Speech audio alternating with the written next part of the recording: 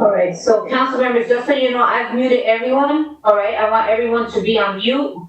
And when you want to speak, I want you to signal me. I'm gonna have a sheet here, so that way I know who will speak first, second, third, like that. So we can have some order, with this WebEx meeting this evening. Good evening, Council President. Mr. Ming said yes, we're on, so we're good to go. Okay, thank you very much, Madam Clerk. Good evening, council members. It's a beautiful day in the neighborhood. I'm just so happy that, you know, I've been given another day of life, and that, you know, you are all here together, with us this evening, and to all Patersonians. So, Madam Clerk, on behalf of the Paterson Municipal Council, I welcome you to the regular meeting of the Municipal Council. Roll call. Yes, Madam President. Roll call for Municipal Council regular meeting of June 9, 2020 at 7 p.m. Councilman Abdelaziz? Somewhere there, I saw him earlier. Councilman? He's not on. Councilwoman Khan? Here. Councilman Jackson? Councilman Khalid? Here. Councilman McCoy? Here. Councilman Mims? I'm present. Councilman Rivera? Councilman Velez? Present. And Madam President? Present. Thank you. President. Councilman Abdelaziz, thank you. I have you, sir. Thank you. Thank you so much. Madam President and honorable council members, this evening we have with us the render of the prayer. Honorable William C. McCoy, Councilman of the 3rd Ward, and also Honorable Larissa Davila, Council President, will lead us in the flag salute. Councilman McCoy for the prayer, thank you. Thank you, Madam Clerk. Also want to thank Councilman Cliff for extending courtesy this evening for me to render the prayer. And before I do so, I just wanted to read a passage of scripture from my faith belief, having seen the funeral service for George Floyd and the issues and the cry today. It would be appropriate. So it's taken actually from Micah chapter 6 verse 8. He had shown thee, O man, what is good and what doth the Lord require of thee, but to do justly, to love mercy, and to walk humbly before thy God. And I think in the time that we are now, it's an appropriate reference. Also, today in the funeral service, while I was bouncing back and forth, the eulogist talked about the Good Samaritan. That's taken in Luke chapter 30, Luke chapter 10, verse 30. And I spoke about that on Sunday evening. And the big question there was, you know, who is thy neighbor? Love thy neighbor as thyself, right? And the question of who is thy neighbor? And that's what really brought us to the Good Samaritan. Someone that typically we wouldn't credit with being good, had a lot of negative concern, a lot of discrimination. But he was the one when others passed by, he had compassion, ministered to the young man, and took out his health card, Blue Cross Blue Shield, and put it down on the table and said to the hospital, take care of him, and anything that's left, any balance, I will pay it. So I think we ought to be mindful today, and indeed we're all neighbors, that we're all brothers and sisters, and allow the love of Christ to be shown abroad in our hearts. Let us pray. O righteous God, we thank you for your goodness and for your mercy. We thank you for your love. Lord, we thank you for this day, a day which you have made. We ask that you cause us to rejoice and to be glad in it. We pray today for our nation and our community as we wrestle with the prejudice of the day and the emphasis on the importance of life. We ask that you might guide us and lead us. And as we come as a municipal council to do the business of the people, we ask, oh God, that you might focus our hearts and our minds, strengthen our resolve, that in all things that you might be glorified and that your work will be done in us. Bless us now, we pray, as we give you thanks. In Christ's name, amen. Thank you, Madam Clerk. Yes, sir. You're welcome. And we have a flag salute by Council President. Thank you very much. Councilmember Coy, thank you for those words. Thank you. I am going to ask, I know that we have had in the past, I've had a few individuals say that we are not doing the flag salute in every regular meeting we do, but I am going to ask that we all stand, okay? So even if you're just, you're not seeing our faces, okay? I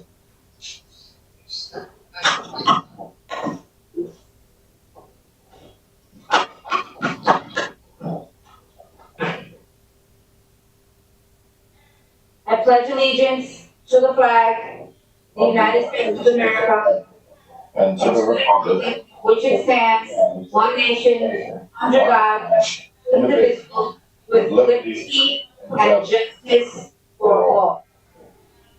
Before we take a seat, I'd like to have a moment of silence for our troops, for the Floyd family, for the Gordon family, and for anyone that has lost a loved one, for anyone who has lost their lives due to COVID.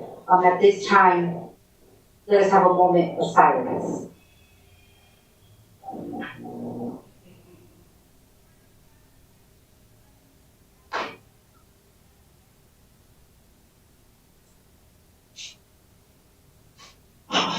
Thank you very much. You may have a seat.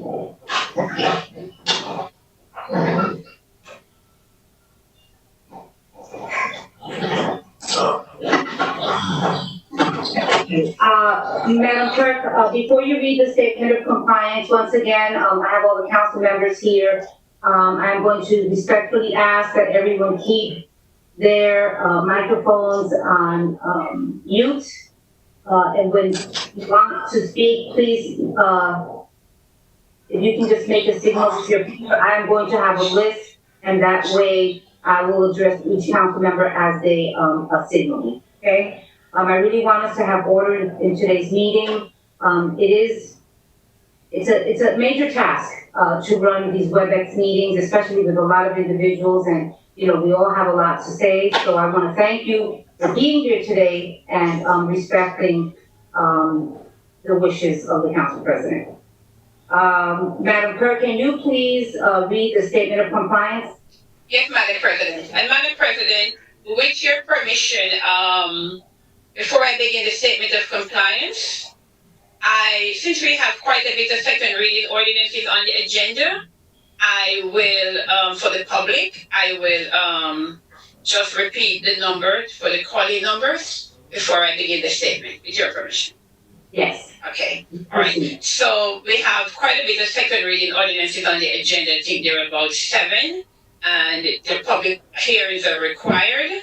And if anyone wishes to speak on any of these, the number to call in is 973-321-1579, 973-321-1579, and the ID code 711-680-0071, and I repeat that, 711-680-0071, and that number also goes for the public portion. So now I'll read a statement, Madam President.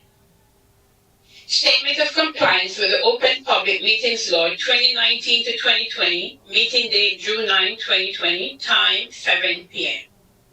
Adequate notice of this meeting was compiled and disseminated in accordance with the Open Public Meetings Law in the following manner. 1. The annual notice of regular meetings and workshop sessions of the Municipal Council was compiled for the year 2019 to 2020, and are about July 1, 2019. 2.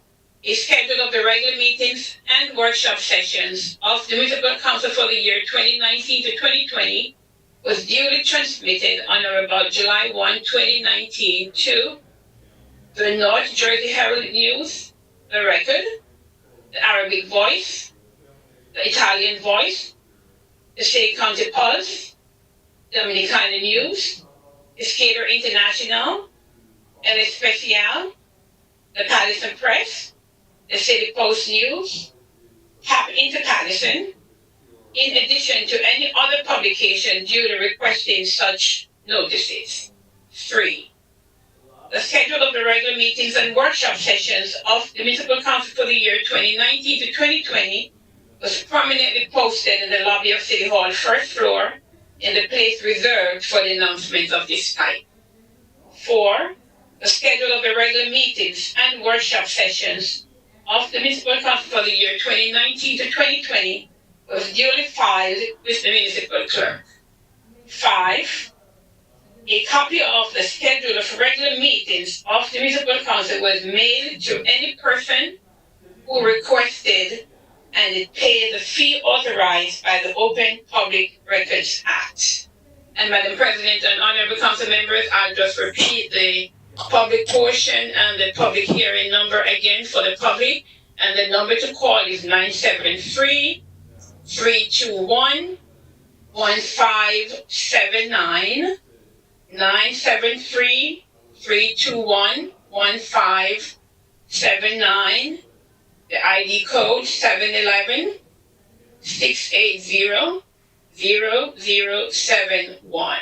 711-680-0071. Madam President. Thank you very much, Madam Clerk. At this time, I'd like to have a motion for payment of the bills.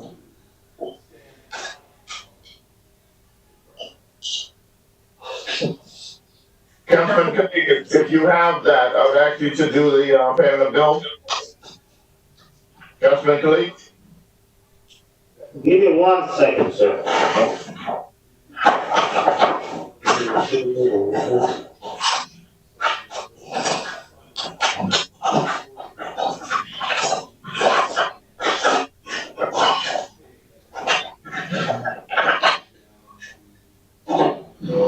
Do you guys want some assistance with payment of bills? Should I forward it?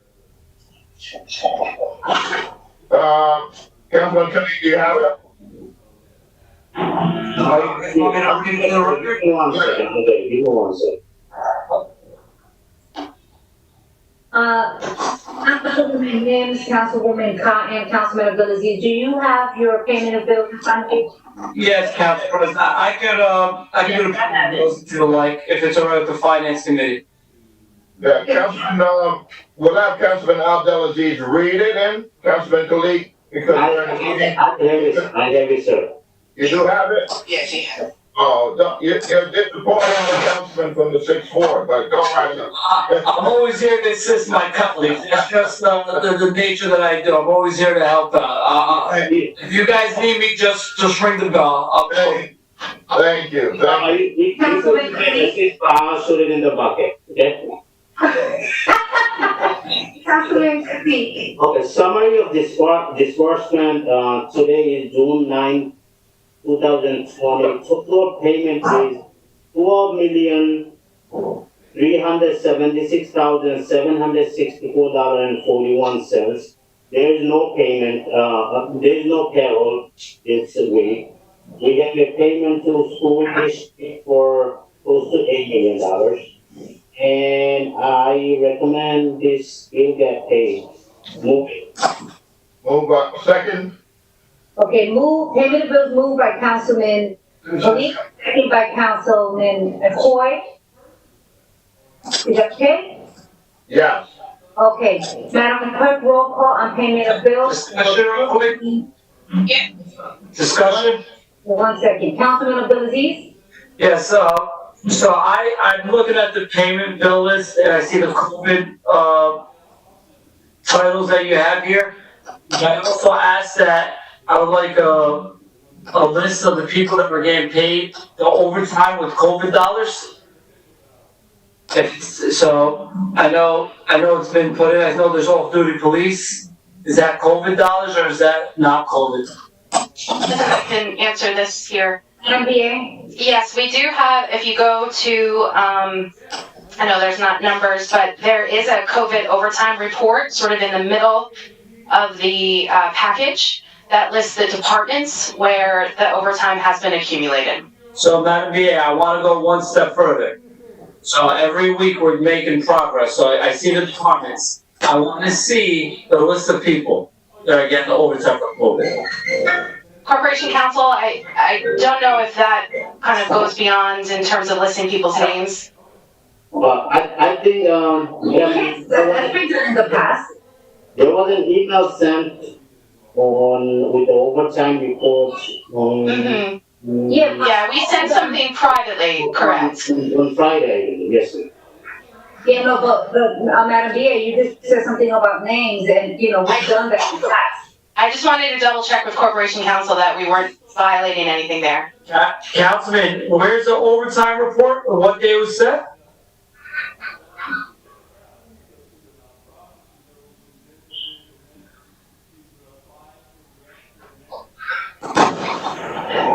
Councilman Khalid, you're in finance. Maybe you received it and the whole council didn't? And I'm looking for the email, sir. I can send it to the entire council. So you can send it privately, you can send it, whatever you want to do. I want an expense just to see that, make sure that we are doing everything the right way. Once we had the natural disaster in this city, there was some issues that came up after the fact. So I just want us to be precautious. You guys are getting it to me by department, that's great. Just attach the list of names of the people that are getting it. That's all I'm asking. So Councilman Abdelaziz, just so this was sent to us yesterday, not last weekend. It was sent to us yesterday, and it was only sent to the Finance Committee. So every council member should be able to receive the same thing that you sent to the committee, okay? I will send it right now. Thank you, Kathleen. That's all I asked. Yep. Okay, thank you. Councilwoman Cotton? Thank you, Council President. I just want to ask, is March on yet? Yes. March, can you tell me on the first page of payment of bills, I know it's coming out of the trust account, but what is the car allowance? What is that? So we discussed this in the Finance Committee. Those payments are reimbursing the city of Paterson's current fund for the car allowance that's earned during off-duty services being rendered. I don't understand what you mean.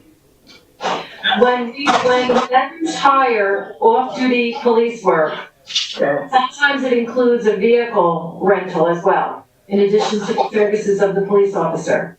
So upon the completion of those services, we are paid by the vendors. Those checks are deposited into trust, and we're transferring the money from trust to our revenue account because we've earned that money. Okay, so that's money coming back. That's money coming in, right, Finance Director? It is. Okay, thank you. You're welcome. So, Councilwoman, I'm gonna have the Finance Committee Chair. I think Councilman Velez had his hand before me though. Okay, where's Councilman Velez? Councilman Velez. Thank you, Council President. I don't know if Councilman McCoy could agree with me on this, but I think, I believe 6 weeks ago, we eliminated that situation regarding the vehicles that people was using of the city and getting reimbursed for That's miles not or what whatever. this is. That's. This is the off-duty. I wanted the Finance Chair to make a statement so you can understand, because these are questions I asked in Finance, because as soon as I saw it, I asked the same thing. I'm gonna open up with the statement that Councilman McCoy just made right now. This is the money, when they hire an off-duty police to work their off-duty jobs, especially a road construction, oftentimes they require that a vehicle is there. So I believe we charge $10 per hour for those vehicles. So when the payment from those vendors come in, it gets divided into 3 pots, right? There's I think it's $5 admin that we get. per hour. We also get $10 for the vehicle, fee per hour, and the amount that the officer is supposed to get paid. Now, this transaction is in the books. You don't have to be here, but the problem is that the way that the accounting is being handled, I'm not saying it's incorrect, but it's overstating our bills list, because what we're doing, Councilman Velez, is instead of doing a wire transfer from one account to the other, we're cutting a check. It's like grabbing $10 from one pocket and moving it to another pocket. So that payment is not an actual payment. If you notice, that payment is payable to the city of Paterson. We're cutting a check to ourselves. So what that does is, this is a complaint that I had 2 years ago. What we're basically doing is, we're approving a bill list of $9 million that is probably should be way less, because what we're doing is cutting a check to ourselves. That's what we're doing. Correct, Mr. Chairman. That will be addressed with a journal entry instead of putting it on the bills list. We don't need to cut a check. Correct, and that's why I say we could refresh this, because I believe we amended the ordinance and change it to $10 to $20 for administrative fee of using a car, so you should check that. Well, I use the amount. I'm not showing the amount. I just knew in the past it was $10. I don't think we ever changed it. Yes, in the past was $10, we amended to increase the usage of the car, and also I think was another thing that off-duty officer was using with a contractor for road jobs. So it was amended to increase the usage of the vehicle, and I believe we amended also the increasing of the police office, off-duty police officer on site. So can you look at the amendment? I think it was 3 years or 2 years ago that we amended to increase the price, and it's no longer $10. Okay, thank you very much. Thank you, council members. Okay, Madam Clerk. Council President? I'm sorry, Councilman Jackson, I didn't know you were on. I'm sorry, thank you, Council President. Just for a point of clarity, to the finance chair, this check that we're cutting, is it a separate account that the transaction is coming from? Yeah. So what happens is, we have one main account in the city, right? Mark, correct me if I'm wrong. We're cutting this from the clearing account, right? Or is it from the trust? From the trust. From the trust account, which is where it's supposed to be deposited. Correct. So it's being cut from the trust, but the thing is, we're still cutting a check to ourselves. Correct, but we're cutting a check to ourselves, so proper accounting fund should be the way it's being done. It should be a check that's cut, and that way. Councilman, we used to do that before on my job, and it doesn't make sense. You could just handle that. You could transfer that money and do a journal entry to reflect that transfer. You don't need to cut an actual physical check. All it does is creates work. We prolong this conversation. I mean, we can have this discussion further offline, but the question that I have for the finance chair and the DA is, has the overall expenditure report for the $8 million for COVID been provided to us yet? There was some different numbers at some point in time. It was a $2 million expenditure. Initially, we said it was $8 million, and then we got a report, some reports from the fire chief that says it's nowhere near $1 million from the fire. So we have the expenditure report for the COVID dollars. Council President, I can answer. In this bills list, you do see the COVID overtime total is about $1 million right now. That will be part of the submission for the $8 million. Some of the bills list also, the list includes some of the actual expenses, not payroll, but expenses related to that, which will be part of the $8 million. We are also working on, and it's being finished up with the personnel department, to finish the straight time reimbursements that we will be able to get. And those are for employees who were redeployed from their normal position and they focus solely on the pandemic. So those numbers we'll be able to finalize in the next,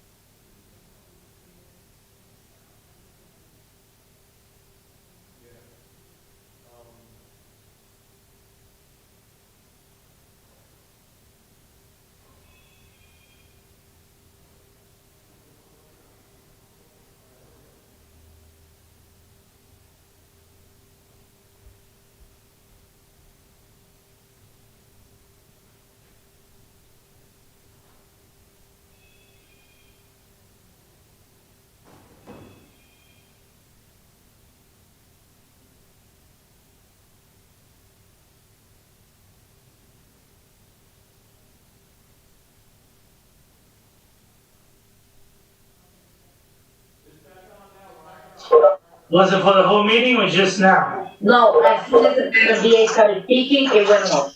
We all went off there. So, she started speaking. It's working right now, Council President. Working? Can you hear me?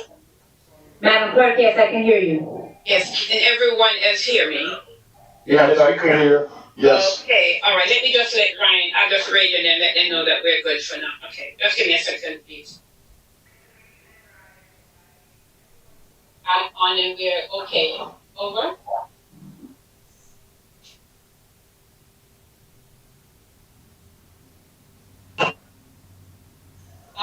We're good. Okay. We're good? Proceed, Council President, thank you. Okay, is everyone on? Okay, so, Madam DA, if you can, it's when you started speaking that it went off, so you can complete your statement so we can move forward. You're on mute. You're on mute. Sorry there.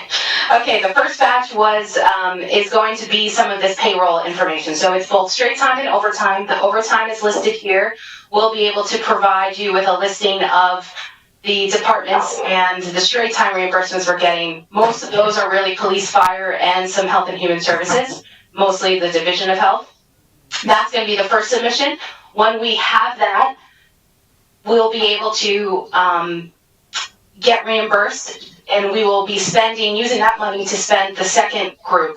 Some of that we're focusing on and that we'll share with you as the police department is in particular, as well as the IT department, are putting together plans for technology. The CARES money is unique in that, unlike the FEMA money, the CARES money can be used for technology improvements. So this is where we talked about cameras throughout the city, where we're talking about, again, improving some of the infrastructure of the city for telework. And those purchases are going to be the second round. So we will be presenting you with that information, just for your information, when all that list is being put together. And then we'll be able to do additional payroll submissions and so on, and as we get closer to that 8 million. So we will keep you informed of that. So the only plan that we have at the moment is cameras and additional overtime. For right now, correct. We will be, and that's what we have asked if anybody wants to submit suggestions. We are looking at this in consideration of things that we can spend right now. And again, this is an issue of cash flow as much as it is the grant. We have until December to do this funding on this money. But we will be putting a plan. Very good. Council President?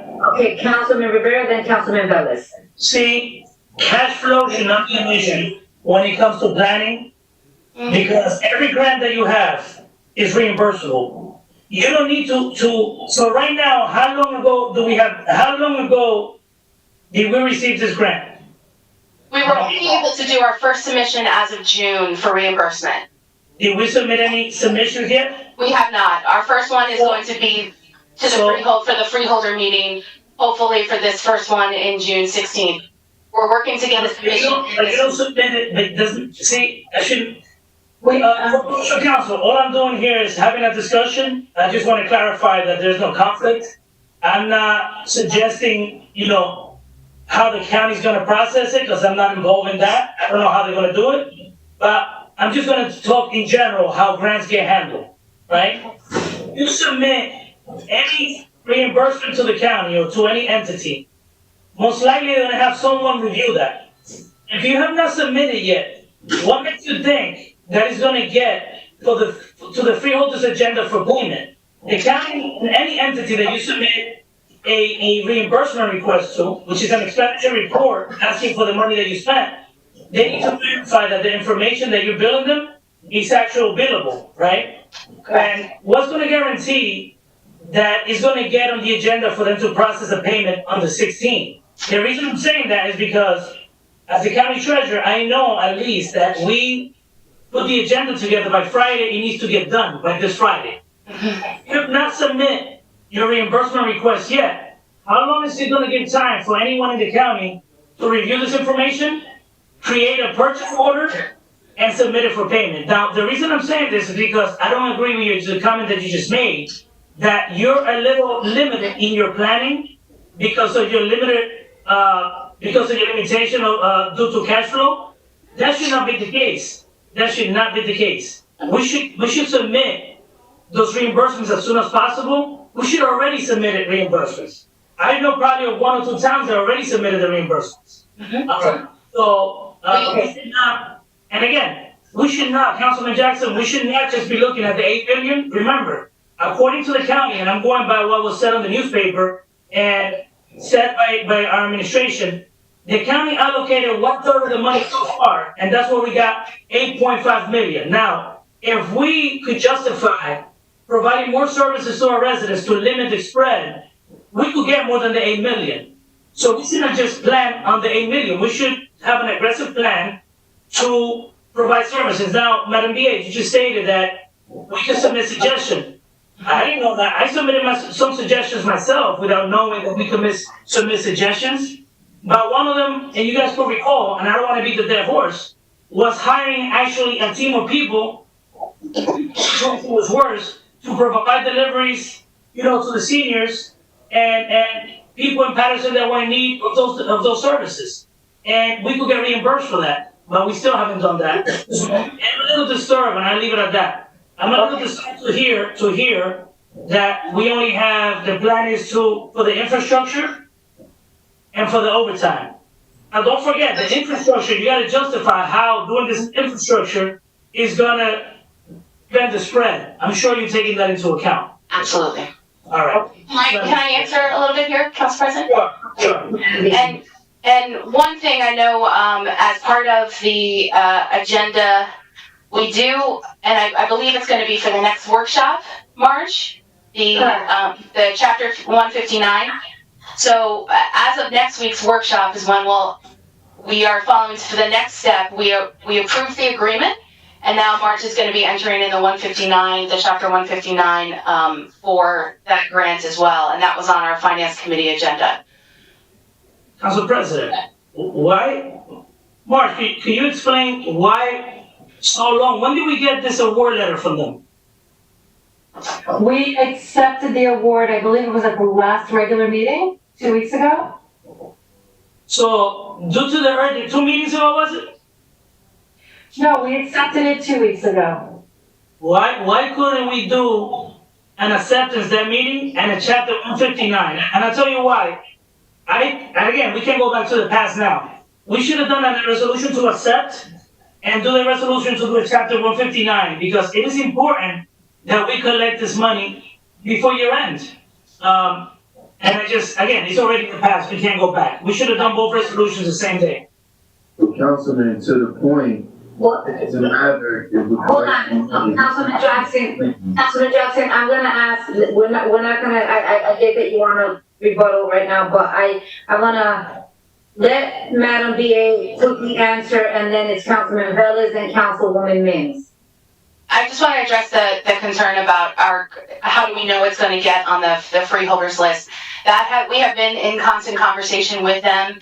Our consultant who you approved has been working with the freeholder board, and they are aware of our timeline. They know this, because this first submission is payroll, that we have actually showed them some of the listings. They have provided a template. We are filling out that template. We use some of our departments as a test. We show them the test. They're giving feedback. So it has been a back and forth conversation. They're actually happy because we're the first municipality that is submitting for payroll. There are other people who have submitted for OE. Well, this was as of, last week. I don't know if that has changed or not, but we're happy to work through some of the challenges with us because we do have such a large population that was redeployed for both straight time and then additional overtime.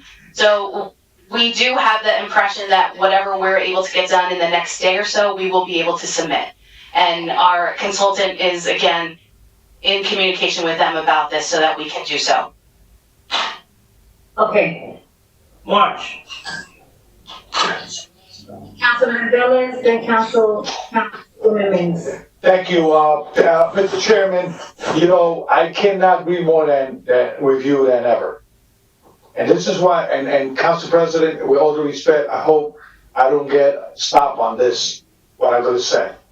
Madam BA, you just stated that you have a lengthy communication with the freeholders in the county? You stated that. No, Councilman, that's not correct. Okay, so can you tell me which? Yes, I can clarify. I can clarify. Our consultant has been working with the consultant for the county who has to approve the applications. The county has hired someone to manage this process, and we have hired someone to help manage this process. They have been in communication about kind of getting it forward through the process with the freeholders. So that's why I'm going. So you are aware that the freeholder are aware of this transaction, correct? Correct. So, okay, so that's where I go, Council President and Mr. Chairman. What is the difference in having communication with the council? When you guys gonna present a right plan to the council so we could be aware of what's going on with this money? Now, you just mentioned, okay, about cameras for the city. Can you give me an idea how you're gonna justify the usage of the camera installation around the city, and you're gonna blame it's COVID-19 related? That's money going down to something that we was not expecting, okay? Now, and we mentioned it before, that there's a lot of rules in expenditure of this money. What are you gonna have in your plan? Money for the constituents of the city of Paterson, money for the residents of the city of Paterson, money for the business owners, the small business owner that they didn't got approved for loans, that they didn't have their employment. How are you gonna, where's your plan for meet those individuals that got affected for the COVID? Why you cannot present a plan to us in a meeting, in a presentation, that we could say, let's sit here, stop, I like your plan, but we need to put part of that plan together as a council. But we could say in one time in the world, in an epidemic or in a crisis that we have in the city, that at least administration and the council work together at least to disperse that money the right way. Because the last thing I want to see, that I don't want to see, is that the Fed had to say, well, the council approved some money to approve this and that, when we was not even aware of a plan that you guys have together. So on that note, Councilman Velez, Madam B, how do you submit an expenditure report without setting up the grant account? And don't you have to have Chapter 159 done before you can set that up? So how did you do that? How do you submit those expenditure reports? No, I think because we have the grant agreement set up, we can go ahead and go through this application process for reimbursement. It would be accepting the money as part, when we get the reimbursement in through the grants account. Mark, So is that correct? Yes, that's correct. Originally, our COVID expenses were established in the OEM budget under the 9060 account. And all of Hold on a minute. Come again. I'm sorry, I couldn't hear you. You got cut off a little. You said there was a where? when we started with the COVID operation back in March, we established a new budget account, COVID expenses, under 9060. So every operating expense is posted to that account in the budget. All purchases under operations. Can I finish my thing? The salaries are coded to their respective departments, but under a COVID payroll code, so that we can capture those expenses. This grant, so there's several funding sources. FEMA, the fire grant, this county grant from CARES. Each of these opportunities for reimbursement come from the respective grant. We accepted the grant agreement, I think it was 2 weeks ago tonight. And now we're putting the Chapter 159 on to insert the grant revenue and appropriation line item into the fiscal year 20 budget. So all of these expenses are still being charged to 9060. If we draw down that grant from the county, we will be able to offset those expenses in the operating budget. Now, if those monies come in after June 30th as reimbursements, then they will go into the fiscal year 21 budget as miscellaneous revenue not anticipated. Well, can I? All right, so I know Councilman Rivera, but let's have Councilman Velez finish his statement.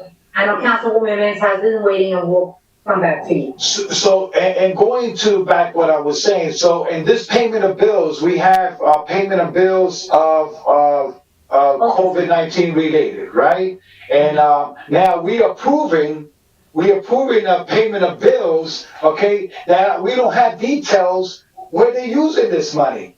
And, you know, and this is the problem we have. It's like when we're going to pay the bills for weights.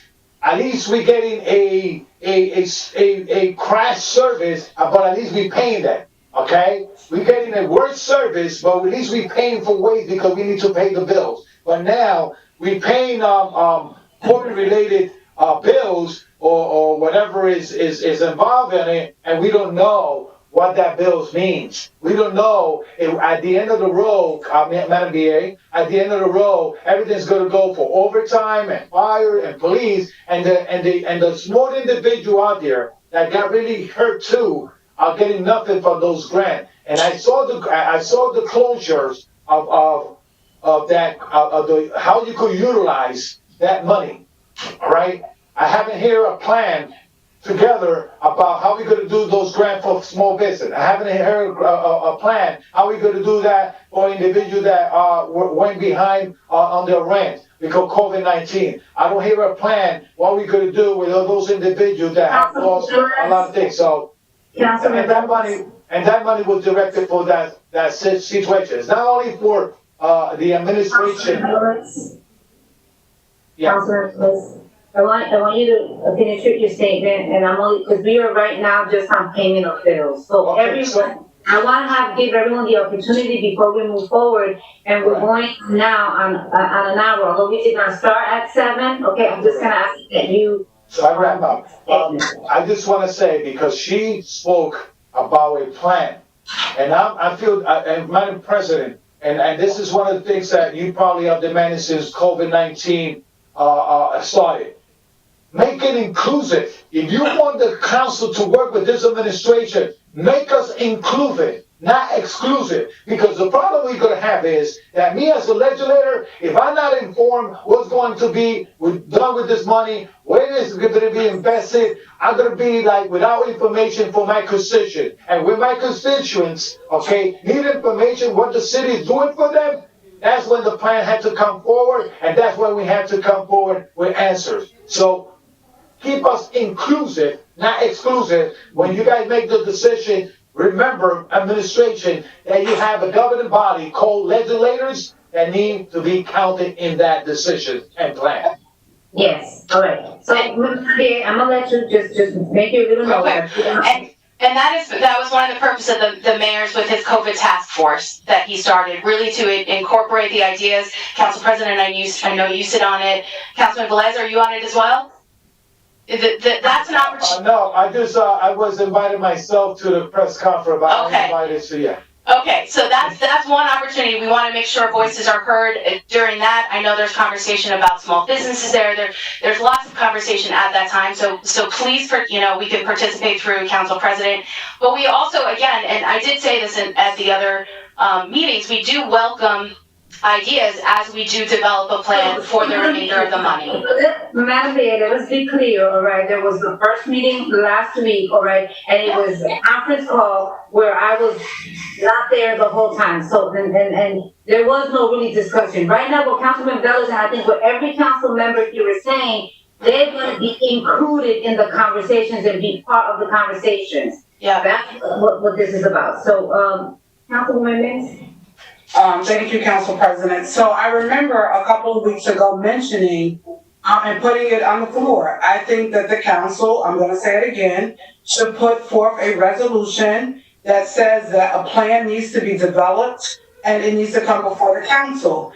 I'm not sure what the cameras will cost, but we're receiving $8.5 million. Out of the $8.5 million, we're being told that $2 million already is going to overtime. I requested a list of all of the overtime, the hours to this date. I still have not received it.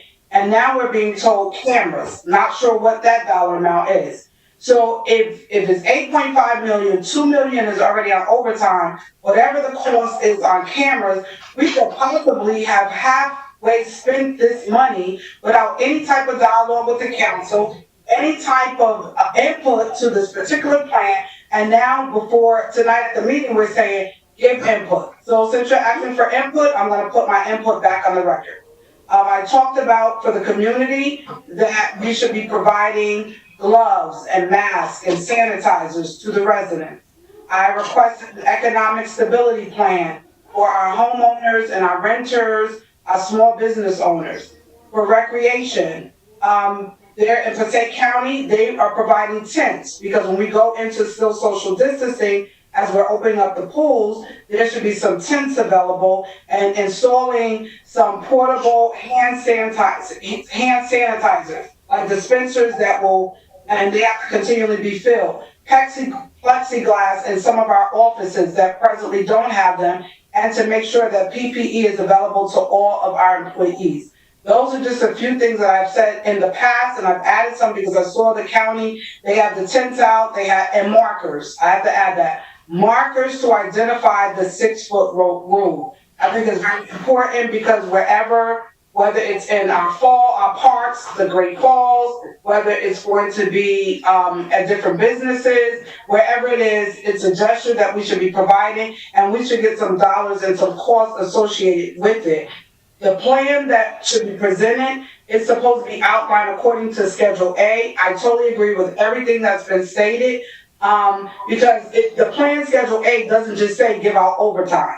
And I totally agree with Councilman Rivera when he said, this is a third and we have an opportunity to get more. So if we're not thinking smarter in the front of it, we're not gonna get any in the back end. We have to make sure we identify that we're allocating our resources wisely and there's no wasteful spending. I'm not saying whether they deserved overtime, they needed it, I don't know, but how do we justify it?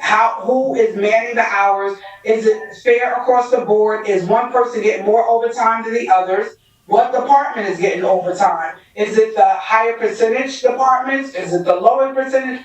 I'm not sure. We have not presented that. And those items, I know, Kathy, I see your hand, but I would like to see that data sent, because It's in there. To vote on these items, we have to know where that money is going. And definitely, we want to make sure that we're able to get more money in the future. But if we don't have a plan, if we don't have things outlined strategically with deliverable measures and deliverables and measurable outcomes, we're not going to be able to get any more money, and we're not going to be able to manage. We've already seen in the past a lot of wasteful spending, things that have been done. And so we don't want this to be a part of that, because we're not sure what COVID-20 will look like, if it comes or not. And we need to be prepared for it. There's a second phase to it. Councilwoman, you're right. To prepare for that. Mm-hmm, absolutely. Let me just have Councilman Rivera, and then I'm gonna have Madam VA. So, Madam VA, real quick, you asked for suggestions. I also suggested, I heard what Councilwoman Min said, but there's a lot of limitations too. I don't think you could provide any finances with this money to people throughout the city, or to even businesses. This is not what this money is for. Maybe I'm wrong. Madam VA, you can clarify after I finish speaking.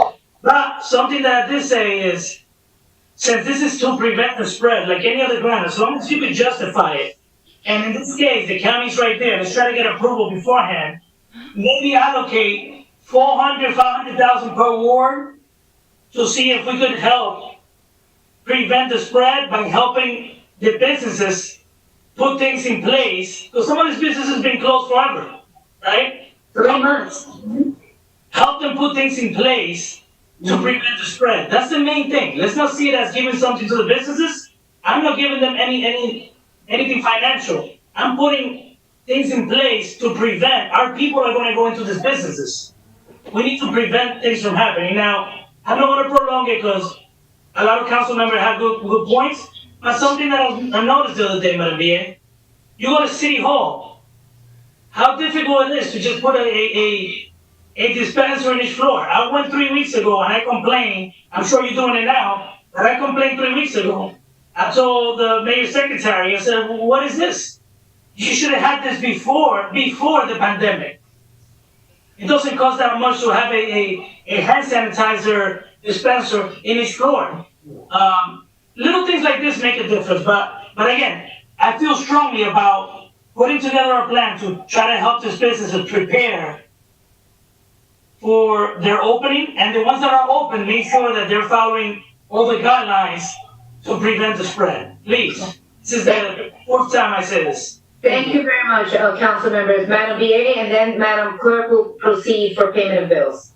Sure, I want to address a couple of these. Councilwoman Mims, just to let you know, in the payment of bills, there is the listing, the breakdown by department and division of the overtime. So you can see the total overtime that we have has been broken out, and you'll see that the majority is our public safety. And that was the mandatory, when we were getting, hundreds of calls a day for people with COVID symptoms, having separate ambulances that were decontaminated on a regular basis. That's why you see the majority of the overtime for that.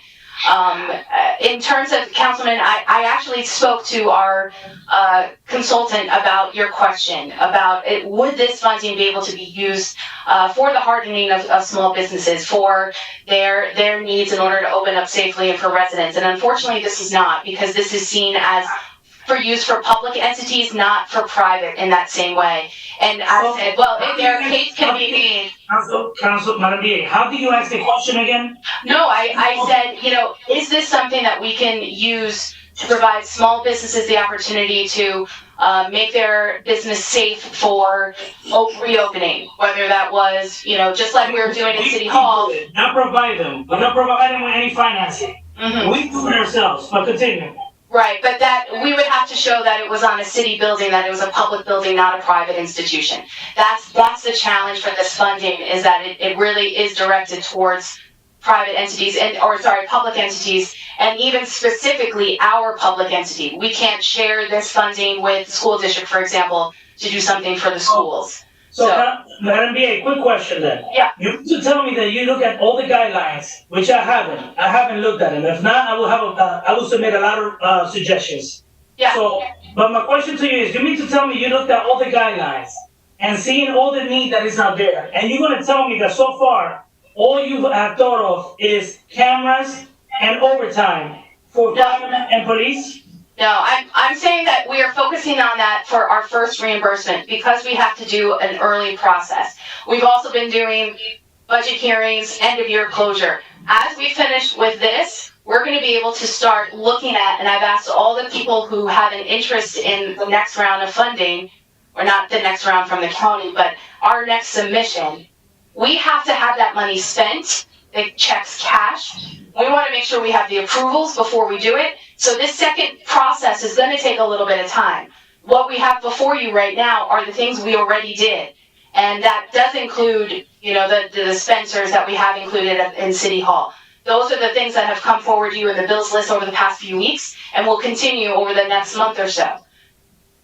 We then have this opportunity to take a moment and to do, like we said, with some technology improvements that really get at the heart of making sure we're enforcing social distancing. So, Can I just comment on me? 1 second. Councilwoman Mims.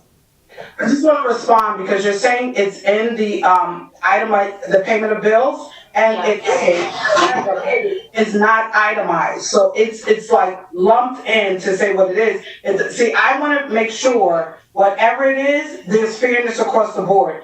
I don't want officer or firefighter number 2 getting all this money and then others across the board did not have the opportunity. But I just want to see what that looks like, because we should be seeing that. There should be no reason why we have a payment of bills with numbers on it that we can identify internally. I'm not saying if the public needs to see, but internally we need to be able to see that. That's why I'm asking for it. And then we have to identify why no other department was able to receive this money. We have some of our people that work right in the clerk's office that work so many hours. So I'm just asking just to get an itemization of why $2 million, and I want to see the exact amount so I can stop saying 2 million and I can say 2 point whatever million is being allocated out of this 8.5 million that just came from the federal government, that we needed money, and we're already saying 2 million is spent on overtime and whatever amount is already spent on cameras. There has to be a better plan. We have to be proactive in 3 months.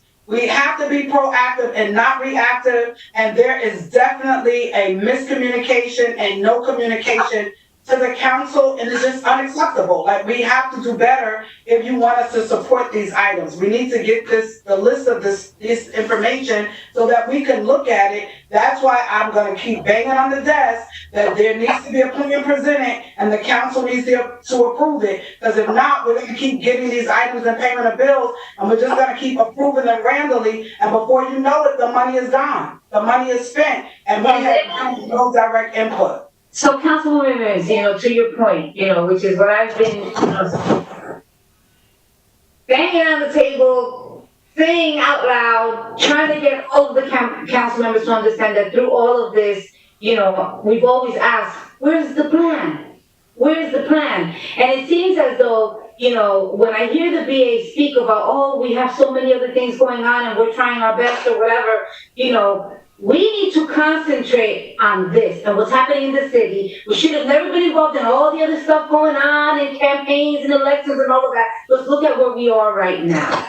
Look at where we are right now. So the mayor talks about data. He's data driven, right? What information has been brought to us based on the data that's been to the administration? The plan. Besides, that will help the plan. Where's the data? So are you talking about this 8 million still? Well, of course. Like the CARES allocation. Well, I think the most important piece of data that we're bringing to you is the money that has been spent already, and that you have seen on a regular basis. Now, I have already said that the plan is something that is being worked on collectively. That's why the task force exists. That's why, this is not something that we can go ahead and submit, pay for $8 million immediately, get some approvals and go forward. It's something that now we're at the stage, we get to stop, slow down so we can speed up.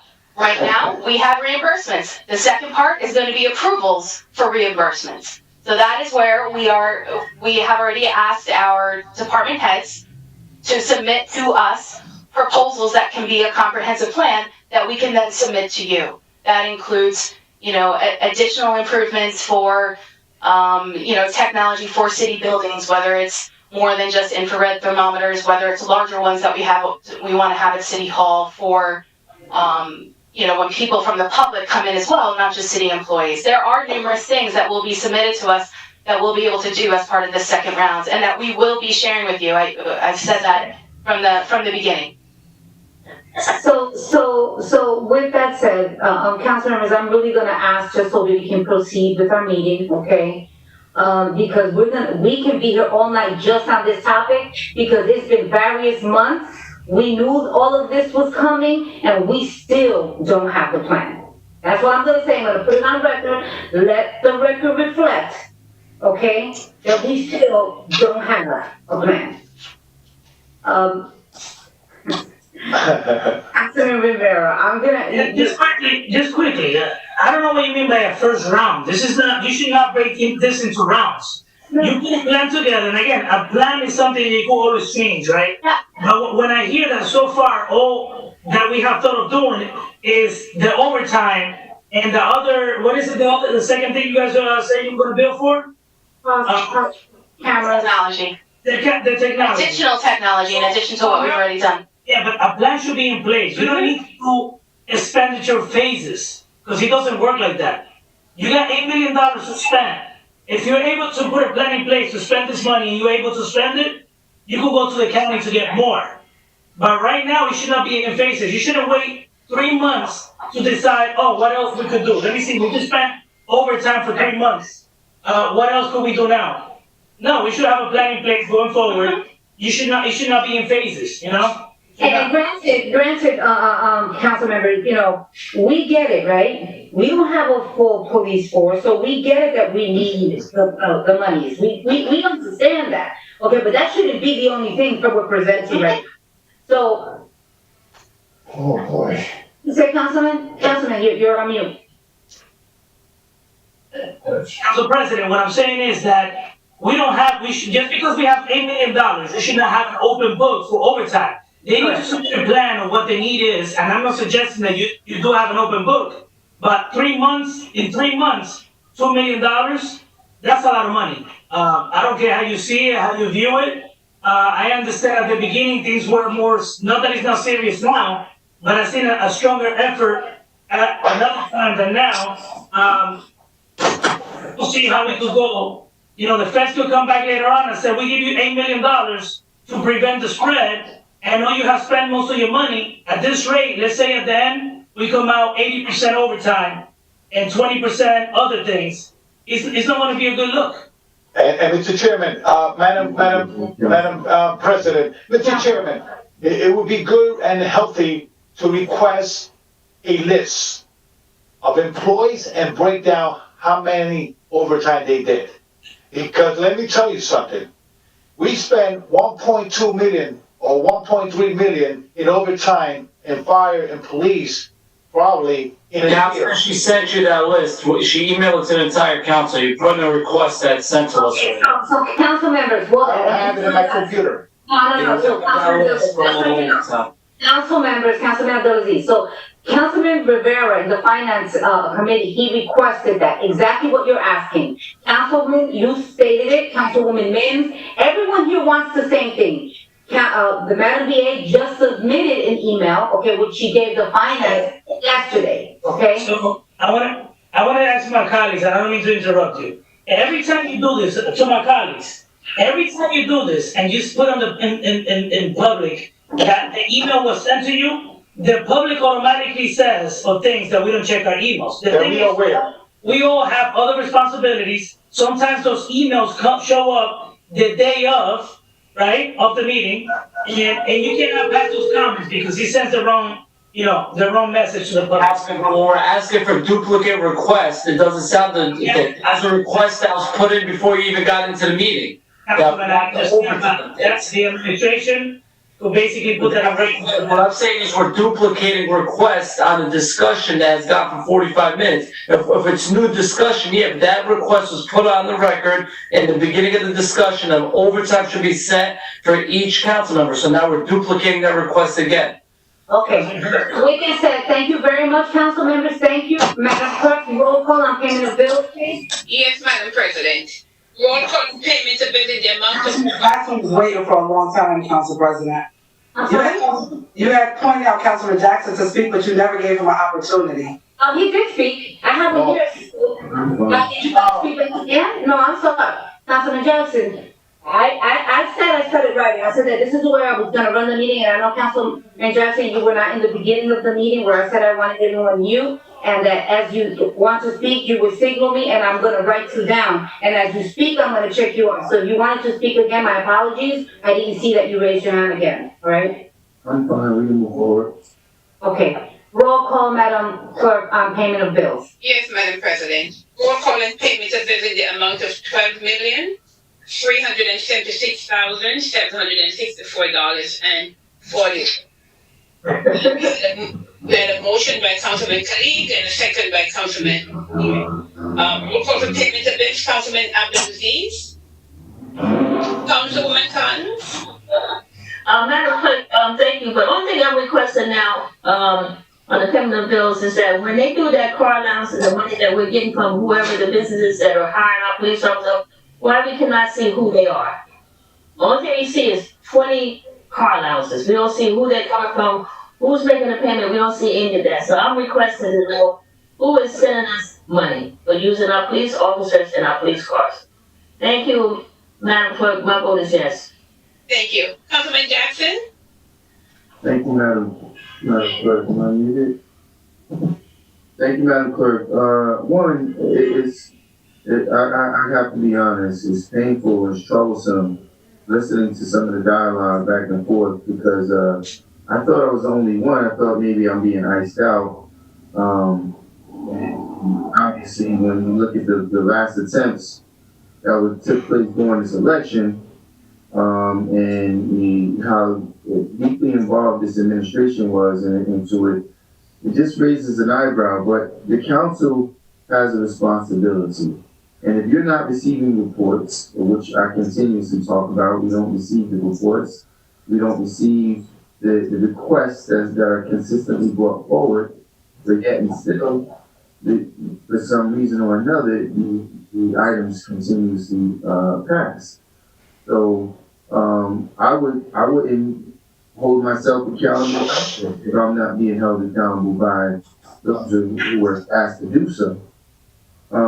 It's extremely disappointing as I'm looking at articles that's being posted on Paterson Times. The employment rate in the city has increased almost 27%, and we've not seen or heard of anything with regard to this administration making an attempt to make sure that we're increasing employment. The streets are still dirty. There's people now vandalizing private properties and doing graffiti all over the place. We could have put some additional people to work. We could have hired some new people.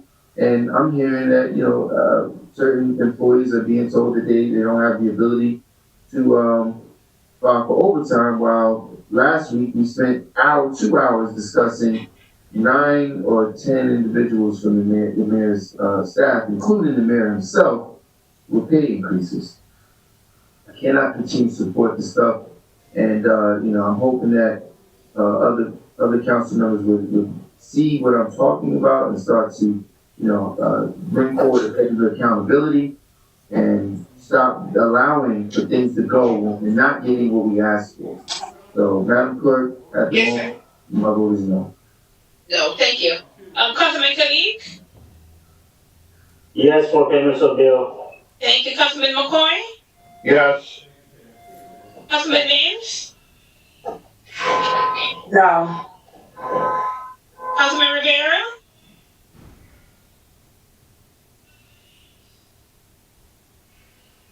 Councilman Rivera? I'm seeing. Okay, Councilman Rivera, okay.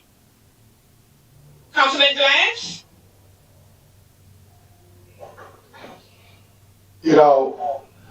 Councilwoman Lissaman's always said, if I don't have a part of the table, I can't be part of it. I don't want to be in the menu.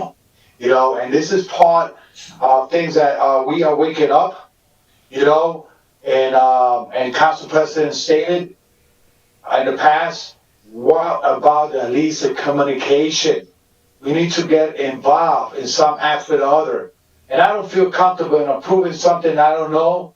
First of all, how those $2 million already got spent. I don't feel comfortable when they don't have a plan together. And I know that I mentioned it before, that this money has restricted uses, that it's restricted. So, and if the community and Paterson is not involved really in those plans, I don't know how the administration is going to justify cameras around the whole city and blame it to COVID-19 and use it as expensive. So my vote is no. Thank you, Councilman. Madam President?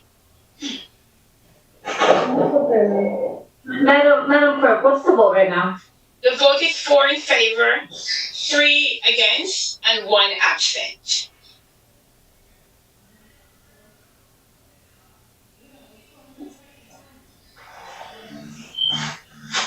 I didn't hear from Councilman Rivera, so I have him as absent. It's 4 in favor and 3 against. 4. So, I'm inclined to vote no. So vote no. I am inclined to vote no. Because I don't know when is it that they're gonna understand that we need to be included in all these conversations. But then I look at this payment of bills and I look at, it's almost $8 million that needs to go to the Paterson Public School District. Okay? Thank you, Councilman. That's other things that also need to be paid. Now, Council President, they're closing now. Doesn't matter. The city still owes them money, okay?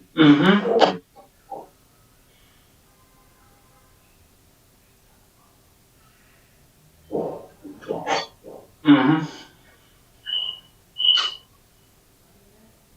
I don't know. Sometimes it's, am I doing the responsible thing or am I doing the irresponsible thing? My vote is yes. Thank you, Madam President. Council President. The vote, may I announce the vote? One second, Councilman. I want to recall my vote. My vote is no as well, Madam Clerk. Okay, Madam Clerk, Councilman Kalik has, recalled his yes vote to no. Yes, I have it for the record. So at this time, Madam President, and honorable council members, it's tie vote, 4 in favor, 4 against, 1 absent to the payment of bills. Council President? Councilman Abdulaziz? So to my colleagues, before we go off on this, everyone has a point stating what they brought up today. But to sit here and try to vote down the bills list because we have questions that should be asked to the administration about the CARES Act. But we are here failing a bills list that $7.7 million goes to our Paterson Public Schools. Is that not what you said, Councilman? Council President, I'm speaking to the colleagues that said no. Okay. I get calls about the Paterson Public Schools because they just raised the taxes 14% and we complain. Then they have cash flow problems because they just borrowed $23 million at 4.5% interest to get their cash flow problems through the school district. The city has their legal fiduciary responsibility to make their payments. If you want to withdraw payments to certain things because COVID related, then make that amendment to the bill list. We cannot play petty politics because we have disagreements with the administration. This council is the fiduciary responsibility of the city. And the school district has a cash flow problem as we speak today. They just took a 4.5% loan on $20+ million. So we're spending money on interest that should be going back to our students, and the city has the legal obligation to make a payment. So I agree with my colleagues. If you have questions about COVID, amend the bill list to withdraw COVID. But let's make the payments that we have to make. Council President. That's what I urge my colleagues to do. Thank you very much, Councilman Abdulaziz. Hold on, because everybody rose up. So it's going to be Councilman Kalik, Councilman Jackson, Okay, Councilman Ellis, Councilman Mims, and Councilwoman Cotton. I want my council colleague to realize who's playing, Councilman Abdulaziz said, petty politics. Who's playing politics here? You can hear from Councilman. We brought up politics in the middle of our discussion. People brought up elections. We're here doing the payment of bill list. Everybody has their own opinion. So we are obstructing the form of Order, Council President. Thank you, Councilman Kalik, thank you very much. Councilman Jackson? Thank you, Council President. Council President, I appreciate it greatly. I mean, when we have way too much of this. The Councilman Shaheen Khalid had the floor, and he's being spoken over. I mean, if we're going to conduct, no one spoke over Councilman Abdulaziz. He had his position the hold, which he's entitled to, and no one spoke over him. First and foremost, with regard to us doing our fiduciary responsibility, we're being responsible to the taxpayers to make sure that the administration is doing what they're supposed to do. This administration is failing to report responsibly to the council. And furthermore, let's talk about the Paterson Public Schools and the failing graduation rate, the failing student population rate. I can speak personally because I've given the Paterson Public Schools 4 students with 4.0 GPAs, and you know they absolutely failed my son. I can attest to that. So as far as us being responsible, I witnessed and I went through the COVID scenarios where you have homegrown Paterson people, principals of various schools, the principal of school 28, the principal of school 21, there while certain members of the Paterson Public Schools employees refuse to come to work. And I'm going to ask council members. I have the floor. I have the floor. Why am I not entitled to say what I'm looking to say? I have the floor, Council President. Councilman, I'm gonna have you, I'm not saying that you have the right as everyone else. All I need to keep order. I'm gonna ask that you finish your statement because we're going on 9 o'clock on payment of bills. I need to keep order as well. So I'm gonna respectfully ask that each one of you, not you, everyone, understand that we have an entire agenda with 7 second reading ordinances that each one needs a public hearing. What time are we going to leave? I understand everyone's opinion is important and it's factual what you're saying. It's not about an opinion being important. When you have one council member come forward and state that the council is being irresponsible, it projects a certain image to the public that, it needs to be rebutted. It needs to be rebutted because there's different perspectives on that. And every council member is accountable and responsible and entitled to vote the way they feel best. And if this administration wants to make sure that their items are getting through, they should be more responsible and being more inclusive because the council is responsible for being financially prudent. How can we do so if we're not getting the reports? Okay, thank you very much. Thank you. I know that Councilman Rivera, I'm gonna let Councilman Vela speak, but I know Councilman Rivera, you were not on the discussion. Did you wanna add something? Sure. Yeah, Are we in the middle of roll call still? no, point of order. We're not in the roll call, point of order. We were, Councilman Velez, we were in the middle of roll call. Okay, just. Councilman Rivera could vote that means, and there should be no discussion. Actually, I was away when this was taking place because I didn't, I'm not voting on it. But I just wanted to, where are you at right now? Where are you at right now? Okay, so just so I let you know, Madam Clerk was reading into the record. It was 4 yes, 4 no, and she was going to, she called it, all right? Yes, payment of bills. I did announce You didn't announce it was failed. I did, it failed. It was 4. Let's move on, Council President, if it's failed. Councilman, The agenda.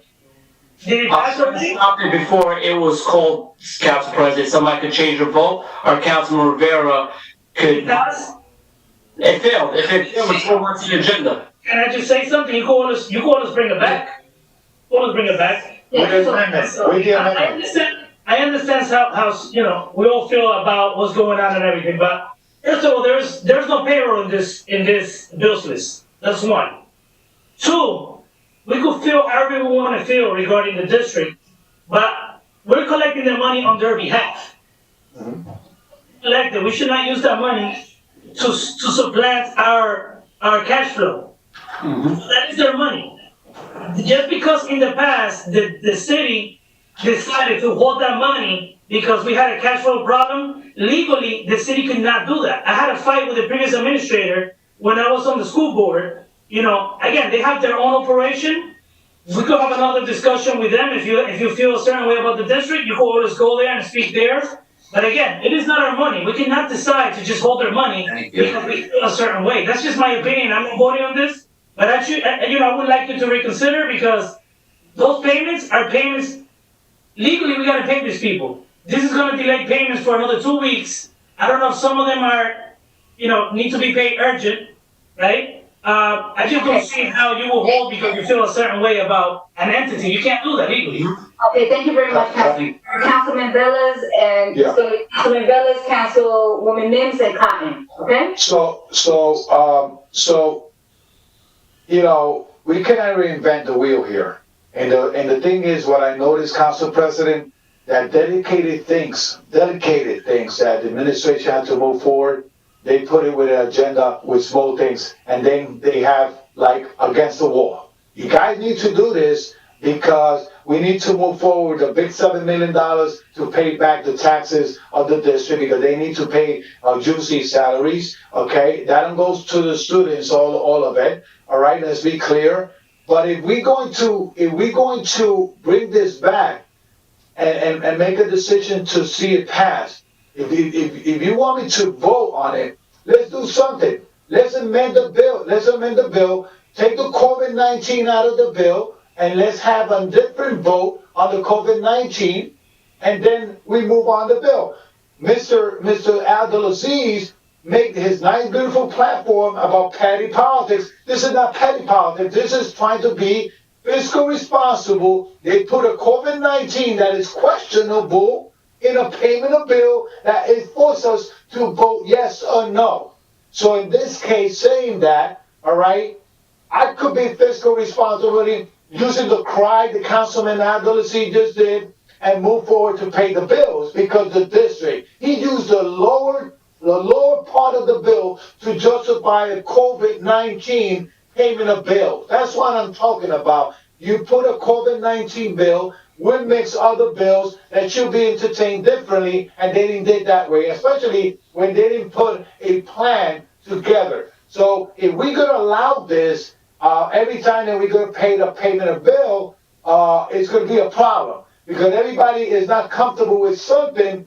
Then we voted against it. Oh, we playing politics on it? No, we being fiscal responsible. We don't want to give, and Council President, we don't want to give a blank check.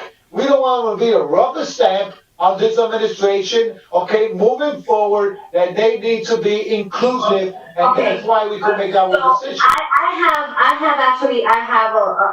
actually, before, I don't know, Council Williams, just 1 second. Madam VA, actually Marge, you're on? Marge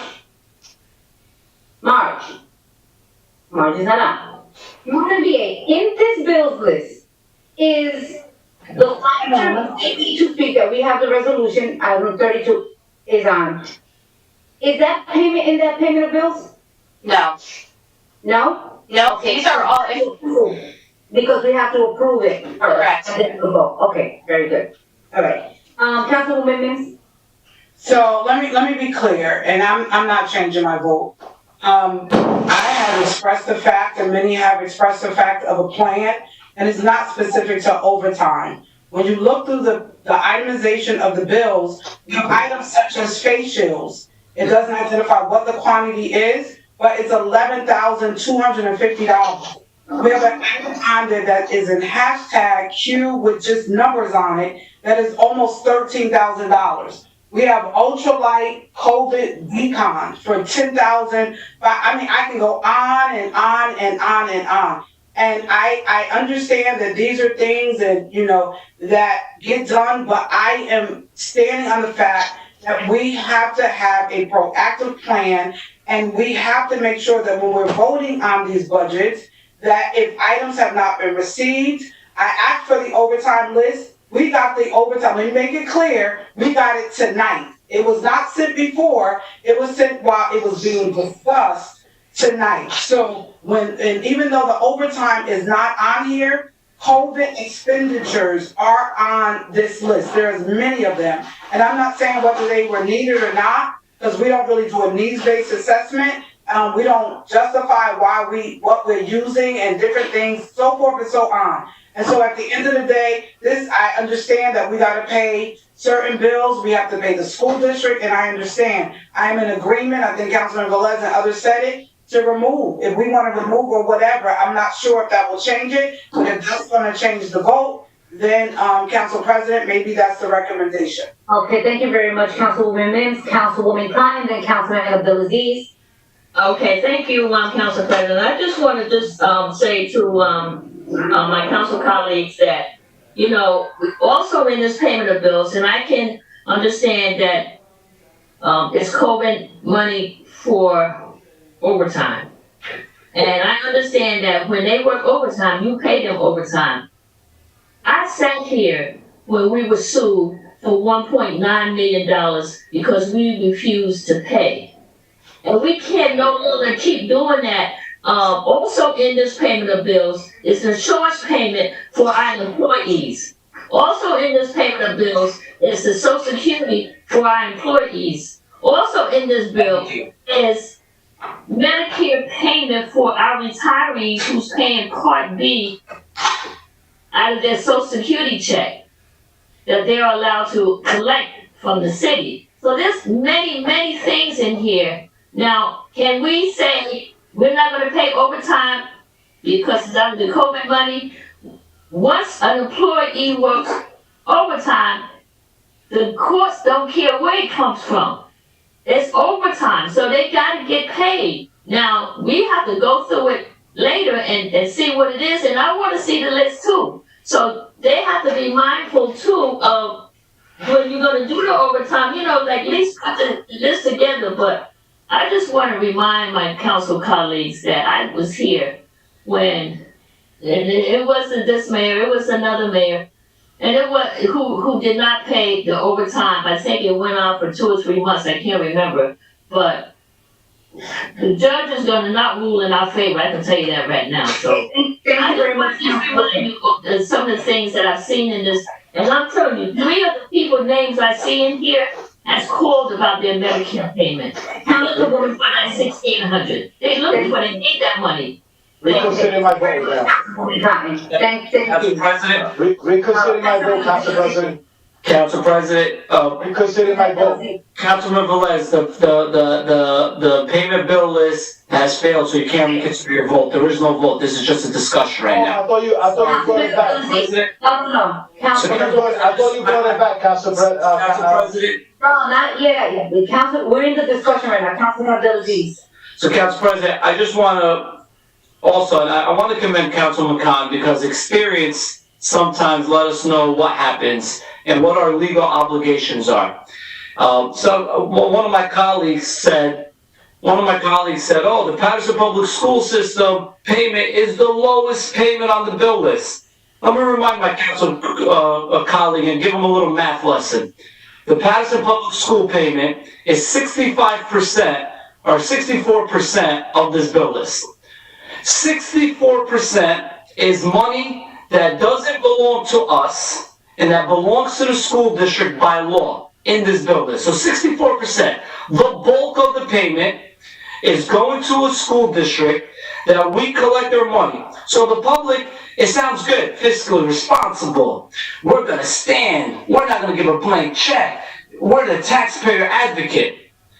Let me tell the taxpayers, if I held your money and I collected your money, and you called me and you asked me for your money and I say you can't have it, how would you feel? That's what we're doing to the Paterson Public School System and our kids. And we have a legal obligation to pay that.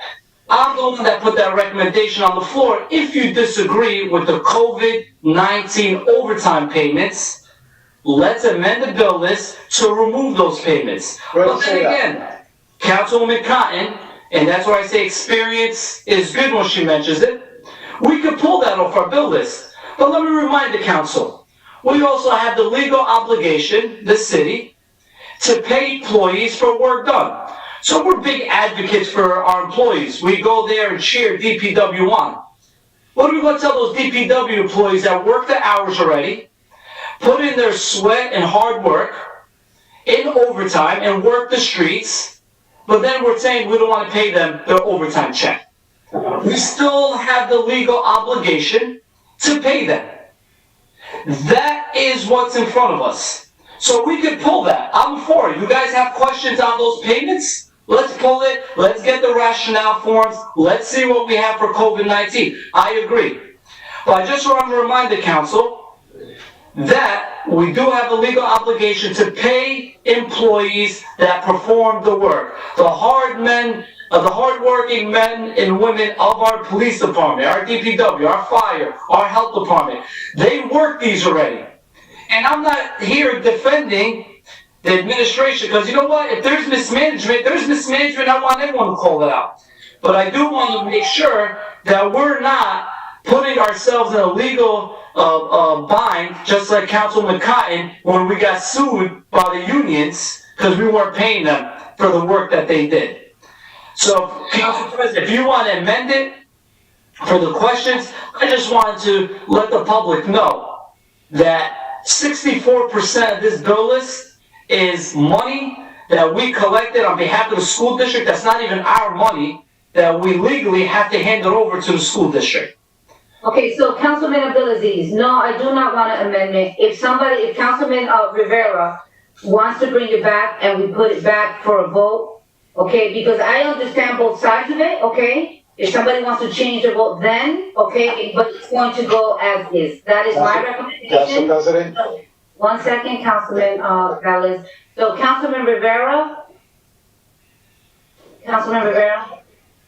Yes. Councilman Rivera, did you want to bring the payment of bills back? Okay, I can't, I'm not voting on this. Okay, you're not. Okay, very good. Madam President, Councilman Velez and Councilman McCoy. I know that,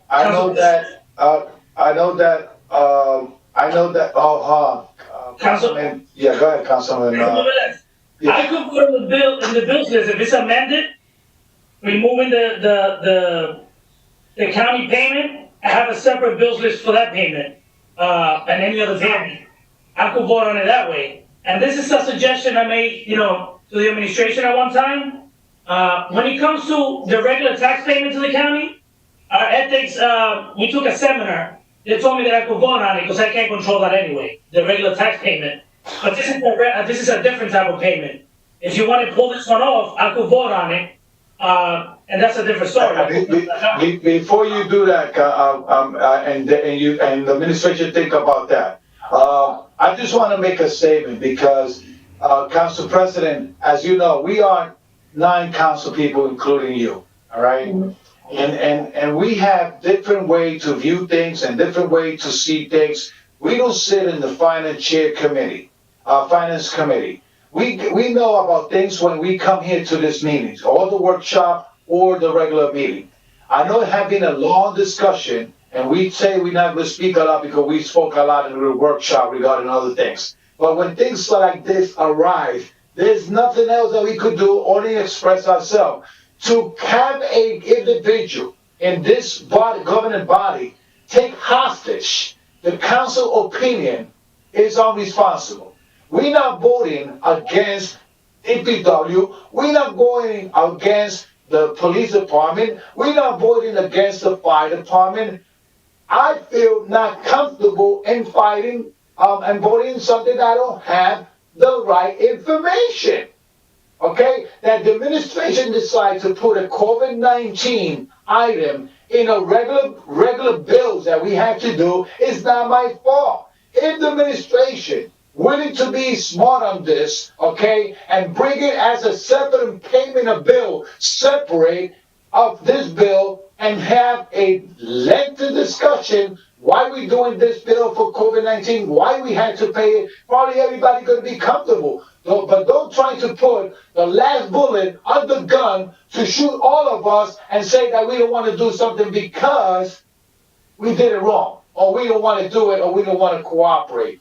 I know all the outlets that Councilwoman Kai explained it. I know all of them. I know the experience. The less individuals should be talking about this. It's the councilman, I believe, but he don't know the history of it. But we know the history. We've been long enough here, and we know what payment of bill are. But when the administration put an item, a COVID-19, and people out there is looking and watching to see that this council is not a rubber stamp and is financial responsible, they should be smart enough and say, you know what, this is an item that's sensitive, let's treat it individually, and let's vote individually on the item. And then I will be probably comfortable in paying the bill. But I never voted against a bill in this city. I never voted against a bill of any taxes to pay back. But this is an item that have been included with a lot of questioning and how they do it, and that's why I'm a little bit comfortable. Thank you very much, Councilman Velez. Duly noted, okay?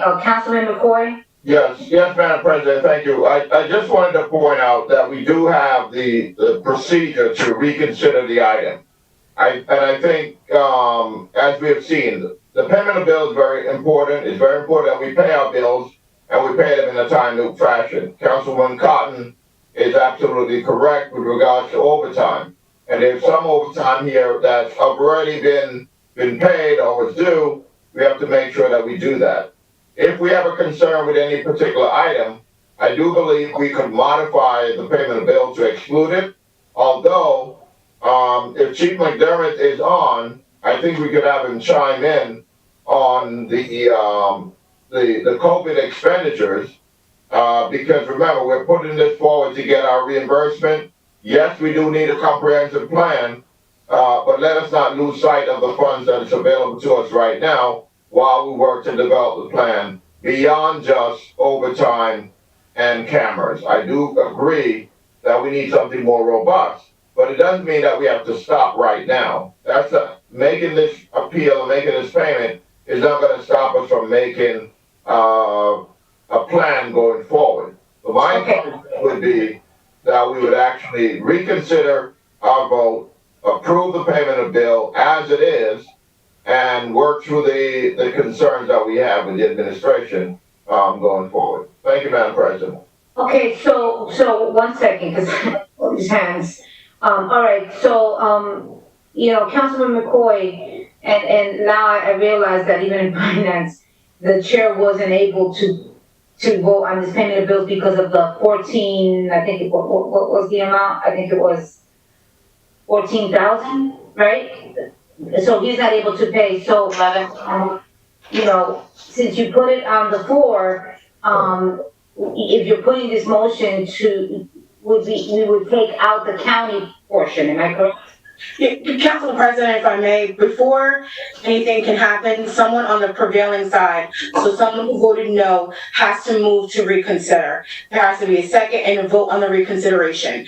If the reconsideration passes, then you begin the discussion exactly where it left off before you took the vote. Move to consideration. Move to consideration. Okay, 1 second. Remember what I said, everyone, please don't speak at the same time. I'm asking respectfully, please don't do it. It's very difficult to run the meeting this way. I know that Councilman Velez, you wanted to call it before, that was, you wanted some changes, but let's have council, I'm gonna let you, because you put the motion in first, right? Am I correct, Councilman Velez? Correct. Well, sir, Okay, so Councilwoman Mins. Councilman Velez took over my term.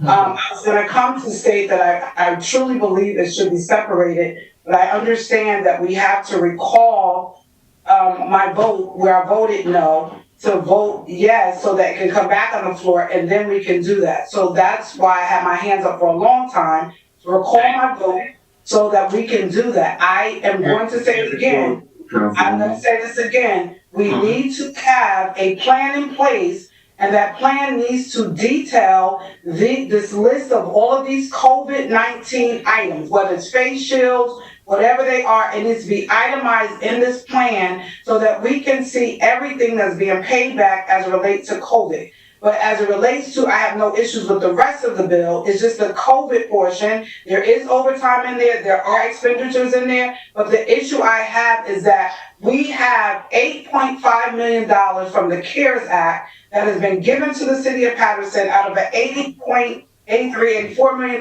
87, whatever the amount is at this point, $1 million budget from the county, and we got out of all 60 municipalities, we got 8.5 and an opportunity to get more without seeing an active strategic plan. That's my issue. It's going to be my issue until we see it. We should be seeing something by next week. We've been saying this for weeks and probably months at this point, but we need to see a plan. So I'm asking to recall my vote so that it can go, once we recall it, I'll vote yes. Then we can go into a discussion for that to be connected to the plan for the CARES Act. Council President. So, there is a motion right now on the floor, and I believe that as Councilman Velez, Corporation Council, if you can, Chime this since, Councilman Velez wanted to put the motion in and Councilwoman Mims would be the second to recall their votes. So you're not going to recall their vote, you're recalling the vote in its entirety. So if the vote is recalled, then you go back to the original question of whether or not the council is going to pass the bills list. And at that point, you can discuss an amendment to the bills list or however the council chooses to May move I that. comment, please, about the bill list? No, not yet. Right now, we're in a motion right now. Move to amendment. Council President? Yes. March, we're in the middle right now. We have to first, I'll let you speak, but not right now, not till we're on the floor. Oh, thank you. Okay. So, Madam Clerk? Yes, yes, Madam President, what Corporation Counsel explained, we're in, we have a motion to reconsider the payment of bills. Yes. So I have a motion, Councilman Velez, was there a second? Second, Councilwoman Mims. Okay, now I'll do a roll call to reconsider the payment of bills, not to adopt yet. Right. Consider. So, okay, Yes. so there's a motion on the floor and there's a second to reconsider. The payment of bills that was failed. Councilman Abdelaziz, this is to reconsider the bills. Councilman Abdelaziz. He said yes. Oh, he's white. I think he's a new. Yes. No. Councilwoman Cotton? Yes. Councilman Jackson?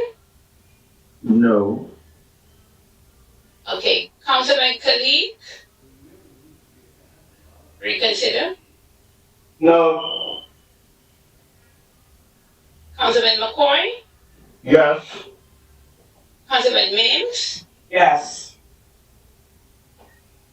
And Councilman Rivera is absent. Councilman Velez? Yes. Madam President? Yes. Okay.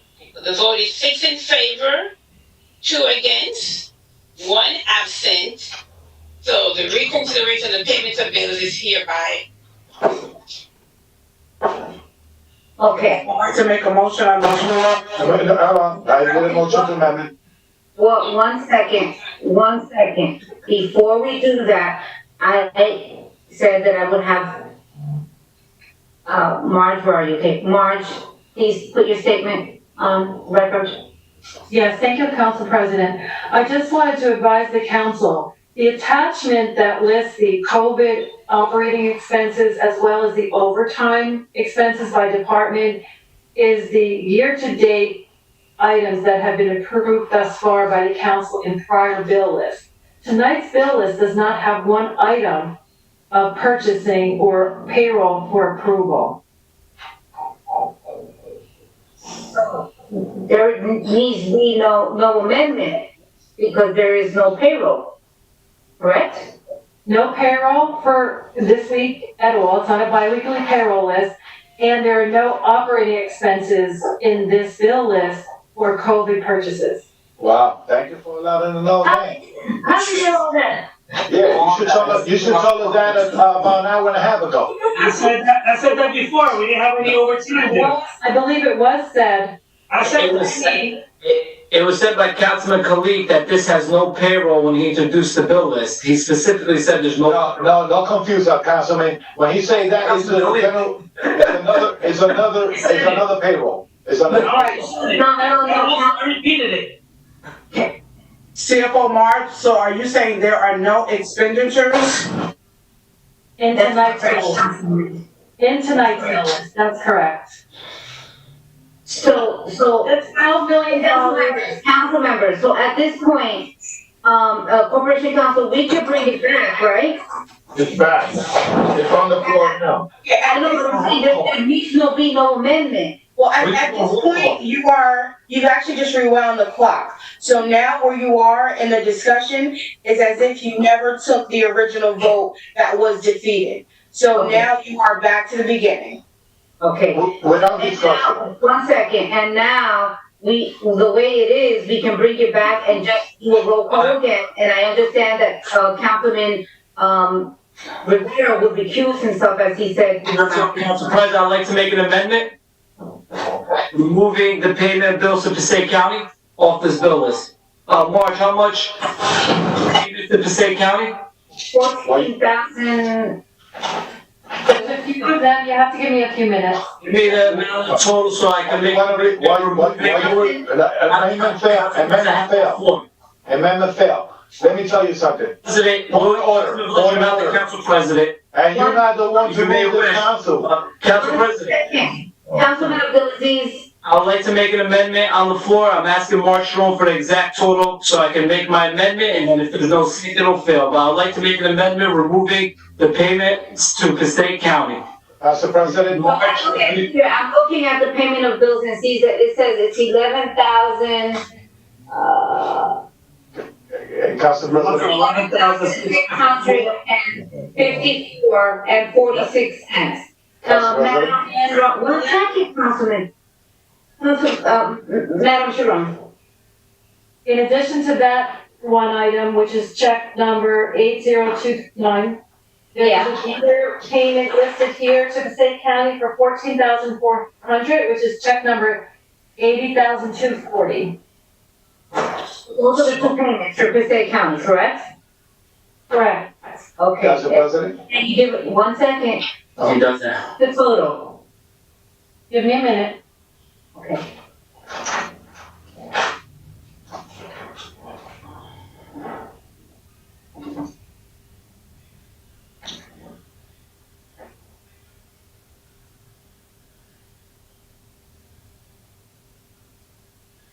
So the total is $26,054.46 that has to be deducted, so give me a moment on that.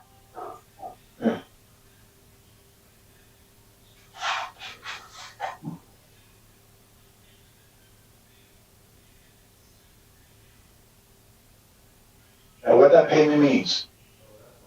Just give us a second, because what we're doing is we're removing Passaic County payments, so that way Councilman Rivera, which he's been asking this for a while, that way he can vote on this payment of bills. And I want to speak before you do that, hold on.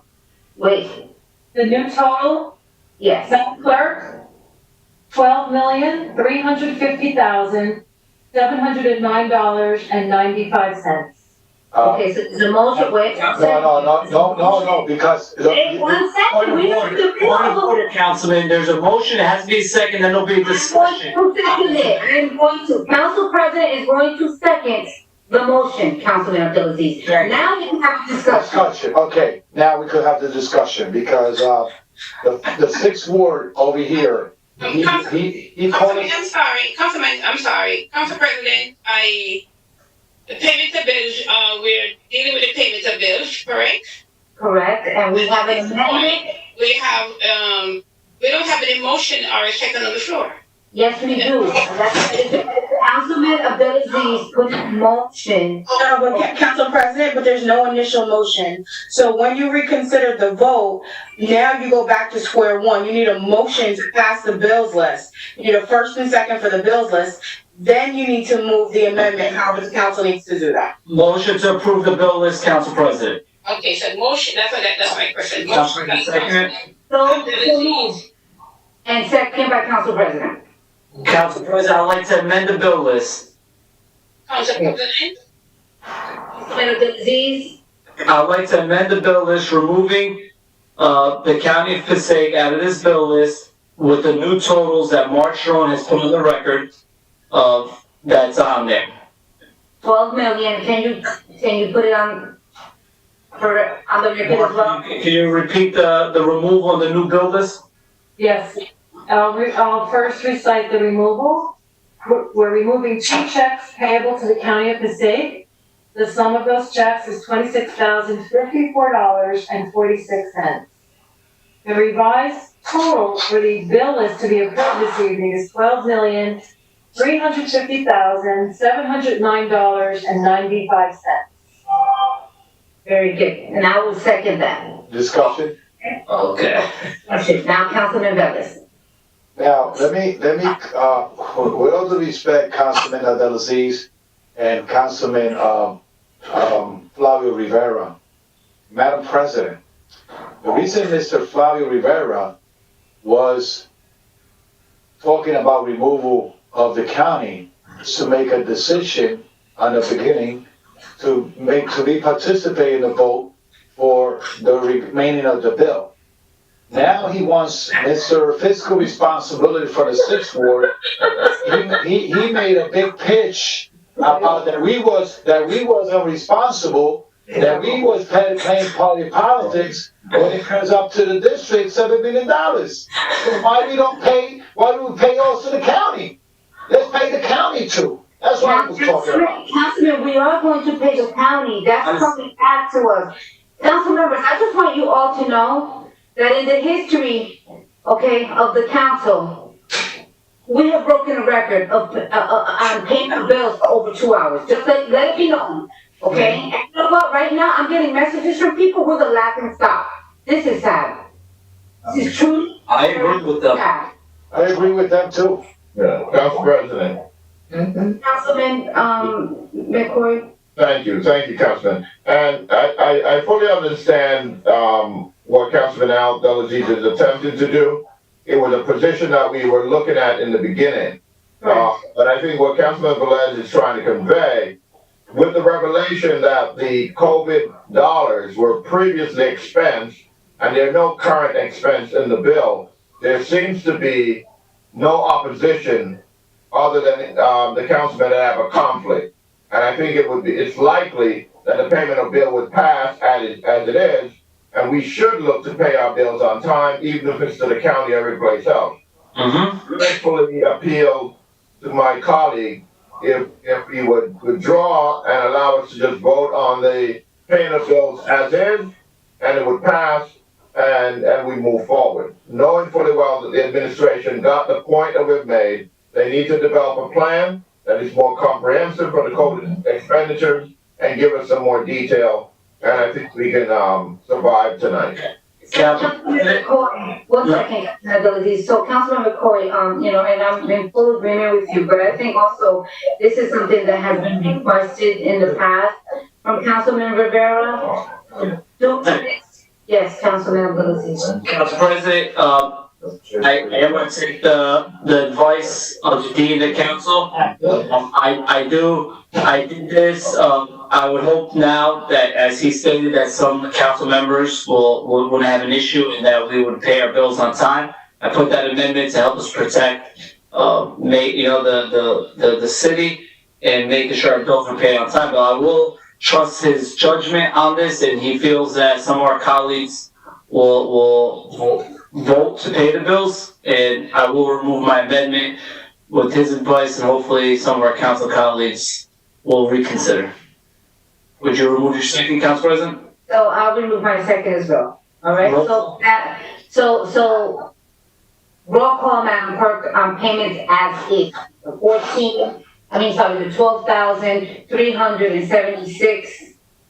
$764.41. Okay. All right, so I have it. So roll call and payment of bills in the amount of $12,376,764.04. I'm sorry, Madam Clerk? Yes, ma'am. The amount is 12 million. We're not making any amendment. They did pull that back. I'm sorry. Yes, yes, okay. So roll call and payment of bills, Councilman Abdelaziz.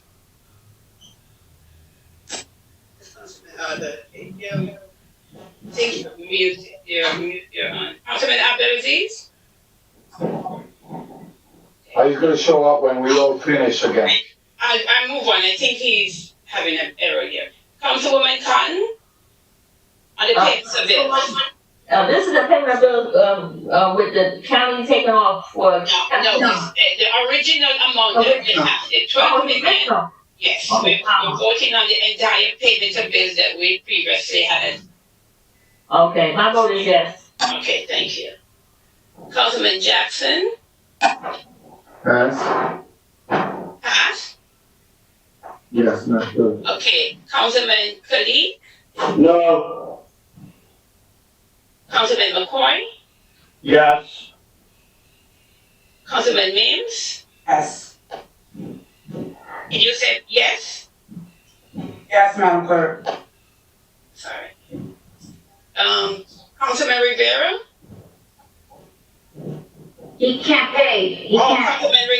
Councilman Rivera is recusing himself, I'm sorry. Alright. Councilman Velez? Listen to everything that we had said and everybody has said. I'm gonna vote yes, but the recommendation that we all put on the council had to be noticed for the next meeting, next workshop, whatever it is, when it comes to payment of bill, had to be noticed that our voice was heard and the administration is taking the necessary step to be fiscally responsible and having that communication with the council. My vote is yes. Thank you, Councilman. Is Councilman Abdelaziz back? Abdelaziz? No. Still not there. Councilman Jackson? No. Councilman Jackson voted already. No, I thought he said pass. Oh, I'm sorry. I thought he said, Councilman Jackson. My error, Madam Clerk. You are correct. Okay, sir. Thank you for helping me. Madam Clerk, Yes, sir. if I didn't take this opportunity to give a little history lesson. And, I'm disappointed in hearing as the council continuously puts up a protest that finds itself with no, real results. When Councilman Abdelaziz is commenting on this extremely important to pay attention to history, for 2 years, for well over 400 years, people have been protesting, fighting for different reasons, for freedom, and so on and so forth. And it wasn't until a group of people in Montgomery decided to put forward a boycott on the busing system in which our voices began to be heard. So contrary to some comments, regardless of whether or not our voices were heard tonight, I don't agree. I think it was a very long and drawn out, unnecessary performance. And once again, this administration has gotten exactly what they asked for and put forward. And there will be no changes because there hasn't been any changes in the past. We've made tons of requests that are continuously getting ignored. And while we're doing so, the community's best interest is not being fulfilled. We have a number of different employees that are being disenfranchised. When you talk about the commitment and the requirement by law, well, the state of New Jersey is required by law to fully fund our schools. Yet they continuously do not do so. We have yet to challenge it because we don't have enough people with enough backbone to stand up to the status quo and do what's necessary when it's necessary. When you talk about law, you talk about a very generic law. How about a residency requirement that continuously get ignored while we have people from Paterson who die on a list, who are overlooked and overstepped for people who do not live in the city, who do not have credentials to hold certain positions, and yet and still we want to state the laws and facts when they're convenient. It's much like a police officer who stops someone illegally and then begins to state the laws and facts and illegally detain that person, yet a person loses their life. It's no different. Unless this council is going to make a complete stance and hold this administration accountable, there will never be a measure of accountability. So I stand convicted and concerned, Madam Clerk. Yes, sir. My vote will remain consistent. It is no, because we haven't gotten what we've asked for repeatedly. Okay. Thank you, Councilman. Madam President? I'm here, Madam Clerk. Councilman Abdelaziz, you're back. Thank you, I sir. apologize, I had to run upstairs. So, I want to apologize to the residents of the city of Paterson for the last 2 hours to see us go through this on a simple payment bill list. I want to apologize to our council president. I think some of our council members, and I commend the people that reconsidered, but sometimes, and I'm going to call because my name was called out, the councilman, councilman from the 5th Ward said, oh, the 6th Ward this and this experience. Right at the beginning, they said there was no payroll, and we're talking about overtime. So we spent 2 hours, everyone looking at us, and then we're going here, not changing a thing and voting again. So I apologize to the viewers of the city of Paterson. We could do better. I think these discussions and anything that we've had our recommendations should be brought up, but we can't block and stop business. The city needs to continue moving forward, and I think legally, we have to do what's right. So my vote is yes. Thank you, Councilman Abdelaziz. And Madam President? Yes. Okay. The vote is 6 in favor, 2 against, and let the record reflect that Councilman Rivera recused himself from the payment of bills. Therefore, payment of bills is hereby adopted. Thank you. Thank you. Council President, can I make a recommendation to you? One second, Councilman, please don't do this, please. I'm not doing this. Councilman, I am in the middle of getting ready to address the council members. Council members, we have now been over 2 hours on payment of bills. We have an agenda before us, okay? With 33 items. We have 7 second reading ordinances, which each one has to have a public hearing. We have a public portion. That guess what I'm going to do? I am going to open the public portion right now. We need to give the residents the right to be able to speak and address us in a timely fashion. That will be good, Council President. Also, we only have 10 items on consent. Okay? And then we have 1, 2. Okay, Madam President. 19, 1 second, Madam Clerk. Okay. 19 items on non-consent. Okay, which means that we had a lengthy discussion last week, and I know that there are various things that's gonna come up. So I am going to respectfully ask that we all limit ourselves, okay, and that we all respect each other, okay? It is not easy to run these meetings, so I wanna say, I'm sorry to Paterson right now. I truly am. Mm-hmm. So with that said, Madam Clerk, I want you to read into the record.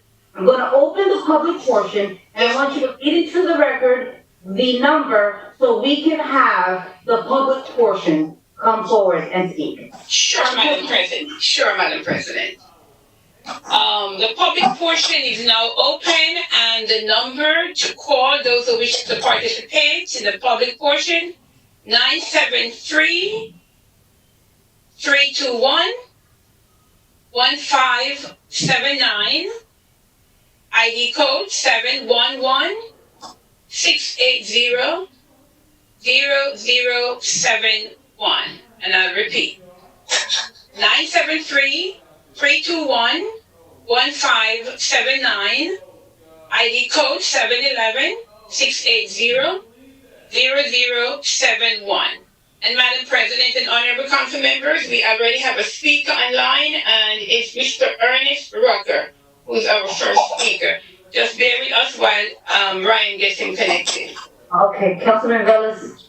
Yeah, Council President, the only thing I want to bring forward, and is a little bit disrespectful, we doing roll call, and they get out of the roll call and then come back to speak. That's disrespectful to the council. If a person is in a roll call and come back and he missed the roll call, he should know better to stay first on the roll call and not come back and forth to make a slandering statement and attack the council the way he does. Full respect. And he had done that a lot of times. I don't take any advice from the councilman. I never did, I never will. So learn, brother, learn. You need to change your...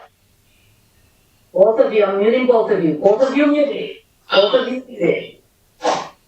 Madam President. Do we have the speaker on? Yeah, Madam President, Ryan thinks that we lost him, so we are giving him the opportunity to try to get him back.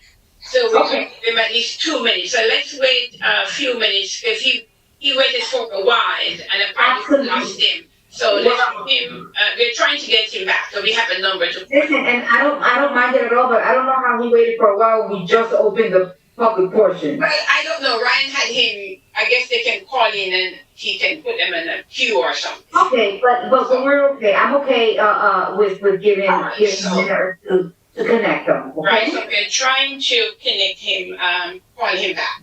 Okay. Very well. Thank you. Council President, Yes, Councilman Rivera.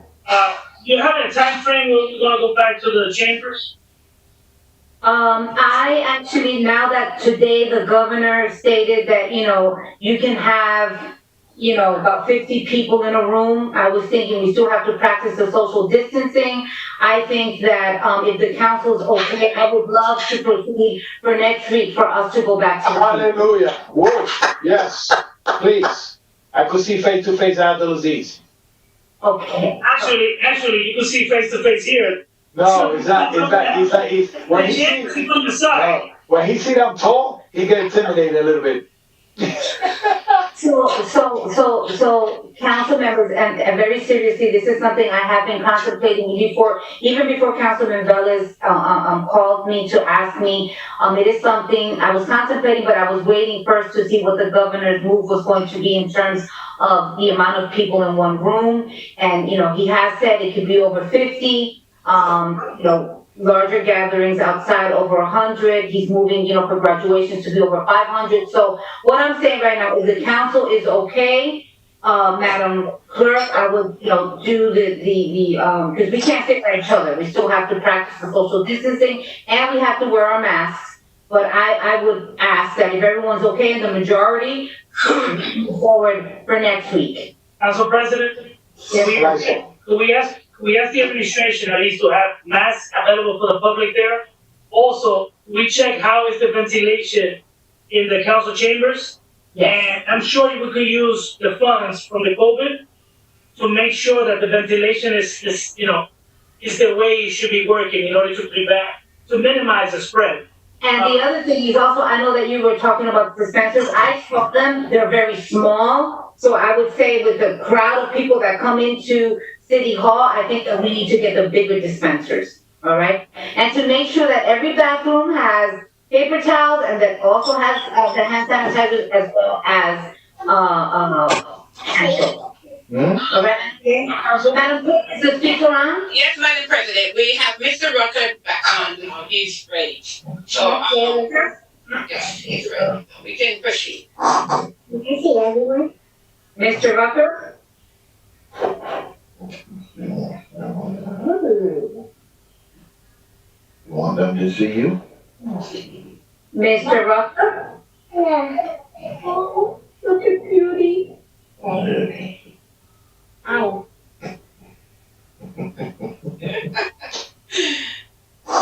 Hi there, McCoy.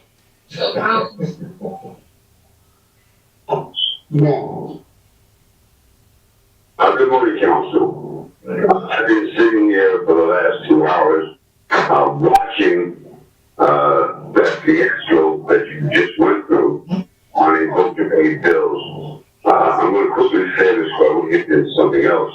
You have a responsibility to pay your bills. That bill that goes to the Board of Education is not your money, and you have no right to ever try to hold that money.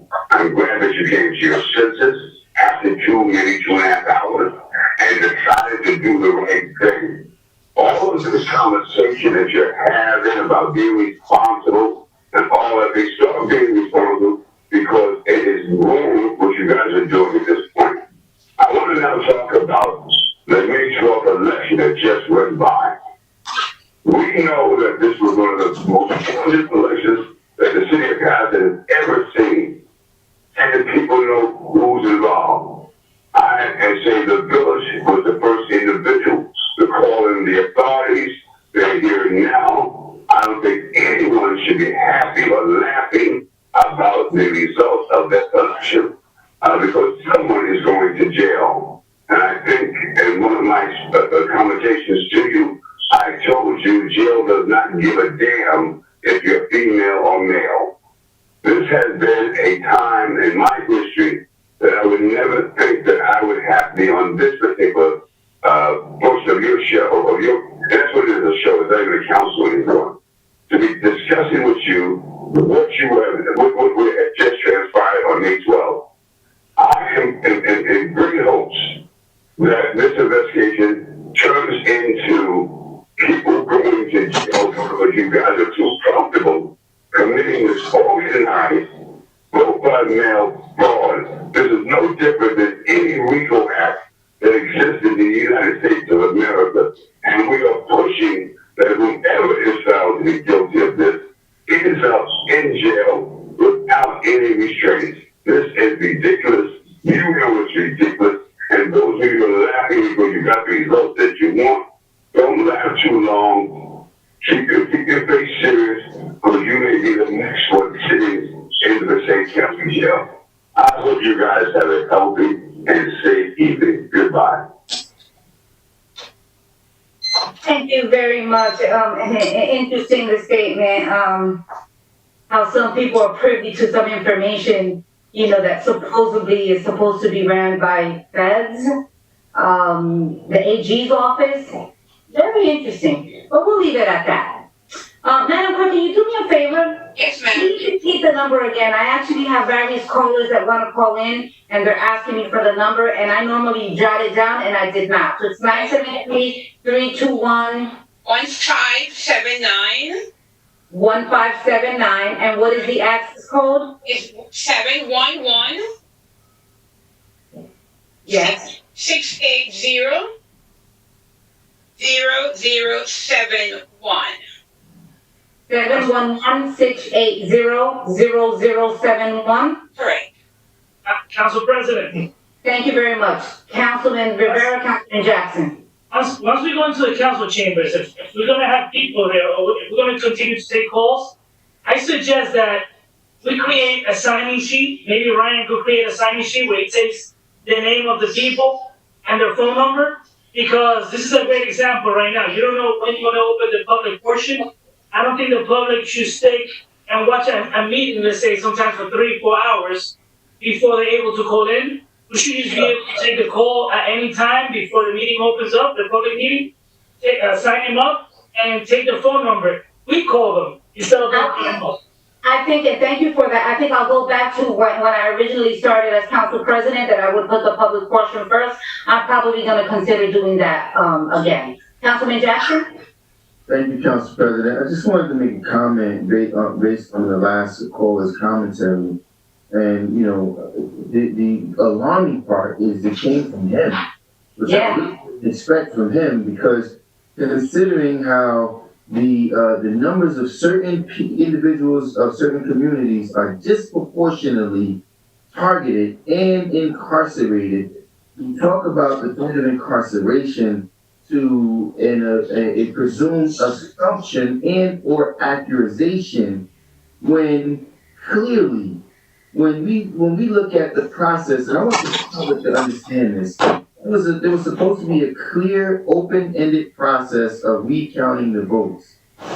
Was it imaginably possible that the candidate that the administration is partial to, that the candidate that the administration donated a substantial amount of money to his campaign, that the administration campaigned throughout the city, did robocalls for, seemed to somehow get votes from 2 other candidates, but there was no other mix-up where one of the other candidates received votes from anyone else. And the person who was tasked to count those votes is a very close ally and friend of the mayor. That within itself, I believe, deserves an investigation. Correct. Anyone that should be being challenged and or considered for incarceration, it should be those individuals that should be shameful for what they attempted to do.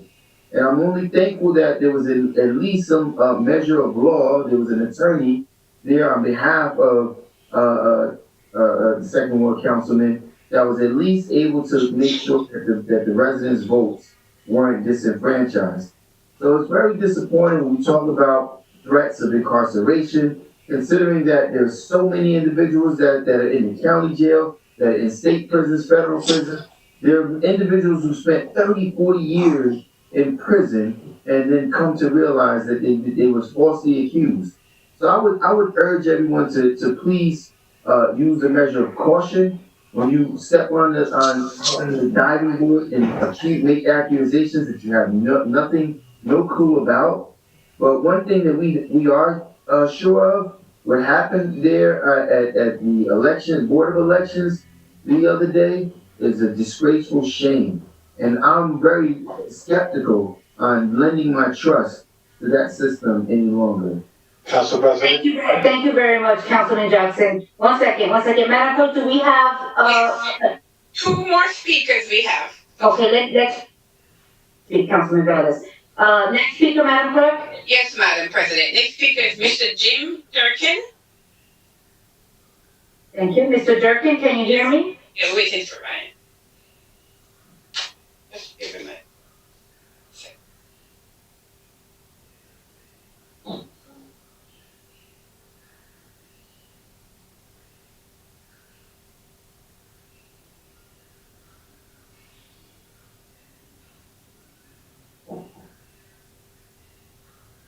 Mr. Durkin, can you hear me?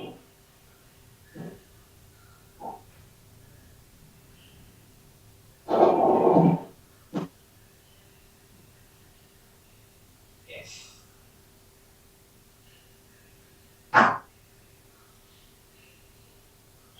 Good evening, Madam Council President and council members. I'm just checking to see what the situation is after we spoke last week on the Berkshire Avenue situation up at the very top. I still haven't seen any signs posted, and I haven't seen any enforcement yet. There still has been a couple of trucks up here, but not as bad as it has been. So I'm just curious, and I know you have a tight schedule, so if you can let me know, I appreciate it. Councilman Kalik? Director Rodriguez, are you here? Hello? Yes, I'm here. Director, with those, over 4-ton signs, were you able to put one around, there or no? Not as of yet. Hopefully tomorrow we'll get there. As far as the enforcement part of it, our chief inspector Aguilar was in charge of that. He was out yesterday, and come to find out he's ill. Hopefully he'll be back on Thursday. But I'll reach out to him tomorrow to see how far he's got on that. But as far as the 4 tons, I'll make sure if we do have them, that they put them up tomorrow. Thank you, appreciate it, sir. Thank you very much. Madam Clerk, next speaker, please. Yes, thank you, Mr. Durkin. Next speaker is Ari Balmer. Let's give Ryan a second.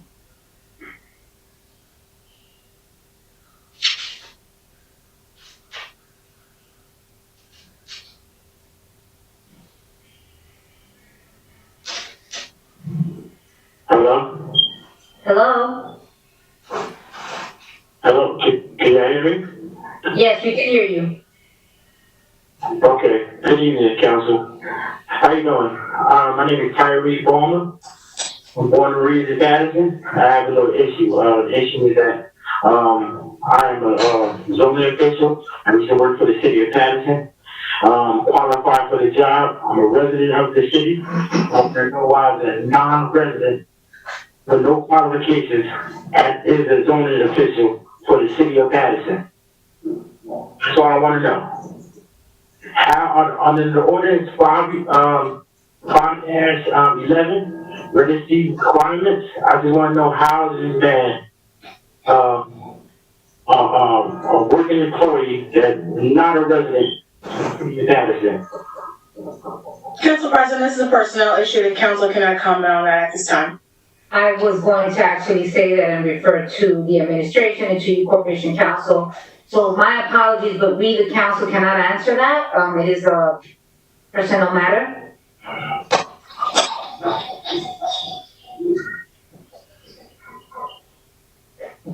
Council President.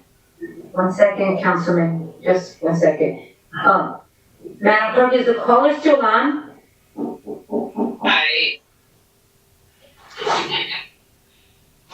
Mr. Balmer, are you still there, sir? Yes. He's still there. Okay, so I'm just letting you know, Mr. Hello? Yes. Okay, so you heard the Corporation Council that the council cannot address your question. I can't hear you. Okay, I don't know if you have the speaker on, but just lower it. I said that we are not able to address your question.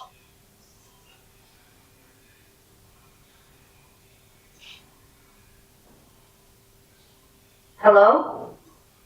Alright, so who do I go to? Who do I go to? You can address the PA. The procedure if it's under the city ordinance. That is correct. So it's put out to, But the VA, okay, I'm on the law too, to the city of Paterson, because I'm ranked number 1 in civil service test. Yes, you can. Sir, we can't give you any Here. It's a personnel issue. We cannot discuss it. I'm not gonna discuss it. So, if there isn't anything else, you can address your concerns to the assigning authority, which is the VA and Corporation Counsel. If you can stay on the phone and, have, Ryan make sure to have your information, someone will give you a call, okay? As president? I do have his number here, Madam President, so I pass it on Okay. to the. So the caller, okay, thank you very much for your call, and like I said, we will have somebody from the administration give you a call. Okay, thank you. Madam Clerk, do we have any more speakers? Yes, there are 2 more speakers. We're not sure who they are. Ryan will put through the first one in, like, within a minute. Next speaker, Madam Clerk. Yes, I don't know the name yet. Ryan, will put the person through in a couple of minutes, he said. Okay. But there are 2 more. Council members, I really want you to hold your comments, please make your notes, but I really just want to get through the public portion and then we'll resume our meeting, okay? Ryan, you can proceed with the next caller, thank you. And then we can, or she, even to pronounce her name, thank you. Okay, oh, okay.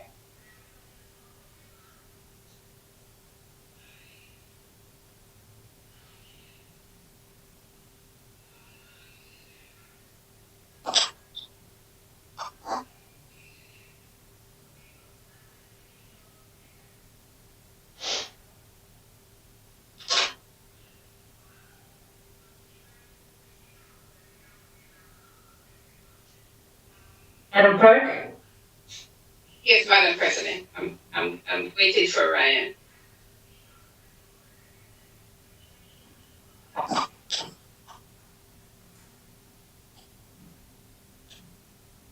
Said there's a delay, and we try to get him.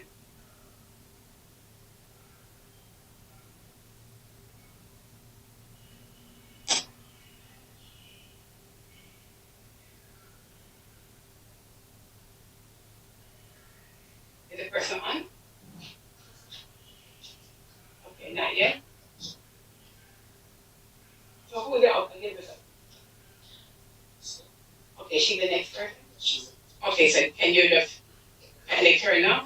Yes, Madam President? Yes. The next speaker is, Karen Augusta. So, Ryan will be connecting her shortly. It's Okay. Karen Augusta. Is that the last speaker? No, there's one more person, Hector Sanchez. Hector Sanchez, okay, very Good good. evening, Council. This is Karen Agosto, Second Ward. Let me start off by saying congrats to Mr. Khalid on his win. Let me continue the comment. I'm disgusted and appalled on Mr. Vella's behavior, especially with his colleagues, especially with CP and the people, women. Please be respectful to them. I would appreciate it. Huh? I don't know, Commissioner is talking about me, but this is. Wait, Councilman Velez, wait. Madam Clerk, is the caller still on? Miss Augustus, are you still there? Augusta? Mrs. Karen Augusta, are you still on? I can't. Okay. Yes, I think I hear her. Yeah. You can Okay, continue. my apologies, I think you got cut off. I'm you.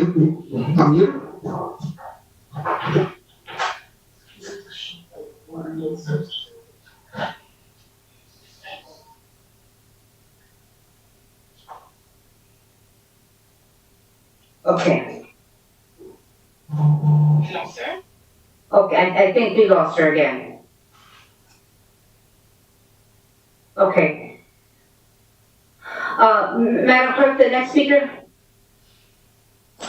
Next speaker is Mr. Hector Sanchez. Let's give Brian a couple minutes. connect that.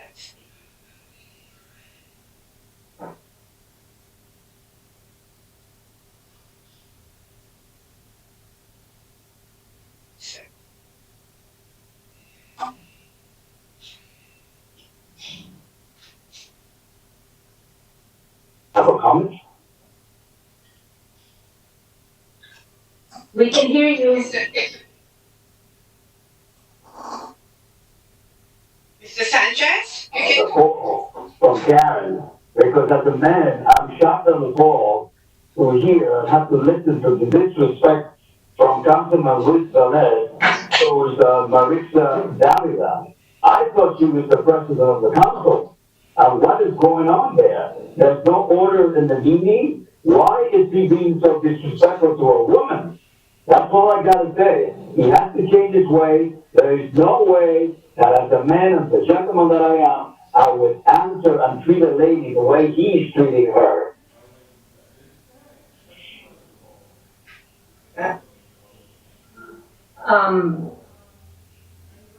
Mr. Hector Sanchez?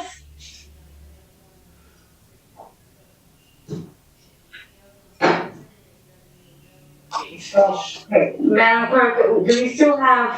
You sure he wasn't muted also? Cause I got a text that the person before was, she texted me that she was muted. No, I didn't mute anyone. I'm not saying you did, Council President. Okay. I'm just asking, this gentleman also, I've been to a lot of meetings and normally people speak and you could tell when they're finished. These people make a statement and then they're gone, like. Yeah, and I think the person who has access to mute is Ryan. So I'm not exactly sure what's going on, because from my side, the way that I see it is when the speaker is speaking, I can see the highlight. And then when the speaker stops, so I'm not at all touching it, and then all of a sudden it disconnects. So I don't know who's doing the disconnect. I think it's an act of the Lord.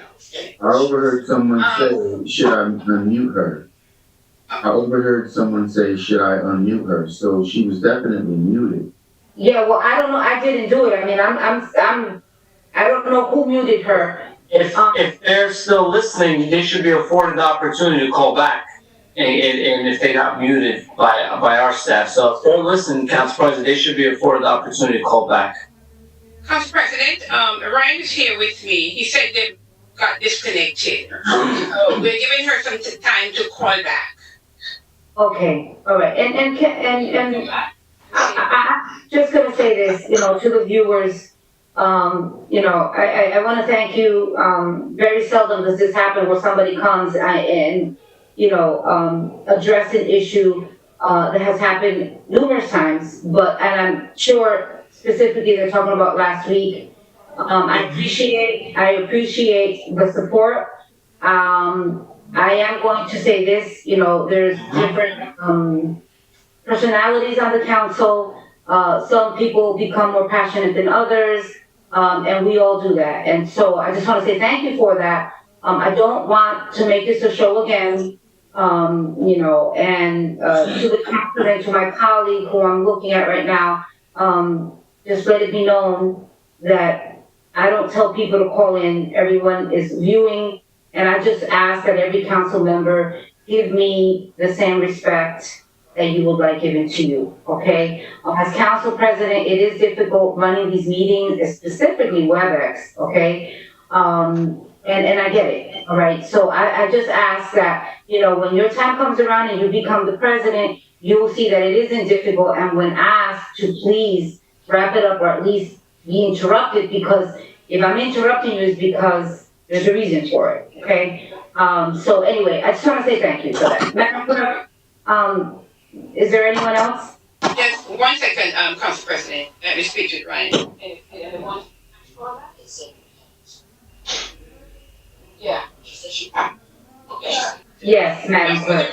Just for the record, Ryan had got back Miss Augustus, and she said she didn't get her back. Oh, she was just disconnected. Okay. So what happened to Mr. Sanchez? Oh, so Mr. Sanchez finished speaking. Okay. One other person? Is there anyone else? Yes, one more person. Audrey Jackson. Okay, So Audrey Jackson. So Ryan, it was it's a delay. So Ryan was trying to try to connect her. okay. It's Audrey Jackson.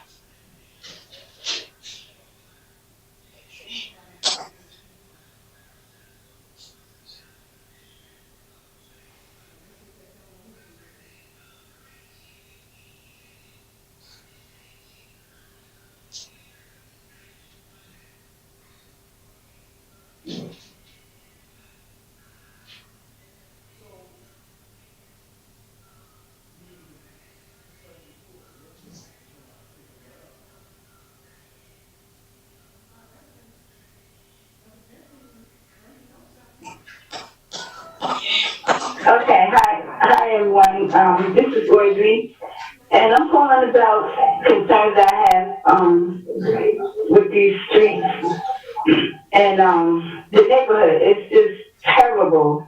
I mean, who's cleaning these streets? It's ridiculous. I don't know if they kick it in the cars or not, but when they move their cars in the morning and stuff, it's just all that garbage is under the cars. And then not only that, the garbage, I don't know who tells you, I mean, I know recycling, but they need to send out to the landlords or the tenants. When do they put the garbage out? Because I don't want to see no more garbage out Monday through Sunday. And Sunday they bring up the garbage. And it's terrible. All these raccoons running around here, something needs to be done. So I'm just letting y'all know that it needs to be addressed as soon as possible. Because I've been calling City Hall and, getting the runarounds and stuff, and I'm tired of it, for real. And then also, not only that, dog poop. I don't have no dog. So why is dog poop in front of the house? It's ridiculous. I'm not putting up with it. I called Javier, I think, and he came and he sent DPW to put a sign up. Curb your dog. Do you think they curb their dog? No. I'm not gonna be cleaning up after them. So I need something to be done as soon as possible because it's just getting on my nerves, for real. Now, anywhere else in Fairlawn, Shadowbrook, anywhere, none of this will be happening. Only in Paterson, and that's the saying. For all since I live here, that's the saying. Everything goes in Paterson, and I'm tired. So something needs to be done. And enjoy your night, and thank you. I put that an address, please. Or a section, or location.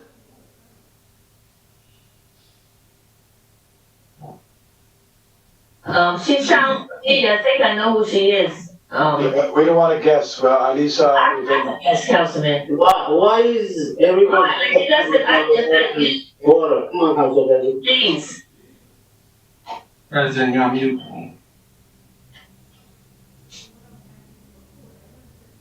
President, you're on mute.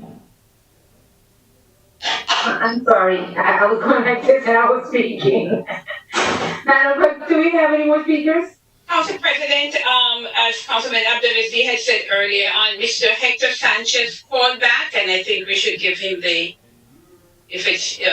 opportunity to speak again. Mr. Sanchez? Mr. Sanchez, yes. So Ryan will be reconnecting him. Mr. Sanchez, he just got disconnected. So we waited for him.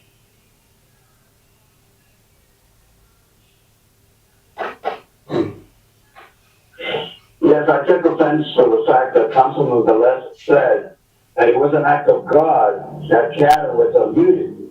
And that to me is ridiculous. It is an act of God that was able to get back and talk to him. I'll talk to him personally. He's very disrespectful to this lady. And if he knows the Word of God tells him that he is supposed to respect those in authority. And that's the least thing he's doing tonight. Because Marisa Davila is the president of the council. And why is he being so disrespectful and not following her instructions and the meeting to order? That is what I'd like for him to answer. And with this, I'm hanging up. And it is an act of God that I was able to call him back and set him straight. He's a women womanizer, and I don't like those people. He should never be in office.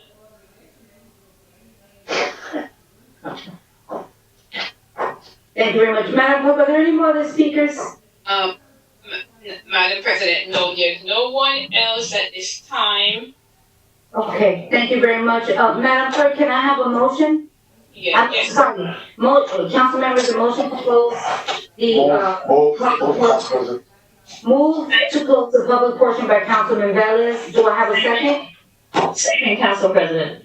Second by Councilwoman Cotton. Roll call, Madam Clerk, to close the public portion of the regular meeting of June 9th. Yes, Madam President. Roll call to close the public portion. Councilman Abdelaziz. Yes. Okay, Councilman Cotton. Is he missing in action again? No, he said yes. Oh, he said yes, okay. Yeah, he spoke. He's here to try to Councilwoman. Yes, oh, I didn't hear you say Councilwoman, that's what, I'm sorry, madam. Yeah, I'm sorry, that's okay. There you go. Yes. Thank you. Councilman Jackson? Thank you, Madam Clerk. President, before I vote, I'm looking forward to the time which Corporation Counsel can explain to the council, when does acknowledging the ordinances that we have on the book become when it's not a personnel matter. The viewer called in and clearly, obviously, he's stating himself is on the record. He can speak about himself. He doesn't need a rights bill, but rights notice. But clearly we have ordinances that are being violated that do not require discussing any personal person. So I'm curious about that, and I'm interested in hearing, and I'm waiting for this administration to provide that report on their intent or lack of intent to honor and at least implement the laws and ordinances that this council is prescribing. What's the point of the council being here writing laws if the administration is going to disregard them and there's no ramifications for it? So I'm waiting for that report, Council President. Madam Clerk, my vote is yes. Thank you. Councilman Khalid? Thank you, Madam Clerk. Before I vote, actually, the first caller was talking about the election method. Last week, if everybody recall, our mayor somehow threatened me in a way, like I'm in trouble. I'd like to hear from him again. What I'm going to say, God is good. You know what I mean? And when everything is done, truth will come to light. Another thing, somehow, you seem to have all the information before it happens. And even yesterday I had I had a recount. Before even the recount was done, my opposition was celebrating like they won the recount. And the information, where the information came from? I'm very curious, but I'm pretty sure the truth will come to light. And that is good. My vote is yes.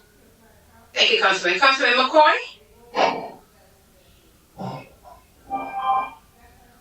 Are we recapping the election or are we voting? You need my handicap? My vote is yes. Thank you. Councilman Mims? Yes. Councilman Rivera? Yes. Councilman Velez? Council President, you told me to take notes and probably do it now. And with all due respect that you have, yes, did I took notes. Councilman McCoy, Councilman Khalid, Councilman Jackson, also the individual that called regarding his concern about this past election. And you guys could agree probably with me with my statement now. You guys did not initiate this. I did not initiate this.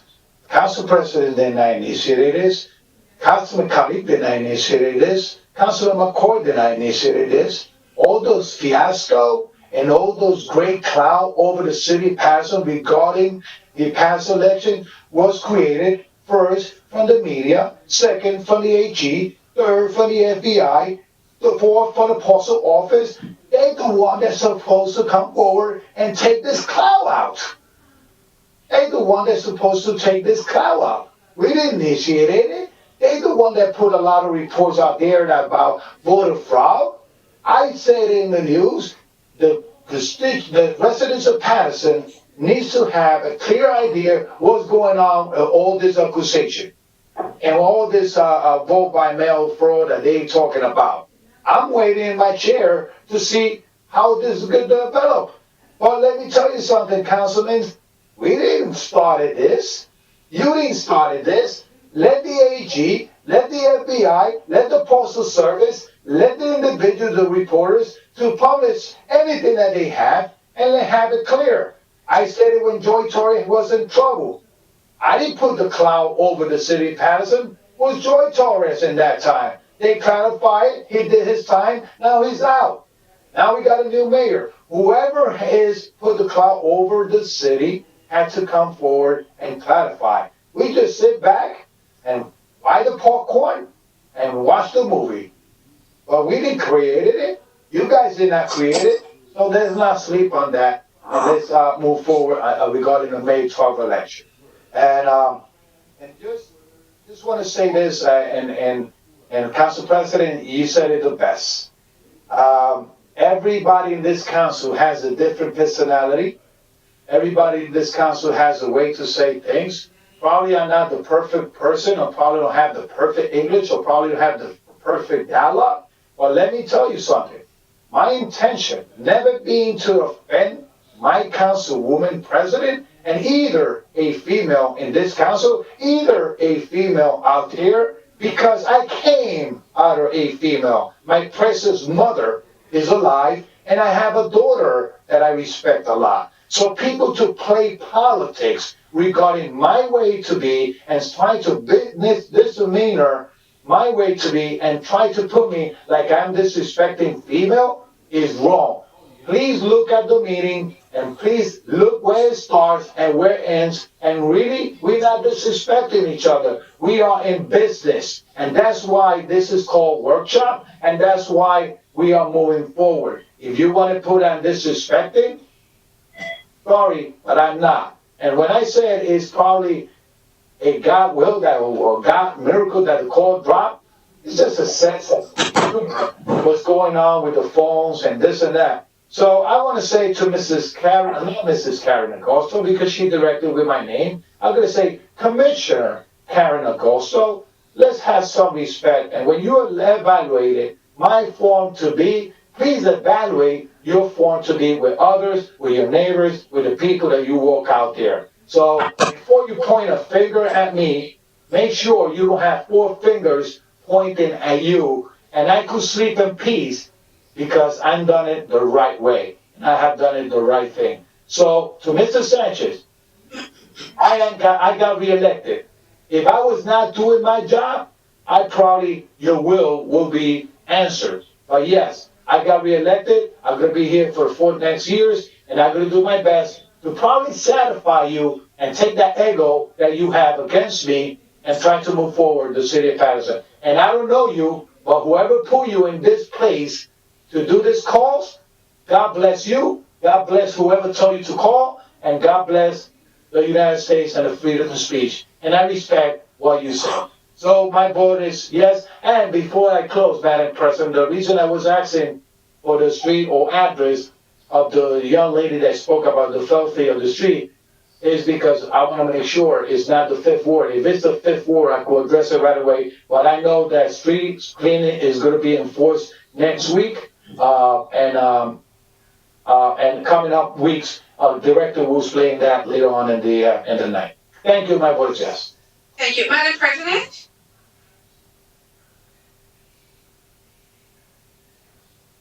So there's been various things that have been spoken here today. And I'm just going to say this. There's a common denominator. People out there, they're not dumb. People know who's involved. Channel 4, Jonathan Deese didn't come to the city of Paterson because he's watching Paterson. He got a phone call. The same way he got the phone call with the whole fiasco with our previous administration and our mayor. So don't get it twisted. Okay, there's certain individuals here who know, they know very well. And I don't know how is it that our mayor gets information before anyone else. So I don't know, but I'm gonna leave it at that, all right? I wanna move forward. Let whoever needs to be here and do their investigation, because that's what, if you're doing wrong, then so be it. You will be taken care of by the justice system. Everyone here, because right now they talk about all these accusations, the feds are here, the AG is here, and all of this, but I only get to hear information, and it comes through a common denominator. So let's leave it at that. In terms of, speakers calling, that isn't what's right. That is correct, Councilman, that is freedom of speech. But when it comes to meetings, okay, that's just part of the meeting. And as I said in the beginning, and I'll continue to say it, we need to be respectful to the nature and understand the role of each other. So with that said, Madam Clerk. Yes, ma'am. My vote is yes. To close the public portion. Yes, the vote is 9 in favor, none against. The public portion for the regular meeting of June 9, 2020 is hereby closed. Thank you very much. So, Councilman, this is the way we're gonna run this, agenda. We're gonna take the consent agenda first. We're going to, do the non-consent, and then we will do the second reading, okay? Madam Clerk, can you please, read into the record the consent agendas, items 8 through 18? Yes, Madam President. Next item on the agenda is our consent agenda items. All matters listed on the consent agenda are considered to be routine by the council and will be enacted by one motion. The items listed under the consent agenda are numbers 8 through 18. Any item may be removed from the consent agenda by the request of any council member, and if so removed, will be treated as a separate matter. Madam Clerk, do I have a motion moved by Councilman? No, Madam Clerk. 1 second, Madam, we're in the No, middle. I need to have an item removed from consent agenda. Please. Item number 16, Madam Clerk, needs to be removed. Okay. When you read the title, it doesn't say much in the title, but once you read the resolution itself, you see what's inside the resolution. So I need to, not be part of that vote for that item. Right. Madam President, did we have a motion on the floor here? Well, we had a motion by Councilman Velez. Right, Councilman Velez, okay. That's what I was trying to tell Councilwoman Cotton, that we needed to move it second and then do the Okay. Okay. Aye. A second? Have a second? Councilwoman did, Council Ruby Klein did. No, she No, didn't. she needs a second before I can remove the item, to request to remove. Oh, okay, I got you. So she needs a second.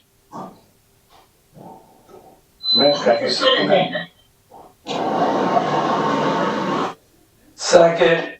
Second by Councilman Abdulaziz. Madam Clerk, we're gonna remove item 16, so it will be, item 8 through 18, removing 16, Yes, ma'am. okay? Right, continue? Roll call, Madam Clerk. Yes, Madam President. Roll call and consent agenda items 8 through 18 with the exception of item number 16. Councilman Abdulaziz. Yes. Councilwoman Khan. Yes. Councilman Jackson. Councilman Khalid. Yes. Councilman McCoy. Yes. Councilman Mims. Yes. Councilman Rivera. Yes. Councilman Velez. Definitely yes. Madam President. Yes. The vote is 9 in favor, none against. Items 8 through 18, with the exception of item 16, hereby adopted on consent agenda. Thank you very much. Madam Clerk, we're gonna take item 16. Item 16. The one we just removed.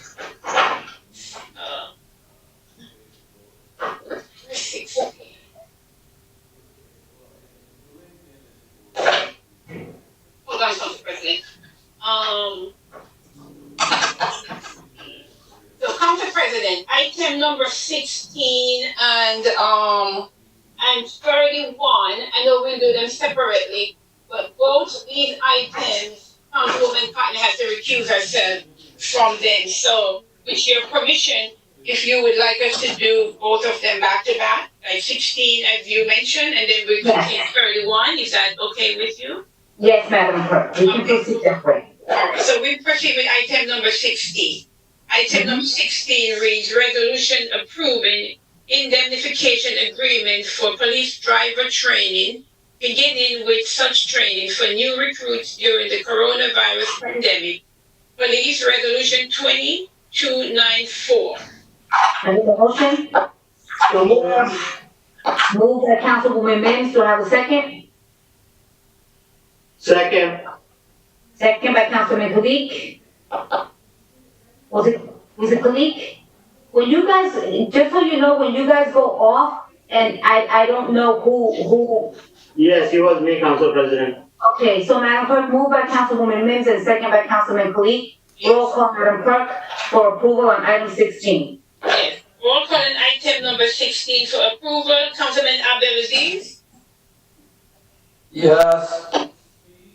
Let the record reflect that Councilman Cotton recused from item number 16. Councilman Jackson? Yes. Councilman Khalid? Yes, Madam Clerk. Councilman McCoy? Yes. Councilman Mims? Yes. Councilman Rivera? Yes. Councilman Glass? Yes. Madam President? Yes.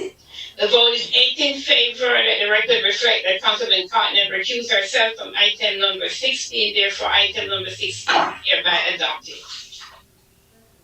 31, may I continue? Yes, you may. Yes, thank you, Madam President. Next item is item number 16. Item number 16 reads resolution authorizing an interlocal services agreement between the City of Paterson and the Passaic Valley Water Commission for fire hydrant testing and inspection services of the water distribution system. Fire Resolution 2309. Move. Moved by Councilman Bella, do I have a second? Second. Second by Councilwoman Mims. Roll call, Madam Clerk, on item number 31 for approval. Yes, roll call on item number 31. Councilman Abdelaziz? Yes. And Councilman Cotton, the record reflect that Councilman Cotton recused herself from item number 31. Councilman Jackson? Yes.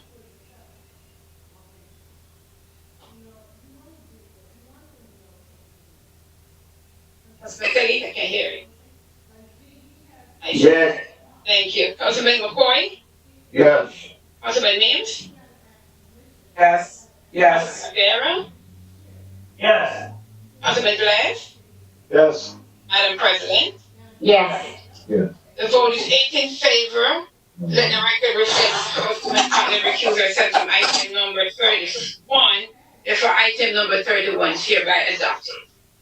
Thank you very much. Since you already started with fire, then I wanna proceed to do, the fire items. So that would be items 29 and 30. Do we have, fire chief still on? Okay, so, we're gonna take the other two items. Somebody please read items 29 in the record? Yes, ma'am. Record. 29 and 30. Okay. Next item is item number 29. Resolution authorizing award of contract to Pro Phoenix Corporation for the maintenance of the records management software system for the fire department. Fire Resolution 2307. So move. Moved by Councilman Bella, do I have a second? Second. Second by Councilwoman Mims. Roll call, Madam Clerk, on item 29 for approval. Yes, ma'am. Roll call on item number 29 for approval. Councilman Abdelaziz? Yes. Khan? You said Cotton, Madam Clerk? Yes, Councilman, yes. I'm sorry, yes. All right. Councilman Jackson? Yes. Councilman Khalid? Yes, Madam Clerk. Councilman McCoy, Yes. Councilman Mims, Councilman Rivera, Yes. Councilman Velez, Yes, Madam Clerk. Madam President. Yes. The vote is 9 in favor, none against. Item number 29 is hereby adopted. Madam Clerk, item 30? Yes, next item is item number 30. Resolution authorizing award of contract to Enforces Inc.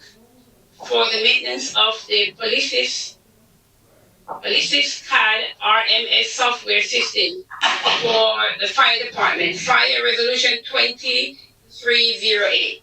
So moved. Moved by Councilman Velez, second by Councilwoman Mims. Roll call, Madam Clerk, on item 30 for approval.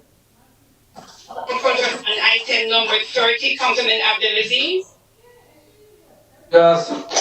Councilwoman Cotton, Yes. Councilman Jackson, Yes. Councilman Khalid, Yes.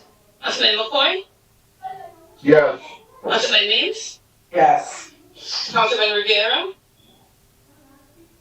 He's not there. Oh, he's not there. Councilman Velez, Yes, Madam Clerk. Madam President. Yes. The vote is 8 in favor, 1 absent. Item number 30 is hereby adopted. Okay, thank you very much. And before you know what item we're gonna take next? Item 19. 19. Okay. Next item is item number 19. Resolution ratifying an emergency contract with Vestibular Diagnostic PA and payment for COVID-19 testing for the City of Paterson Administration. Resolution 2297. So moved. Moved by Councilman Velez. Do I have a second? Second. Second by Councilwoman Cotton. I have a discussion. Council President. You caught me. So, council members, I just want you to, this weekend I got a call, I got an email, from, someone who, shared that they had not received their results, from this doctor, from this company, the Citibank, going back from May 18th, if I'm not mistaken. She also indicated there were others as well. And in our last meeting, you remember, it was on record and told that all of the individuals that the 500 plus tests that were administered, that everyone had received their results. So I just wanted to put that on the record. And I want to proceed, if anyone doesn't have anything else to say. I see Councilwoman Cotton, Councilman Velez, to proceed to vote, but I needed to put that on record, so we can move forward. And I said that because when I get phone calls of people who say that they saw the meeting and that they read in the paper and that that's not the case, I have to come back and let it know that I am addressing the issue. Stop it. Councilman Velez and then Councilwoman Cotton. Yeah, let me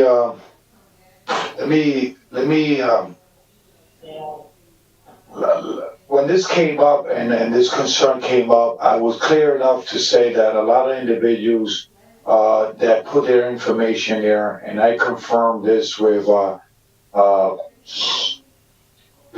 people that are working with the paperwork in the testing site. A lot of individuals put phone numbers that are not working, phone numbers that probably in a hurry to fill out the paperwork was not the correct one, or emails that came back, not deliverable. So in that part, I'm not justifying any complaint that have come forward to you, Council President, but going a little bit further after the claims that the people were saying, even I received those calls, they came back to me and say that they received the testing, the test result. And one of the things I I elaborated in the last time that because the COVID-19 situation, they were trying to give the priority of the positive cases, and then they was. Council, you heard when I started that I said it was May 18th, and if I'm not gonna put on record the individual who emailed and who called me. I'm not gonna do that. But we will have a sidebar, and then you'll understand that this person has been part of Paterson and has worked for many years, so the number is correct. They were contacted, and they were saying, what happened? May 18th, Eastside High School. That's what I'm gonna say. So, All right, I just want to say that some people's phone numbers, some individuals, phones get cut, whatever the situation is, but specifically two individuals, one who I completely, and I know that their number has been, working. So yes, and if I could, may I finish, that would be good. But we're talking about 500 and something tests. You're talking about two individuals. So that will be less than 1% of the individual that have not received probably the. That's not the point, Councilman. But hold on. This is. I know. The reason I'm saying this is because I got other facts clarified. But and then I stated, that means that your experience or the people that have not got the testing is not saying the truth. I'm saying what I got since that conversation that we had regarding the testing. But my only question before I vote is to the chief of fire, Chief McDormand, is there any chance out of all those 500 testing, that was included also senior testing in the buildings? No, that was the senior was separate. That was billed through Medicare. Okay. It's an housing authority through Medicare. This is just the sites itself, Eastside Kennedy, PS 18 and PS 28. All right. Thank you, Council President. Thank you, Mr. Chief of Fire. Thank you. It was Councilwoman Cotton, Rivera, Benavides. Now, maybe I'm mistaken, but I thought the fire chief said last week, out of the 500 and something that were tested, you knew that there was 25 who did not get their results. Didn't you say that last week? I did, Madam Councilwoman. That wasn't for Dr. Conti. That was for Sunrise. Oh, that was Sunrise. So this yes, is, and so do you know what happened with Dr. Conti? How many he did? Because 596. No. How many? No, this is okay. 596. This item number 19 is paying the Dr. Conti. He's with this company, right? Vestibular. Right. So how many did he do, and how many did not get their results back? As far as from speaking with them, they said they were going through a lot of I guess, fraudulent information. People weren't giving their right information. Okay. They're actually doing a lot of house calls, like actually knocking on doors.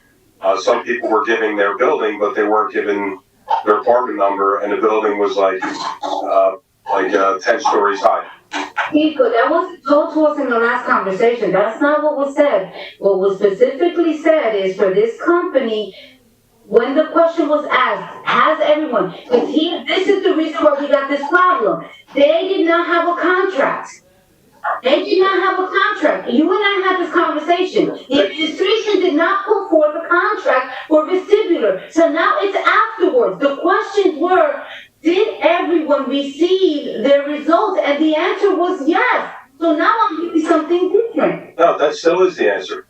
The answer from them is everybody got their results. And it took, in some cases, it took a few weeks because they were actually searching them down. They had the results in time, but they had big difficulty trying to get some of the people that were not, like a lot of people were not giving their results.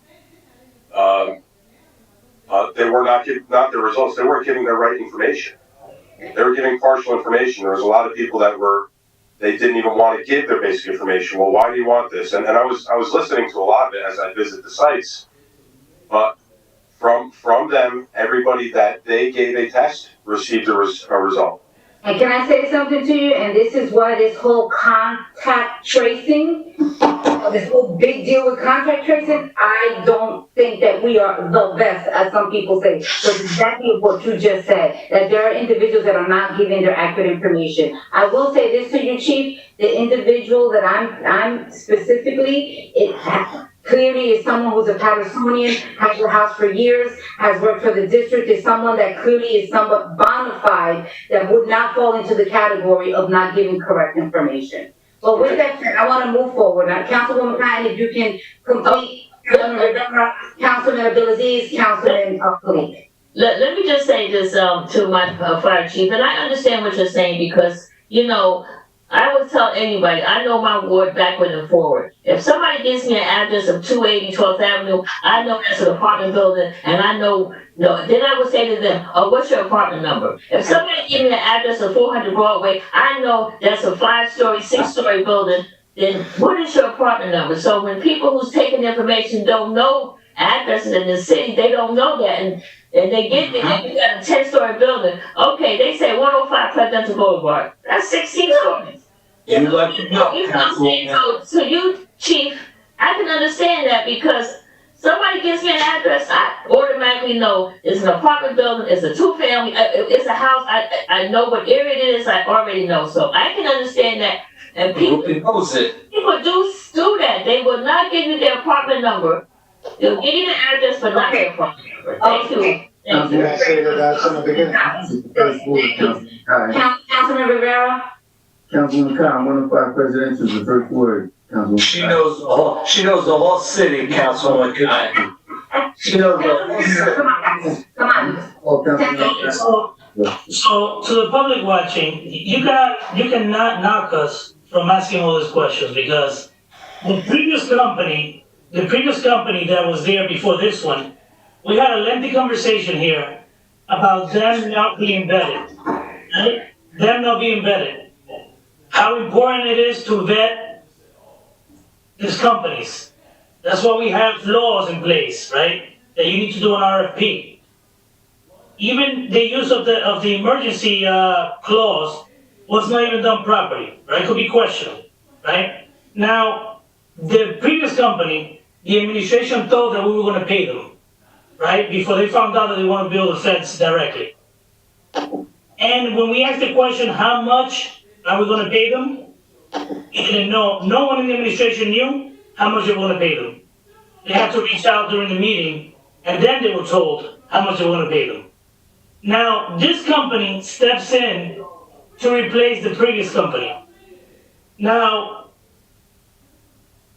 it was said that they were vetted, but I have some questions. You know, $225 per test, when other places are paying $150 and even less, right? Councilman Abdulaziz passed the statement one time that we have $8 million, but we need to find a way to better, to use this funds effectively. Yeah, we should not just burn it because we have $8 million. And 225, but I'm gonna go right to the point. We asked if results were provided, right? There's an attestation at the bottom of a purchase order where either the chief or whoever created this PO have to sign that the work was done. Now, during testing, what constitutes the ending product is my question. Do they provide you or Dr. Paul with the 596 test results? That's one. I understand the law, they could take us to court, we could fight it, we're probably gonna end up paying, but you know what? This is a conversation I've been having now for a long time with this administration. This just didn't start now with the COVID. It's always a way, even if it's not purposely, but we're always circumventing the law when doing procedural things. We need to follow the law. That's why they're in place, so things like this don't happen. So we don't end up paying $225 for a service. That most places are paying $150, the most, or probably a lot less. So I just want to pass that comment. You know, the public is probably going to say, oh, we're always picking on the administration. No, we're doing our job. That's what we're doing. Okay. Thank you very much, Councilman Abdulaziz and Councilman Khalid. Thank you. Councilman Khalid, go ahead. Oh, thank you. You know what disturbing? This company did not provide any information or phone number to anyone who went there. And I heard that everybody could just test results. No, they did not. I just got off the phone with my cousin. She took the test at Kennedy. She still haven't received the test result. I put forward you guys the number, phone number. You can call them directly and find out. So, for sure, everybody did not get the result back. And also, why wouldn't a company give them at least their call so a customer could call them? And it's fishy to me. That's the bottom line. I know. And also, it's pretty clear they're overcharging the residents of Paterson. If anybody had an insurance or wanted to pay cash or something, they probably could have done that. So we need to look at this company. Also, going to court doesn't mean that you lose. There's a justice sitting there, a judge sitting there. He will weigh in all the options. He probably will tell them pay them instead of $225,000, pay them $50,000. Right or wrong? So instead of we are getting scary tactics in a way, we have to pay, otherwise we're gonna go to court. Court is not a bad thing. Well, the first thing, Councilman, is, the first thing that's gonna happen is there was no contracts. Right. This is what happens, Yeah, we gotta come to compromise the company. We just don't have to pay them, even though you come from COVID-19 fund or whatever, it is still taxpayer money. Okay. Thank you very much. Councilman Abdulaziz? Thank you, Council President. I just got a few questions for the administration or our fire chief. So, Chief McDermott or Madam DA, you guys stated the same company did the Paterson Housing Authority for the senior citizens? Yes, they did. All right, and how much did they pay? How much was it for the Medicare to cover it? How much approximately? I'm sure we should have a price on that, right? I think the Medicare cost is $122. Okay. So It's similar to a, I'm sorry, go ahead. Oh, go ahead, Chief, I apologize. I was gonna say, similar to an ambulance call, we'll bill $800 plus $10 a call. And Medicare, they have a formula, no matter what you're doing, they're gonna pay you $435, $436. They have a formula. So oftentimes it, I guess, becomes less, beneficial for the, I guess that the companies, the doctor wouldn't make as much with Medicaid. It kind of just gets a margin line there. They don't really make too much with the Medicare. All right, so this is where I have a little issue with the way that this was handled. So I'm going to use, for example, Atlantic Street. I have a senior citizen building, right? And this company bills the residents in that, or gets paid to test the residents in that building $122. But John Smith, that lives directly across the street, goes to a site, gets the same exact test, right?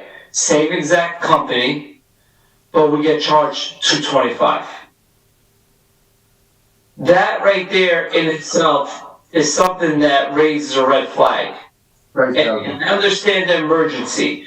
I understand that that they came in and bailed us out, per se. But that's a pretty high number, right? I know many businesses throughout the city that have been visited by members of the Attorney General, not for nothing dealing with elections, right? Businesses have been dealt with from the AG's office for price gouging. But how is that fair that the same company is testing someone in a senior building right? And then right across the street, we're getting charged $100 more. How is that justifiable? How is that fair? I'm asking. Well, the exact same thing happens for an ambulance call. If you're a self-payer, you're getting billed $800 plus $10 a mile. If you're on Medicare, you're getting billed $436. If you're on Medicaid, it's $123. So there's disparities in charges to everybody throughout this entire system, especially in medical, that really becomes beyond our control. It really comes down to, we called them in to bail out from a company that basically just completely dropped the ball completely. But this walked away. So, we called them, they helped us out. Their billing, they did provide me a name, and of every single person that they tested, they provided medical bill with every single person that they tested. So you have that.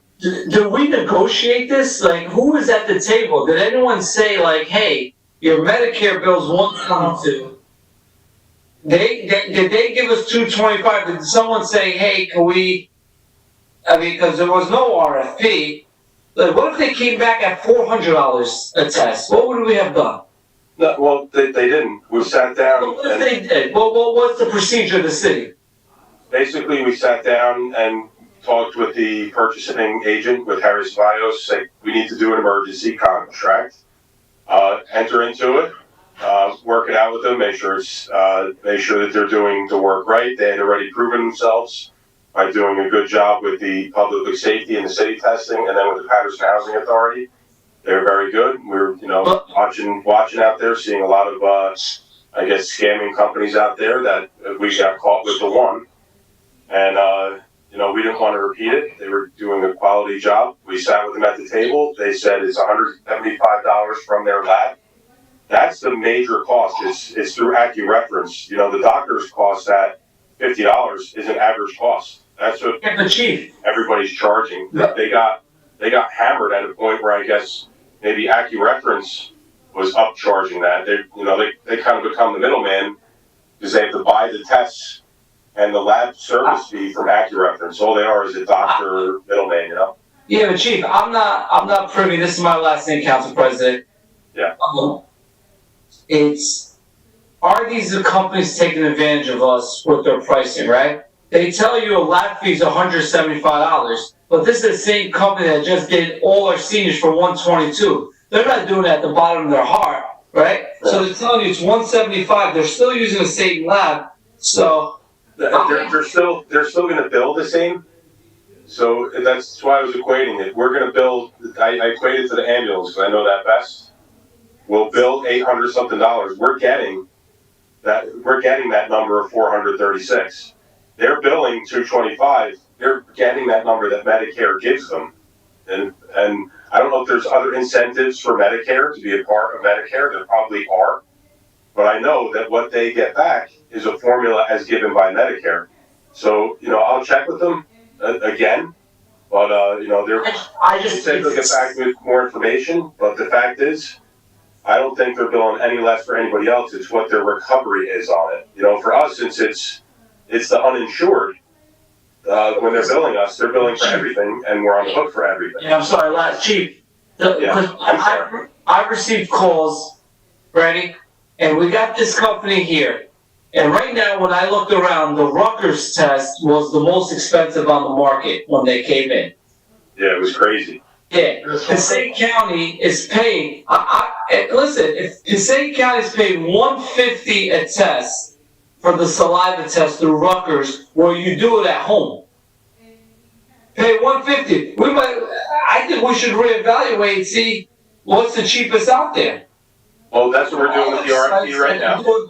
They're doing mobile.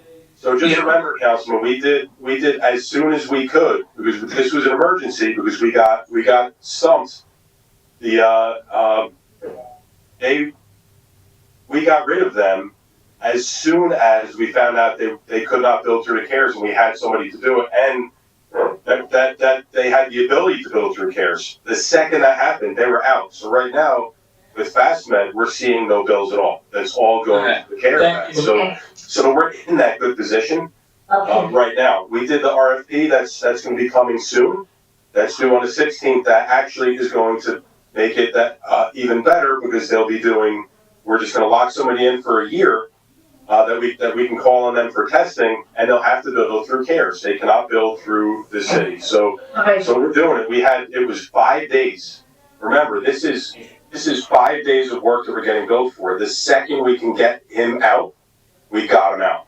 And we called him in. He did the work. We'd have to cover it. That's what it is. Thank you, Councilman. Councilman Rivera, your statement. Councilman Velez, Councilwoman Mims. Councilman Jackson. Let's recap what's going on here.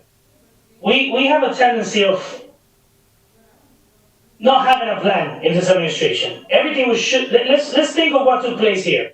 We had several entities in the city of Paterson that I'm gonna want to say we brought in, that the administration brought in, and then they thought that they had to pay them. Then they came to the council and said that we no longer have to pay them after we asked for a contract, right? Because they're going to bill Medicare directly. The first two were supposed to get receipts at the beginning. Then we found out that they want to pay also. So when Dr. Conti was here, you already have several entities providing services. You have Passaic County providing services. The entity that Dr. Conti replaced, they were not hired by us because we didn't have a contract with them either. So could somebody explain to me if the emergency is because we wouldn't look bad in the public's eye? I understand we did have a need, but that need we had a while before, and nobody used the emergency clause to bring those entities in. We could have still talked to DCA or something to expedite the vetting process, because the thing is, the one before Dr. Conti was not vetted. So what I'm saying is, we complained about the first one that came in because nobody knew about price or anything when we asked the question to the administration. Now that one leaves. I don't know what happened, and I'm not gonna make comments on what happened either. Then, we have an emergency, so we gotta bring Dr. Conti. Well, I don't understand, if we have all these contracts being spoken of, why we don't have the purchasing agent also here to explain to us the process of deciding when an emergency, the emergency clause is used. Because I understand if we didn't have any testing sites at all in the city. But this company came in for 5 days. Other companies were already around the city performing the tests. And on top of that, you also have Passaic County doing the tests. So why was this so an emergency? Because we have one of the sites that are not even ours? That's not our site. And Madam DA, if you want to correct me, you tell me that is our site. Show me our agreement, show me the contract that we have with the company. That is not our site. That is an independent doctor that came in, that we brought in somehow, the city. So I hate to use the word, we had an emergency, we had to bring him in. Well, how we brought the other one in also. So it's been an emergency for all of them throughout the city. I'm just a little disturbed. I just want to put that on the record. I'm very disturbed. Council President? That was a question to Chief McDermott, or can I? It was a statement, it wasn't a question. We continue to shoot from the hip, and we do everything for a press conference, and I'm tired of it. Okay, Councilman Velez, thank you very much, Councilman. Councilman Velez, Councilwoman, Thank you, Council President. As everybody knows, that's when we try to put the, with the request that we did in the council, the council demanded, testing site. And that's why this all happens sometimes, because we put the carriage in front of the horse. But, we demanded testing site. Now, I have a question through the chair to Madam Corporation Counsel, she's here. And that will make my decision to where I'm gonna vote. Corporation Counsel? Are you here? Corporation Counsel? Thank you, Corporate Counsel. My question is simple. Is there any legality or any legal factor, in this matter that if we vote no or yes, that the council will be jeopardized? Well, the services were performed on behalf of the city, so if the bill isn't paid, there will more than likely be litigation pursued against the city. Have the city have broken any rules or procedure to move forward with this vendor? I agree with Councilman Rivera that the cart was put before the horse. I say that, of course. Well, Councilman Rivera has been the entire time asking for contracts from the beginning. So I would not tell you anything different than what is true. And the truth is, we should have had the contracts in place prior to beginning the relationship. However, the relationship is already done. They've already rendered the services on behalf of the city. City has to pay the bill. It's fair to ask, Madam Corporate Counsel, that the contractor, the contract was, or not the contract, the vendor was dismissed before presenting the contract to the council? I don't have all the details. From what I understand, as Chief McDermott has explained it for us, the vendor wasn't necessarily dismissed. The vendor was asked to terminate the services because there's another vendor, and that's probably the next resolution the council will review, who bills the CARES Act directly to the federal government. So there's no payment on behalf of the city that has to be made. So it wasn't as there was a break in the relationship or the vendor didn't do what we needed them to do. Quite frankly, the other way is just more cost beneficial to the city. Okay, just Council President, just to my last statement. Do notice the question was answered. We're in the middle of this. We need to do the fair thing to preserve probably taxpayer money and litigation in court. But I want to say this. I know we're comparing with one service with the other, but in the industry of medical insurance and health insurance or insurance by general, my expertise as an underwriter for insurance company, okay, when Medicaid gets billed, the doctor could bill an amount. Medicaid has a scale to pay that bill. It could be $50 and they pay $12. And they could pull your tooth out, the dentist could pull your tooth out, and you think they're getting the full amount. And Medicaid or Medicare says, this pulling the teeth costs $15, $16, $20. It's not the amount that the doctor put, and they will adjust that bill coming in based on the scale or the scale of payment that they have in the performance of service. And that goes also with the any lab, any performance out there is up to the insurance carrier to adjust the bill and waive any payment in full to any medical supplier out there. So I just want to say that. But Madam Corporate Counsel answered the legal part of it, and I'm satisfied with her answer. Thank you, Councilman. And I think the other piece to this is also that we have the right, and we could go to through litigation and probably get this bill to be half of what it is. So, Councilwoman Mims? Just quickly, because I think all of my thoughts and questions have been asked. Is this a part of the $2 million, Chief McDermott? Are these fees a part of that $2 million reimbursement that is looking to be given? I don't believe so yet because it hasn't passed. So no. But if it is passed, will it be a part of, or? Oh yeah, it'll be part of the county reimbursement application. Sure. Okay. Thank you. Okay. Okay, Councilman Jackson? Thank you, Council President. First, I don't know who this question would be directed to, whoever took most part in the negotiations, but does this vendor in question have a history in dealing with municipalities? Does he have a common practice of doing RFPs? Does he have a track record in doing RFPs?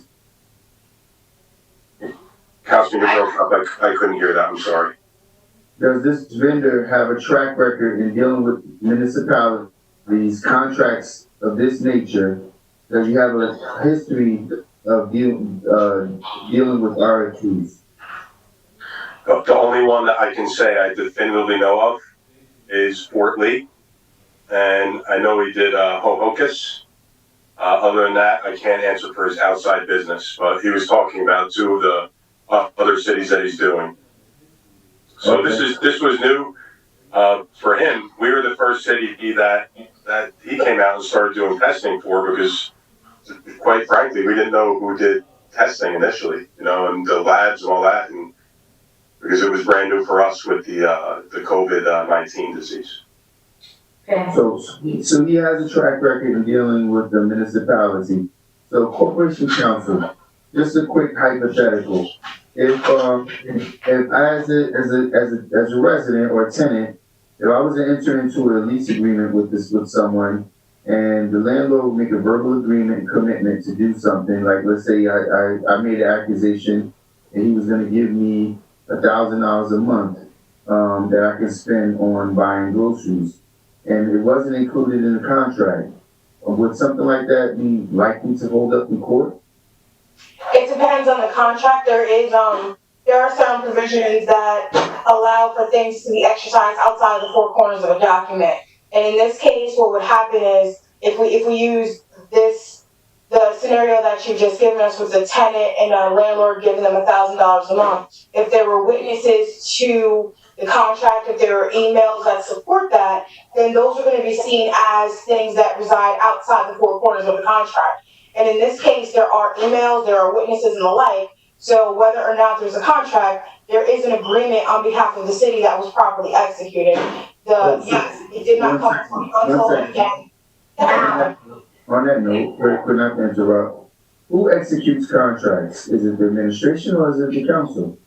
So a contract should come before council before it's executed unless there's an emergency present. Listen, council members, we're gonna continue, and I know where you're going with this, Councilman Jackson, right? Because you are right. Your questions, your line of questioning. But I'm not done. Everyone had an opportunity to finish. I'm sorry, I'll make it as quick as possible. But it's just, because I have to make this point. One, and please, because I know there was a bit of a bump between myself and Chief McDermott last week, where I guess he misconstrued my commentary as being an accusation towards him. But I have to ask this question. Chief, are you, I know you probably are, because you oversee quite a few of the guys. Are you an EMT? I'm not. My certification ran out about 3 years ago. Okay. I couldn't keep up the recertification process. You have been certified as an EMT. Being certified as EMT, does that make you a medical professional? It makes me a trained individual. Does it make you a medical professional? My guess is, makes me a first responder for emergency medical technician. Okay, so first responders, and we understand firefighters, first responders, but they're not medical professionals. My point is, if we enter into a contract for negotiation for medical services, why was it a medical professional, the doctor or a medical officer didn't take part in this negotiations? And two, why wasn't the Board of Health consulted throughout the process? Lastly, I want to just make a point. And when it comes for a measure, and I'll finish here, Council President, I appreciate you giving me a finish. But when it comes to negotiations, and if you have a company who clearly only wants to service one segment of the population that's beneficial to him, only financially, well, that's something that's supposed to be utilized as a measure of negotiations. No, we're not going to let you service them unless you're willing to service them. And, because it measures out, it weighs out. So you may make a few dollars more and because you're allowing me to build a city at double the price, but you're gonna have to take on our the residents, and I'm not sure why that wasn't considered. And Chief, obviously that's not your position because you're not the one who's supposed to be negotiating contracts. But ultimately, this falls on the DA and the mayor for their extremely poor decision-making process. The mayor accused me of recommending, or I'm the person who brought the company forward. First, yes, I am the person who recommended the company, but I didn't vet them. That was the job of the administration. That's the first thing. Secondly, I find it extremely hard to believe because I'm not sure who made the comment. Somebody said, oh, we came across one, and it wasn't the exact words. I forget the exact words, but one bootleg service provider. This same service provider is providing services for Newark, for Jersey City, and these are much larger cities and situations with no complaints from them that I've heard of. So I don't know if we continuously put the blame on everyone else when we clearly didn't do our due diligence. There's a specific guideline in which laid out the way in which municipalities are supposed to do business, and we ignored that guideline. We overstepped it. We made reaction decisions, and this administration needs to avoid that. And for me, council members, I don't see any issue with this going to litigation. I mean, I really think that we cannot continue to be submissive to scare tactics. Oh, we're gonna go to court. Oh, okay. We're like my brother over there, who I trust because he's had great success and experience in going to court. Going to court doesn't mean you lose. Thank you, Council President. Thank you very much. Madam Clerk, roll call. Yes, Madam President. We're on item number 19. Yes. Roll call on item number 19. Approval, Councilman Abdelaziz.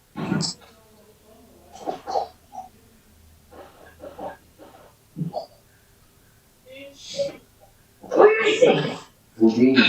Councilwoman Khan.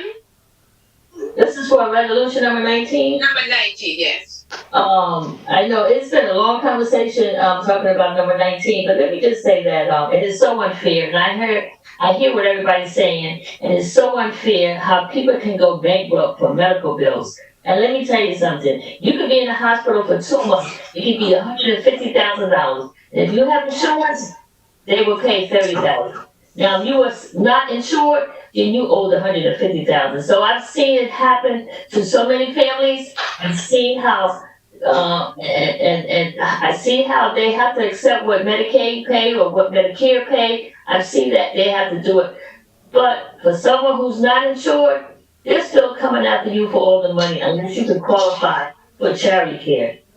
Now, we do have a lot of people in this town that can qualify for charity care. Yes, we do. But that's a really long process to even go through that, through the St. Joseph's Hospital for charity care.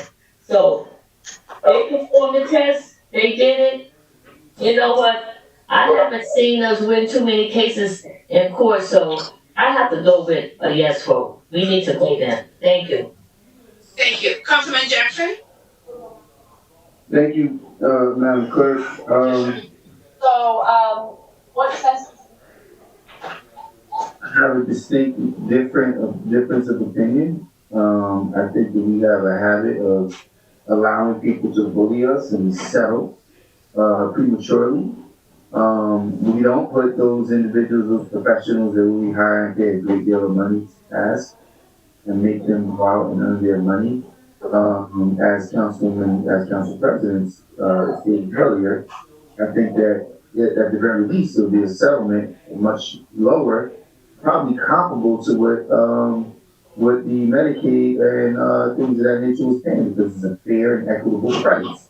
If you don't have a written agreement and a contract that states clearly what the terms of services are, then we can automatically say the same that he is. We assumed that he was going to give a fair and reasonable price. So I can't support this. I mean, we cannot continue to support derelict activity. Derelict.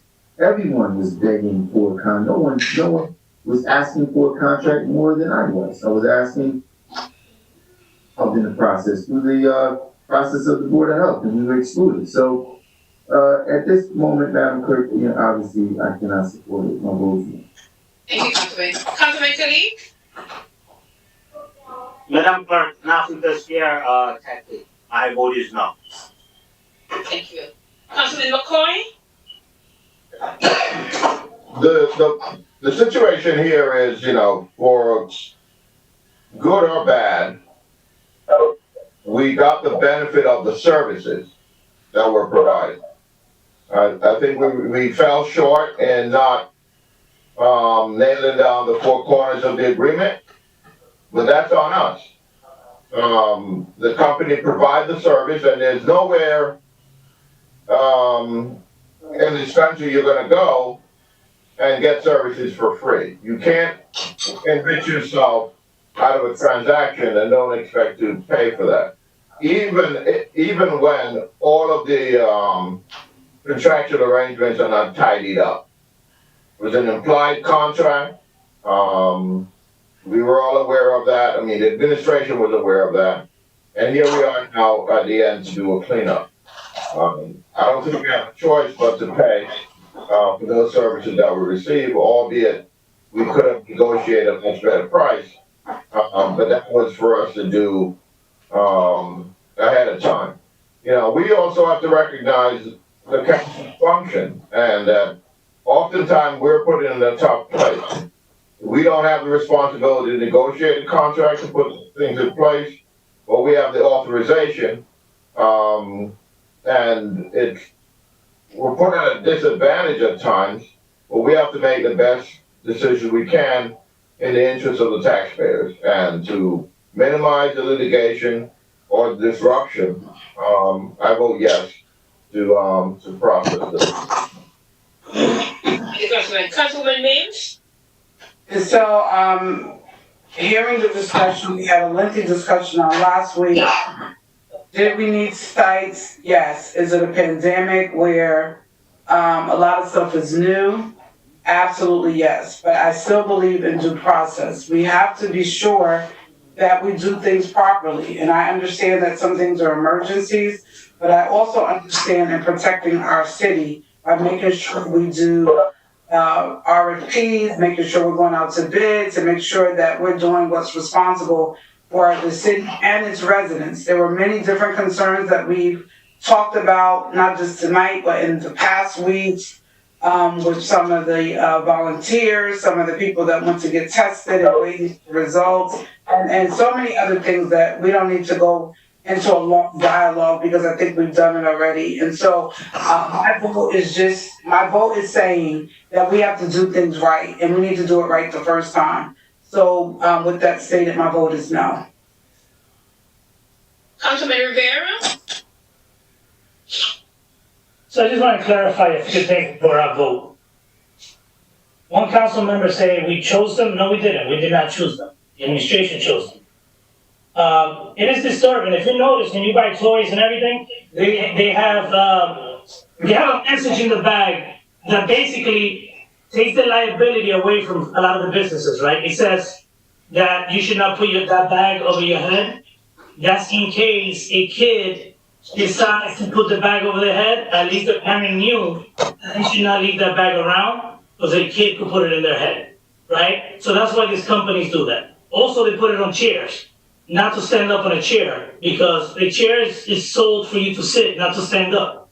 So if they fall and the message is there, they cannot sue you. You have cups now at McDonald's for a long time. It says, very hot. That's because somebody spilled coffee before that message was there, and there was a lawsuit, and the person won because the coffee burned their leg. But now they have a message there. Now, why am I saying all this? I told the administration many times before Dr. Conti came in that we needed contracts for those other entities, because at the time, they were supposed to work for us at that time when we had this discussion. At least we were going to pay some of them for the receipts, for the uninsured. That was the intent of the administration. And also, even the one that Dr. Conti replaced, we were also supposed to enter into a contract with that person. So after I put my concerns on the floor, this administration still decided to bring Dr. Conti without a contract. So us using the word that we have failed, yeah, we have failed as a city, but sometimes a comment was passed that we need to understand how the council function. No, I'm clear what the council function is. The administration needs to understand what the council function is. So to bring this company in without a contract, after we, spoke about the previous company being in there, and no one from the administration was able to tell us how much they will be charging for the services. It raises a lot of questions even with this one. At this point, I believe we should go back to the negotiating table with them and have a conversation with them. County's paying way less from what I hear. I think I've read it somewhere. My vote is no on this one. Thank you, Councilman. Councilman Blanche? Yes, I was making some notes here to make it short and sweet. Okay, I asked some questions to corporate counsel. She was clear enough to answer those questions, and knowing the legality of it, and I don't know if you guys missed one statement that she did that made in this whole conversation, that even that there was not a contract signed or approved by the council or whatever, there was emails and verbal compensation to render the service. Okay? There was emails and compensation to render the service. In other words, there was an agreement with the administration and the company called Vestibular Diagnostic, okay, PA. Saying that, the city has crimes, has taxes problem, budget problem, and the city could plan and fight the ward before going into that ward. Okay? Fight the ward before going to that ward. So, in this case, the city did not plan to go into this war called pandemic. So they was caught empty-handed. They was caught with the pants down. They was caught with a lot of issues that we had to take action. The city, the resident was demanding testing site. We was demanding testing site. A lot of things was going on. A lot of emotion was going on in the middle of this pandemic. But the city did not fight the ward before going into ward, and that's what's happened. Now we have a service that has already rendered. I know where this is going to go if we fail to pass this. They're going to prove those emails. They're going to prove those verbal contract, and they're not going to challenge nothing else that they spend the money in the tested supply and the service. If the city did not give them a contract, if there was a non-signed contract, that's an administrative function. Even the judge could say, you know what? Go ahead this way and pay the service. Hold on, Council President, you have the time to rebuttal me if you want, but I'm making my statement before I vote. That's why I keep my mouth shut. What I want you to remember is that we're on roll call. Oh, okay. We're on roll call, so I've let everyone, we're on roll call, it's 11:13, and we still have the rest of the agenda. So before I vote, and I don't want to sound like I'm disrespecting Council President and her interjection in my vote, but I recall before we started this meeting and this conversation that because we already argue and talk about these items on workshop, we was going to limit our conversation.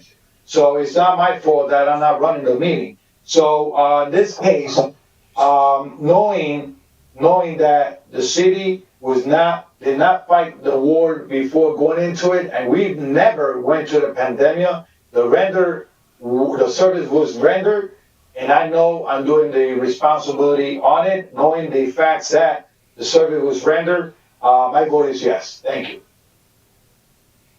Councilman Abdelaziz, we're voting on item number 19. And your vote? Sir. I think it's still on.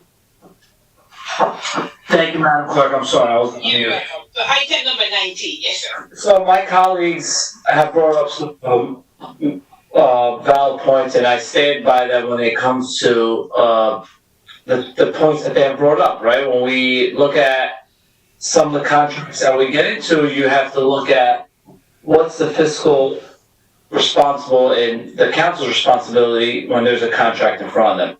So yeah, I do see it, and then I brought up my concerns about the price, right? You see the comparisons around other North Jersey towns and what the prices they're paying for, and then you ask yourself, wow, this is quite high. So I look at my alternatives that I have in place, right? Do we pay the bill and get reimbursed for it? So, I did speak to some, Passaic County officials in regards to this and see if they will reimburse this fully. They did address some of it and their concerns, but it will be a reimbursable expenditure. Then I hear my colleagues say that, let's not pay it. And some of my colleagues said, let's go to court, which I admire the fight. I admire the fight for the fiscal stewardship that they want and fight for the residents. Only concern I have about litigation. Now I have a contract in front of me that if we pay the full amount at $225, we should be reimbursed 100% of that comes from the federal money that we have. Now I go to alternative B and say, let's go back to the table, try to renegotiate. They're not going to renegotiate with us. They get their lawyer files a lawsuit against the city. We could hire lawyers because everything goes outside counsel.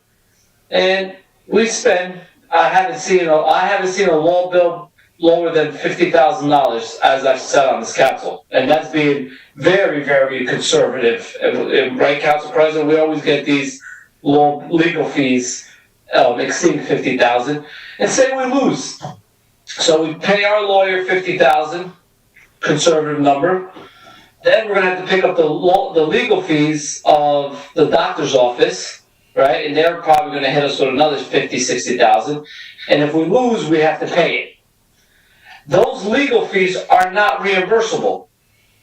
Chances are, if we fight this, it won't be reimbursable either, because if I'm not mistaken, the CARES Act, we have to spend the money before December. Am I correct, Madam VA?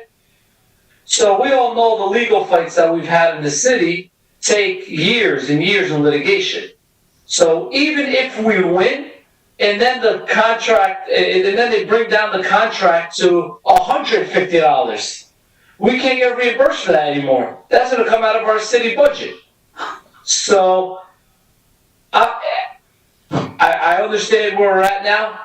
Because this is 100% reimbursable from the CARES Act, it gives me better reason to vote and support this to pay it, because we could sue. We could fight in court, right? And then we win a year from now. And they bring it down to $150. CARES Act is gone. It's going to come out of our regular budget. So instead of $100-something thousand, $134,000, they bring it down to $90,000, and we can't give it to the federal government for reimbursement. This is a reimbursable item. I don't like the number to be too high, but I can't risk with the taxpayers' money. This isn't my money where I can say, let's go to litigation, and this is taxpayers' money. If we go to court, we could risk paying another $100,000 in legal fees, risk paying the actual bill, because it's too late for reimbursement, and we know you're not going to get into court for another year and a half, or settle this until a year and a half if it goes to litigation. So the responsible thing to do is support this, and administration, you guys have heard, do not have these knee-jerk reactions and jump into things, because it is your responsibility. And I said this for last week, this mismanaging of testing, we make our decision, then we say how to figure it out. But we can't stand by there and continue doing this. So I'm giving you the benefit of the doubt because this was your first time dealing with this. No, Take, fourth time. so what did we learn from this? If a council person recommends someone to you, or anyone recommends someone to you, please do your due diligence, before you make your decision. But to the taxpayers, I can't gamble with your money. I have to do what's right. This expenditure is 100%, this is 100% reimbursable from the CARES Act, and it will not hurt the budget and the taxpayers. My vote is yes. Thank you. Thank you. Madam President? So, our mayor was a council member for 10 years. He knows the process, and it is our responsibility, and we need to procure in accordance to the law. Point blank. So, everyone knows how I feel about this. I was a big champion on getting us, getting the city to have testing. But these are not our testing sites. Let it be known, these are not our testing sites. The county, so when we talk about all these this was an emergency, the county's been doing testing for how long? And they've been doing a fantastic, phenomenal job. I can't support this. I said it from the beginning, and I'm going to stand by my word. My vote is no. Thank you, Madam President. The vote is 4 in favor, 5 against. Item number 19 fails. Thank you. Madam Clerk, item 20 and Councilman Jackson. Councilman Jackson, Yes. can you please take over the meeting? Madam Clerk, item 20 for the record. Yes, ma'am.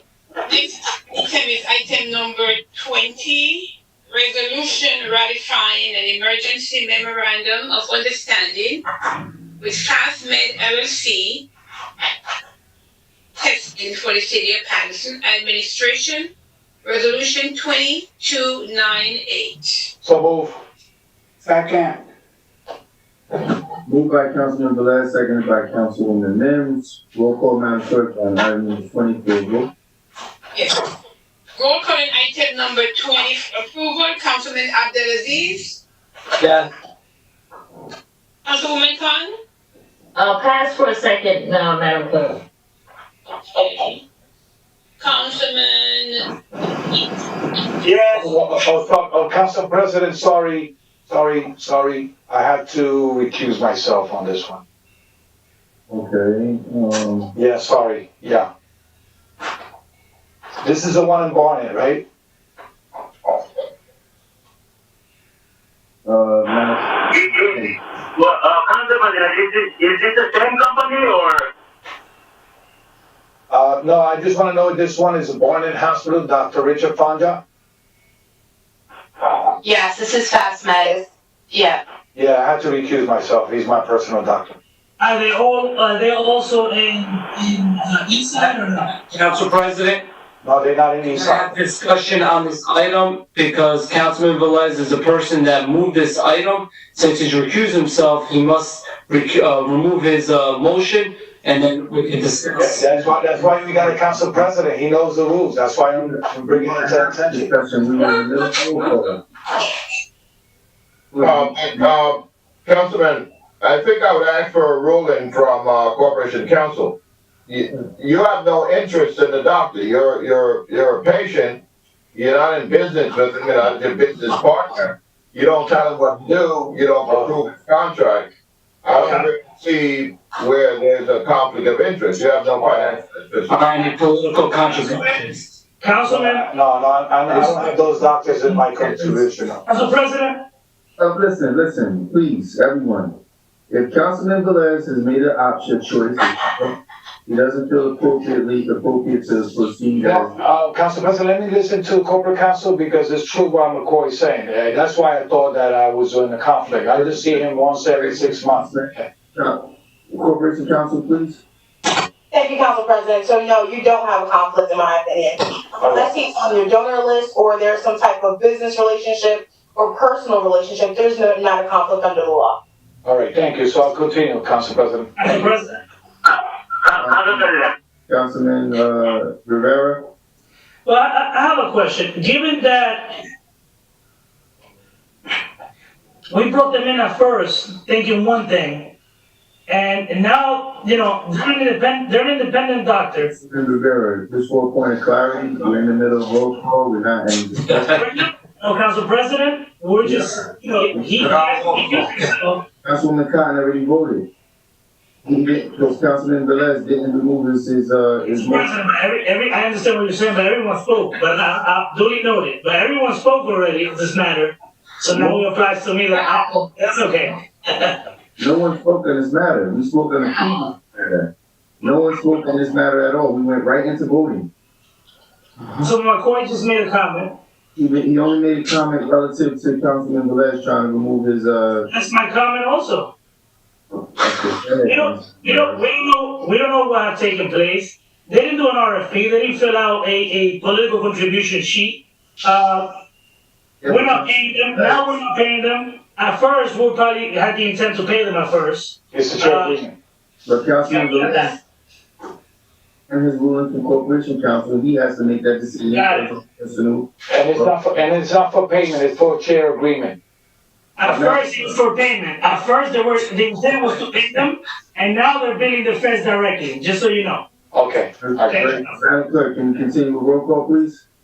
Yes, Mr. President, Councilman Cotton passed, so the next person was Councilman Kalik, and I think I heard him. Madam President, Madam Clerk, I think I voted, but I thought it was a different company. But I have a couple of questions, Council President, if I may.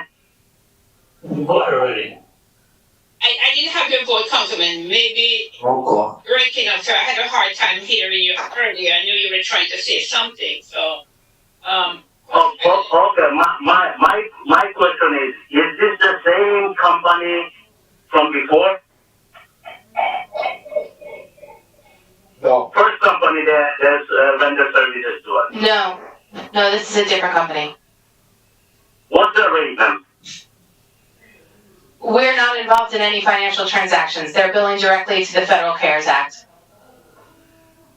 So it is not part of that $8.5 million.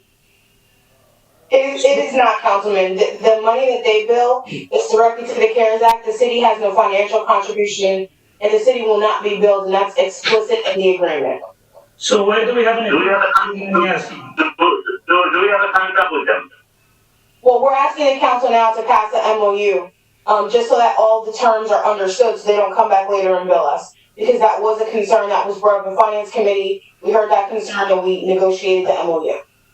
Do we have the MOU? Yes, it was attached to the resolution. Madam Clerk, when was this item brought forward to for the agenda? Point of order, we're in roll call. There shouldn't be no discussion, Council President. Madam Clerk. Point of order, you just did it, Councilman Rivera, no discussion, we're in roll call. Councilman, I would choose an order. My turn. Has the floor, so he has. My vote is no. My vote is no. Very good. Madam Clerk, continue the roll call. I have Councilman Kalik. Thank you, Councilman. Next will be Councilman McCoy. Yes. Councilman Mims. Yes. Councilman Rivera. My vote is no, by the way you were picked. My vote is no. Thank you. Councilman Velez. Yes. I'm back to Councilwoman Cox. Madam Clerk, they're gonna have to accept whatever the, Medicare pays them, with Medicaid, they're gonna have to accept whatever they get paid, so my vote is yes. Thank you. And then I have Councilwoman Mims. You did pass, correct? No, she voted yes. Oh, I'm sorry, I'm not, Councilman Mims, you said yes. I'm sorry, I thought you said pass, sorry. Yeah, Clerk. Your vote is yes, thank you. Okay. So now I have Mr. President next. Thank you, Madam Clerk. I have the same concerns as Councilman Rivera. We have no idea what the terms of service that are being rendered. I understand there's an MOU, which I haven't not had an opportunity to review. It wasn't sent to me. This concerns me in the manner in which this administration is choosing to do business. We have to protect our residents. They don't know what they're getting themselves into, and we have to be more responsible. Just on the mere premise of how this company was chosen, I can't support it. My vote is no. Thank you. Council President? I'm sorry, Councilman. Please allow the clerk to finish the roll call.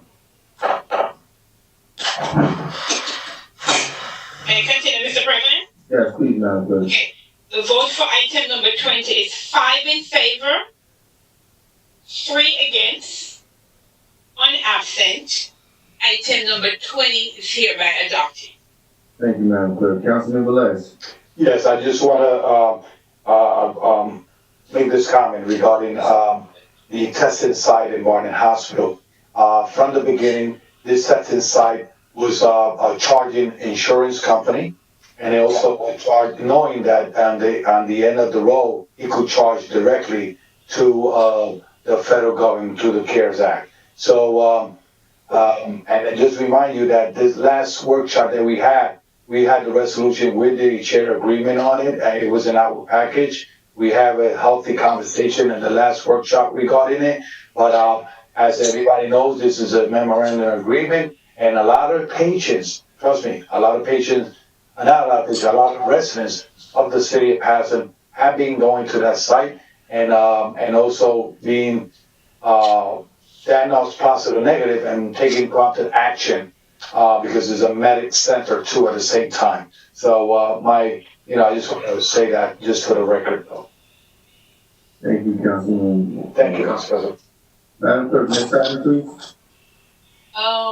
Council President, Councilman Rivera. before you proceed, I know the item just passed, but I don't like to misinform the public. I remember, and correct me if I'm wrong, I remember reading articles where the BA stated that he was going to ask these companies for the receipts for the uninsured to pay them. Now, Councilman Velez said that they knew from the beginning that they will be billing the feds. Come on, let's not misinform the people here. The thing already passed.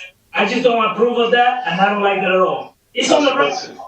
It's on the record. I go by my experience. I go by Council President. I go by my experience. I was underinsured. I don't have medical insurance like everybody does. So he explained me everything like he does as a doctor. Listen, I don't have the ability to. So you gotta have it. Councilman Rivera, please. I don't have medical insurance like you have. So he explained how you're gonna do. Councilman, there's no need to go back and forth. The item is already behind us. Thank you, Council President. Please, Madam Clerk. Mr. President, did you want us to continue with the non-consent items? Yes, please. Okay, so the next item is item number 21. That was sponsored by the Council President. Did you want us to skip over that until she gets back? Okay, so we could move on to item number 2.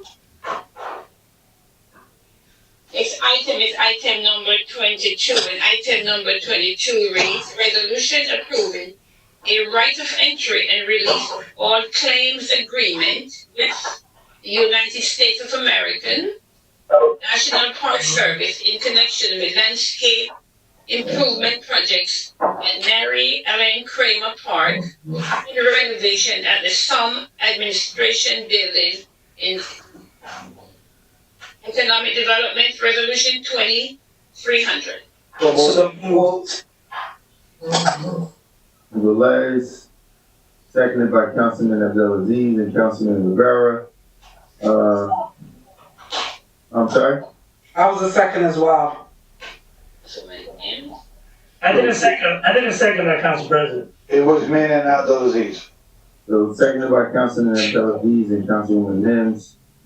Before we move for a vote, Madam DA, can you give us a brief view of this item, please?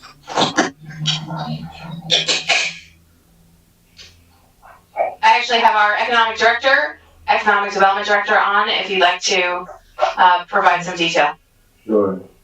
Hi, Council. How are you tonight? Good to see you all. I got a couple details for you. So this is an agreement, again, for helping the National Park Service to execute a grant of which they secured through the federal government in order to do some improvements at Mary Ellen Kramer Park. And so what this is going to do is, over at the memorial where there's a big boulder, is to do some retaining wall fixing to ultimately both provide like a sitting place as well as kind of some general aesthetics for folks that visit the park. As well as when you go to the other overlook where the falls are, to do some cosmetic improvements there where there's been a lot of like folks jumping over the fence and like the soil's been eroding. So it's to basically do landscaping work. It's about a $30,000 grant from the federal government. So because we still own the land, this provides a right of way for the federal government to do it. And we're in support of it. Can you clarify the amount?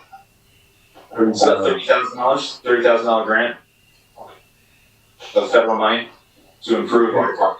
For historic national park? Mm-hmm. Yeah, it's at Mary Ellen Kramer, like when you go over the bridge when you're walking it, it's on the right where the stone is. It commemorates her name. Mr. Brown. Sorry, I can't hear you very well. I know it's for the Mary Ellen Kramer Park. I'm asking, was the grant specifically designated for a National Park Service, or could this grant have been utilized any place else in the city? No, just for the National Park. It's the National Park Service money. Okay, thank you. I appreciate it, Director. Madam Clerk, roll call, please. Yes, Mr. President. Roll call. Any other questions, council members? No. Very good. Roll call, Madam Clerk. Yes, sir. Roll call for item number 22, Councilman Abdelaziz. I commend our director. This is the stuff that we need. Look for the money, the grant money, bring them in so we're not utilizing taxpayer money out of our budget, and we can utilize those funds at other parks throughout the city. So director, great job. I know you've been fighting for more dollars day in and day out. So my vote is yes. Khan? Yes. Councilman Khalid?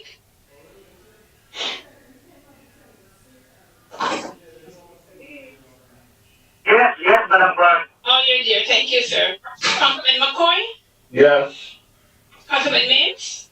I also, want to give, kudos to Director Powell. That fencing definitely needs, securing, over at the Mary Ellen Kramer Park. It's an amazing park, and those aesthetics will definitely provide more beautification to an area that's already gorgeous. So my vote is yes. Councilman Rivera? My vote is yes. Councilman Bryant? My vote is yes. Mr. President? Yes. The vote is 8 in favor, 1 absent. Item number 22 is hereby adopted. Okay, Madam Clerk, do you have any other items for economic development? I think that's the only one I have. Yeah, I think that's it. Okay. What is it? Can we please do item number 32 and 33, Madam Clerk? And 33. I think, Councilman President, I think that even that he don't have an item, there's some, item 26 is that, I think he had to speak on it. And that because is the sites of the Dairy Queen and all that stuff, and we need to ask question to the Director of Community because that is under him, Economic Development. If I'm not mistaken, though. Well, Councilman, this item is under finance. It is because it's financing for one part, but I think that, The Director wants to speak on it, he can hang around for a few what he's going with, Madam Clerk, item number 32, please. Yes, sir. Next item is item number 32. resolution authorizing the renewal of contract Paterson Inc. for collection of solid waste rebid number bid 17.30 for the Department of Public Works. Public Works Resolution 2310. So move. Moved by Councilman Velez, is there a second? Second.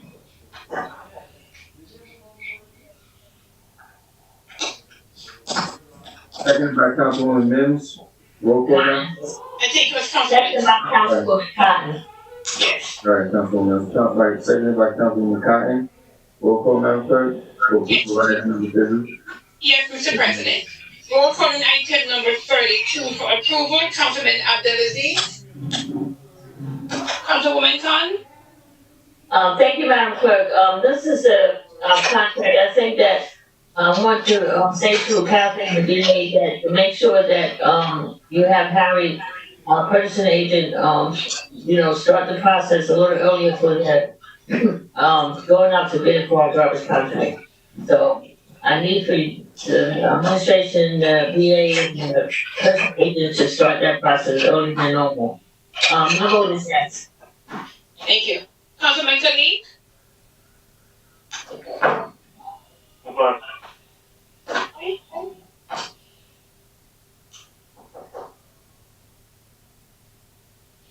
It's not there. Alright, let's skip. Councilman Mims. So I want to put it on record again. I talked about over the last few weeks, the need to put performance evaluations in place for any of our contracts or vendors. And I want to point out the language that's in the third paragraph and the third whereas, the second line to the end. It says, well, let me just read it. It says, whereas it is a recommendation of the director that due to the fact that the aforementioned contract is being performed in an effective and an efficient manner. So we should have performance reviews in place. So when it comes to extending or rewarding contracts, that we can identify the quality of service and probably anonymous surveys sent to the residents to show whether their work was up to par, so we can determine if it was effective, satisfactory, or under par. So I'm just going to put it back on the record. I think we need to do it. We also, as Councilwoman Cotton has stated, we need to go do this a little earlier. I think it takes about 5 or 6 months before we can do the bidding process, and we were not able to do it on this one. So those are just two of my recommendations. But we do need just our waste picked up. I don't want to go without it because tomorrow is my garbage day, so I want to make sure that they pick mine up on time and I don't get any extra raccoons and groundhogs. So my vote is yes. Thank you. I think I see. Councilman McCoy. Yes. Councilman Rivera. Yes. Councilman Velez. I'm gonna pass. Oh, just in case I want to come now, I don't know. But if I pass you, Councilman, I am going to go back and I'm going to come back to you again because I don't have anyone else. Your last, you can't go. I know, yeah, I'm gonna pass to Al. He's here, I know he's gonna come out. All right. I'm gonna tell you that. I voted already. Councilman Velez passed, so Councilman No. Velez, I'm back to you again, sir. What do you, And I just wanna be, I just wanna, attention, Councilman, over there. Thank you. Council, I agree with Councilman Mins just said and Councilman Rubicon just stated. We have to understand that there's employee from Rosselli, or the company that collect the garbages, or more likely, I could say 95% are city residents. And we need to make sure that in the process bidding, if a new company comes in, they guarantee that they hire people from Paterson. We don't want company that comes in and don't hire people from Paterson that really don't understand our city, and we don't want to increase the level of employment in the city of Paterson. So I understand that the director, we put in place a conversation in the workshop how diligent you have to be with those supervisors that supervise Rossetti, I know you're on top of them, making sure that those trucks in this next year are giving the service that the city is crying for. So, saying that, my vote is yes.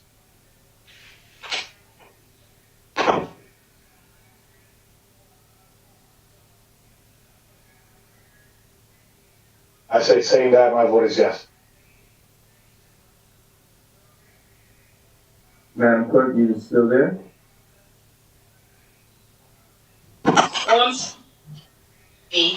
Mr. President, sorry. Thank you, Madam Clerk. Yeah, Absolutely, in no circumstances can I support any contractor that continuously provides the poorest of services to our community. We're getting thousands and thousands of complaints. One that stands out to me most is the complaint we get from Mr. Price consistently, in which we have a gentleman who has made it clear that he feels as if he has no other choice but to take matters into his own hands and actually go and have words where he feels that potentially escalate to something else with the people who work for the service provider. Those people who we pay are tasked and to be held accountable to rendering the absolute highest quality of service. That includes those individuals who work for the city as well. Our constituents are more than just people or voters, they're customers. And they should be handled with a certain level of customer service that's acceptable, that we all demand when we go out and render our support to any business. You know, we feel as if our constituents, our voters, don't have any choice, that they're gonna do what we tell. No, that's not how it works. When people render services to us, they should be held accountable to the highest standards. So, with that being said, I cannot support this as I have before in the past. My vote is no, Madam Clerk. Thank you, Mr. President. The vote is I see Council President has actually returned. I'm not sure if she wants to. No, she left again. She left. Oh, okay, very good. Okay, are you back, Council President? I can't hear you. Oh, boy. Council President? Yes, I'm here. Okay, we are voting on item number. No, I know the item. I really heard the entire conversation. Okay. I'm not voting no. We're voting no? Okay. The vote is 7 in favor, 2 against. Item number 32 is hereby adopted. Thank you very much, Madam Clerk. Madam Clerk, item number 33. Yes. Next item is item number 33, resolution authorizing change order number 1 for the purchase, delivery, and installation of a synthetic turf field at Brandes Park, contract number 060518-S2 under Sourcewell, formerly National Joint Power Alliance for the Department of Public Works Resolution 2311. So moved. Moved by Councilman Velez. Second. Second by Councilwoman Mims. Roll call. Discussion, Councilman Velez. The only thing I'm doing this is because, is a change of order for delivery and installation of synthetic turf field. And I just want the director to clarify for the audience that we're not ordering turf field. That is a problem that they find, and that's why the purchase order. So can you explain that for the audience? Yeah, Councilman, no problem. They started to feel they knew that there was some contamination, well, some contamination, not contamination on the field, the whole field. So that caused extra. Plus, there were four soft spots in the field, huge, that they had to redig and compact over again. And that's what the was for. Thank you, Council President. That's the reason, because the title, it seems like we're going to purchase again, but it's a change of order because they find something more in the field. Thank you, Council President. Roll call, Madam President, item number 33 for approval. Yes, Madam President. Roll call on item number 33 for approval. Councilman Abdelaziz?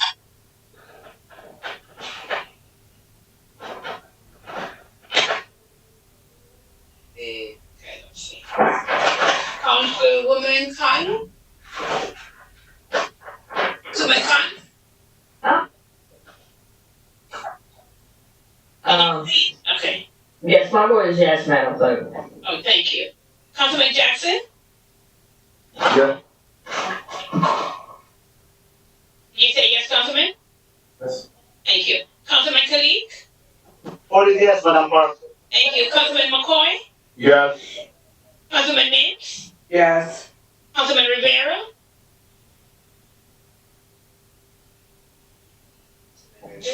Yes. Thank you. Councilman Glass? Yes. And come back, so absent. Madam President? Yes. The vote is 8 in favor, 1 absent. Item number 32.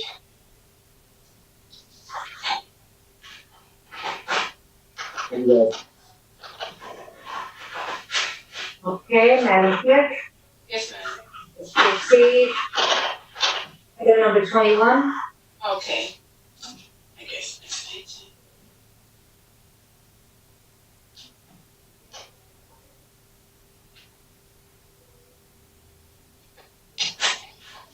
Next item is item number 21, resolution in support of Congressional Bill S3752 entitled A Bill to Amend Title VI of the Social Security Act, establish a Coronavirus Local Community Stabilization Fund, sponsored by Council President Marisa Davila and co-sponsored by the entire Municipal Council Administration, Resolution 2299. So move. Moved by Councilman Velez, Second. second by Councilman, Can I second that too, please, Council President? second by Councilman Rivera and Councilwoman Cotton. Roll call, Madam Clerk, on item number 21 for approval. Yes. We're calling item number 21 for approval. Councilman Abdulaziz. Councilwoman Cotton. Yes, Madam Clerk. Okay. Councilman Jackson.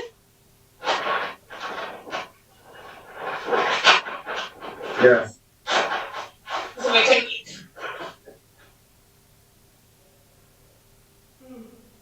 Councilman Khalid. Confirm. Okay. I got it. I heard it. Thank you. Councilman McCoy. Yes. Councilman Mims. Mims. She's not here.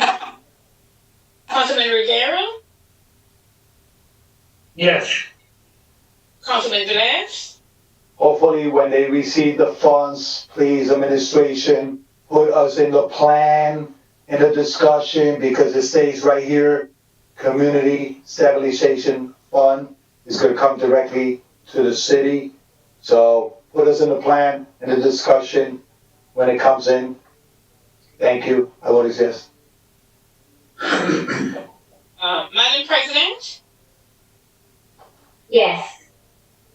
The vote is 7 in favor, 2 absent. Item number 20 is hereby adopted. Thank you very much. Madam Clerk, let's go down 23, 24, 25, 26, 27. Let's grab those. Did we do 28? No, we didn't touch Okay. 28 yet. All right, so please, 23, 24, 25, 26, and 27, 28. In that order, please. 3, 4, and 20. Okay, perfect. Next item is item number 23. Item number 23 reads resolution for a sale of municipal liens, commonly known as tax sale, pursuant to NJSA 54:5-19, utilizing the online sale procedures on NJSC 5-33.1.1, Finance Resolution 2301. Have a motion? Do I have a motion? Move it. Moved by Councilman Cotton, second by Councilman Rivera. Roll call, Madam Clerk, on item number 23. We're calling item number 23 for approval. Councilman Abdulaziz. There you go. Councilman Cotton. Morris, let me ask you something. When is the last day you're gonna scrub the list for the tax sale? The day before the sale, which would be June 17th. Oh, when is this? That's Monday? Oh, Wednesday? The sale is next Thursday. It's next Thursday. Yes. All right, so the day before you scrub it. Yeah. Okay. My vote is yes. Thank you. Councilman Jackson? Thank you, Madam Clerk. Madam Sharon, please, I know that your office is extremely busy. It would be extremely helpful if I can get your, assistance. I have a young lady, the same young lady we talked about, and the only reason why I want to make this public is because in the event other, members of the community are receiving the same difficulties, but she paid her bill online and she sent us a copy of her screenshot of her bank statement. She did not pay her bank, she did not pay her mortgage company. She states that she went on the city's website and paid directly on the city's website, and the money has been extracted from her account. And she's wondering why it's still showing delinquent. So we should, I hope we can clear this up. If you can, Madam Chairman, please, maybe you can give me a moment of your time tomorrow. We can get to the bottom of it. But other than that, my vote is yes. Thank you. Councilman Kalik? My vote is yes, Madam Clerk. Thank you. Councilman McCoy? Yes, I had a similar experience, like Councilman Jackson, someone called today, I had to walk them off the ledge. So we need to make sure that the system is updated as soon as possible after receiving the payment. My vote is yes. Thank you. Councilman Mims? Councilman Rivera? Yes. Councilman Velez? No. You said no, Councilman? Oh, that's my first no. No. Okay, thank you. No, I just wanted to be sure. Yeah. Madam President? No. The vote is 6 in favor, 2 against, 1 absent. Item number 23 is hereby adopted. 24, Madam Clerk? Yes, next item is item number 24, resolution addressing the renewal of an entertainment/show license for Night Court Entertainment, trading a Silk City Gentleman's Lounge, 10 First Avenue in the 3rd Ward Finance, Resolution 2302. Have a motion? Move, Who just said move? Councilman Douglas? Jackson. I don't. Moved by Councilman Jackson. Do I have a second? Do I have a second? Second. Second by Councilman Khalid. Roll call, Madam Clerk. Madam BA, I saw the email that you sent. I'm not sure if you sent it to everyone with the questions asked from last week in terms of calls to service. And I did see a full report, very detailed at that, coming back from 2018 to 2019 and where we are today. So just so you know, service. It was sent to the whole council, yeah. It was? Okay, so, I'm satisfied with the information received. And, if no one has any questions, I'd like to call. Council President? Councilman? Yes, as soon as I saw the report also, that matter was discussed in the last renewal license. That's why it's not even, but it's good that we receive it, but we discussed it in the last renewal. Right, well, the report prepared reflected that, there was some issues in 2018. Right. 18 that's it, and where we are today, so, it's either we're a little bit up or down, so let's just. I recall that Councilman McCoy brought in and made a lot of questions to the owners. Yeah. Thank you. Councilman McCoy, are you okay to proceed for roll call? Yes, I am, Madam President. Okay, Madam Clerk, roll call on item number 24. Yes, Madam President. Yes, the attachment that was emailed, it was scanned into the system, so it's attached to the resolution. We call it item number 24 for approval. Councilman, I believe it Councilman Abdelaziz. Yes.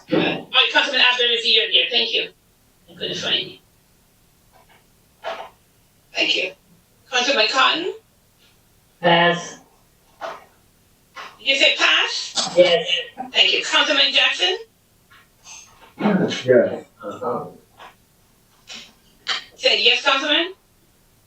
Thank you. Councilman Khalid? Yes. Thank you. Councilman McCoy? Yes. Councilman James? Yes. Councilman Rivera? Yes. Councilman Glass?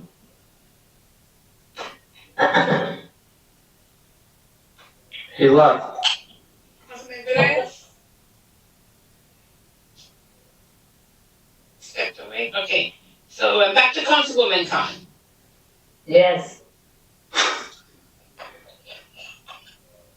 Madam President? Yes. The vote is 8 in favor, 1 absent. Item number 24 is hereby adopted. Thank you very much. Madam Clerk, item number 25. Next item is item number 25, resolution certifying that all members of the City Council of the City of Paterson have personally reviewed at the minimum the required sections of the 2019 fiscal year audit finance resolution 2303. So Moved by Councilman Velez, do I have a second? Do I have a second? Second. You just said second. Okay. Councilman Khalid, thank you. Yes, Sorry. I did. Moved by Councilman Velez, second by Councilman Khalid. Roll call, Madam Clerk, on item number 25 for approval. Yes. Roll call on item number 25 for approval. Councilman Abdelaziz. Yes. Councilwoman Khan.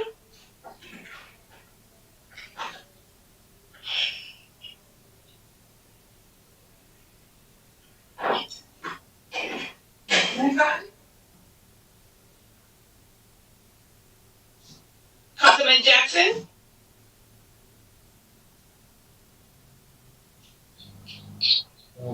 Councilman Jackson. Councilman Khalid. Yes, Madam Clerk. Thank you. Councilman McCoy. yes. Councilman James.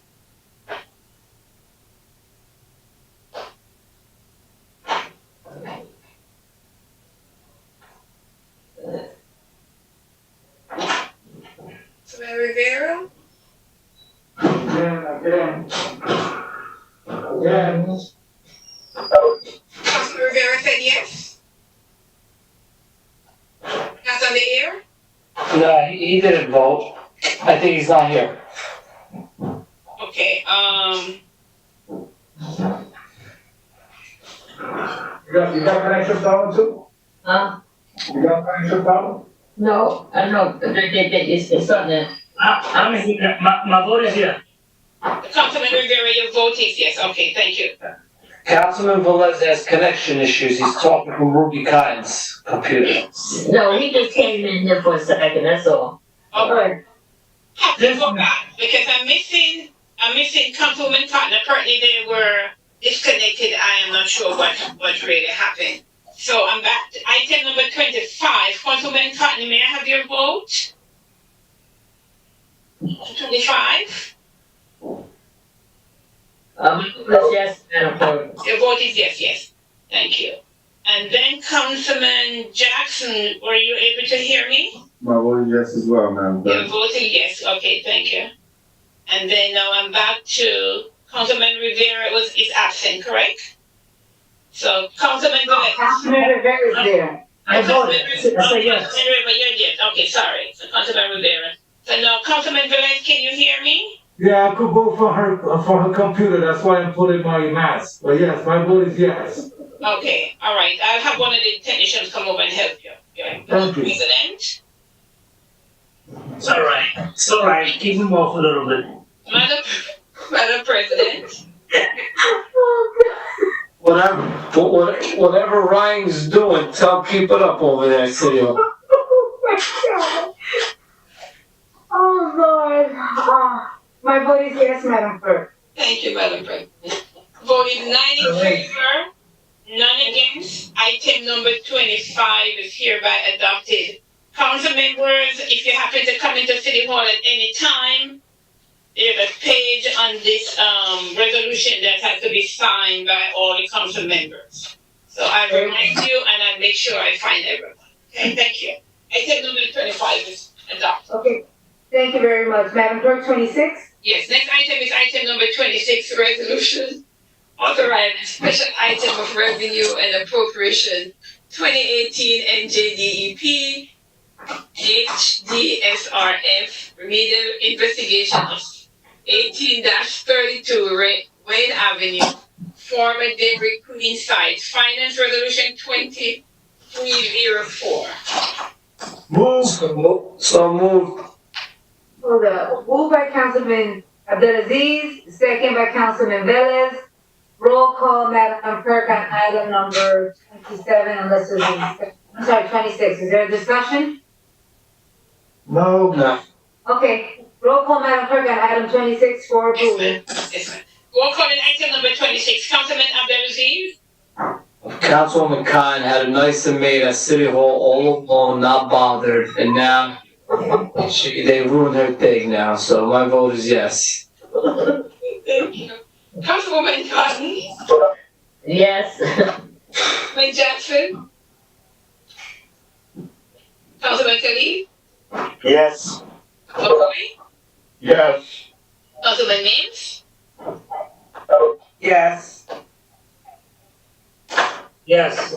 Councilman Velez?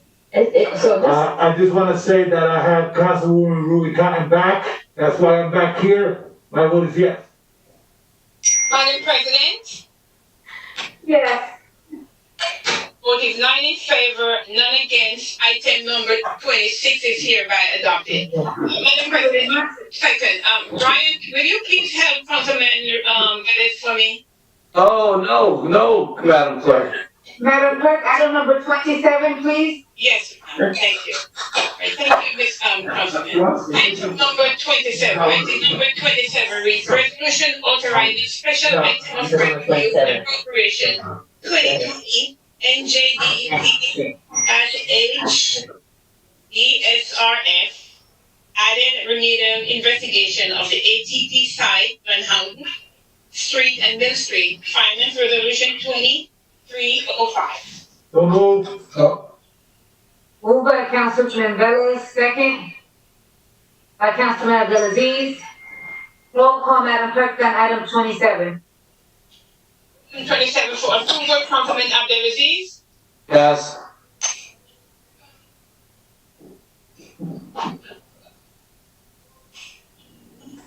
Councilwoman Khan? Yes. Thank you. Councilman Jackson? Thank you, Madam Clerk.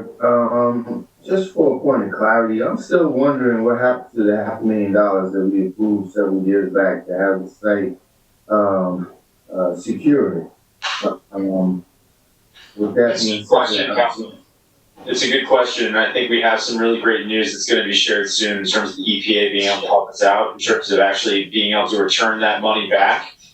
It looks like the EPA is going to be willing to help pay for the fencing all around that whole area that I know has been a real major nuisance for the community. And so this is part of the remediation stuff that's tied in. And also I want to put on council's radar screen that we'll be bringing plans forward that I really look forward for getting council feedback on with regards to the quarry lawn, which is tied in with the ATP site, once we're able to remediate. So I think there's going to be some good news coming soon in terms of both savings as well as good future development and a way to really kind of remediate and preserve that area. I'm just curious, is the price tag that the EPA is willing to pay for that fencing is $500,000? It's about that. Yep. Yeah. My vote is yes, Madam Clerk. Thank you, Councilman. Councilman Khalid? My vote is yes, Madam Clerk. Thank you. Councilman McCoy? Yes. Councilman Mims?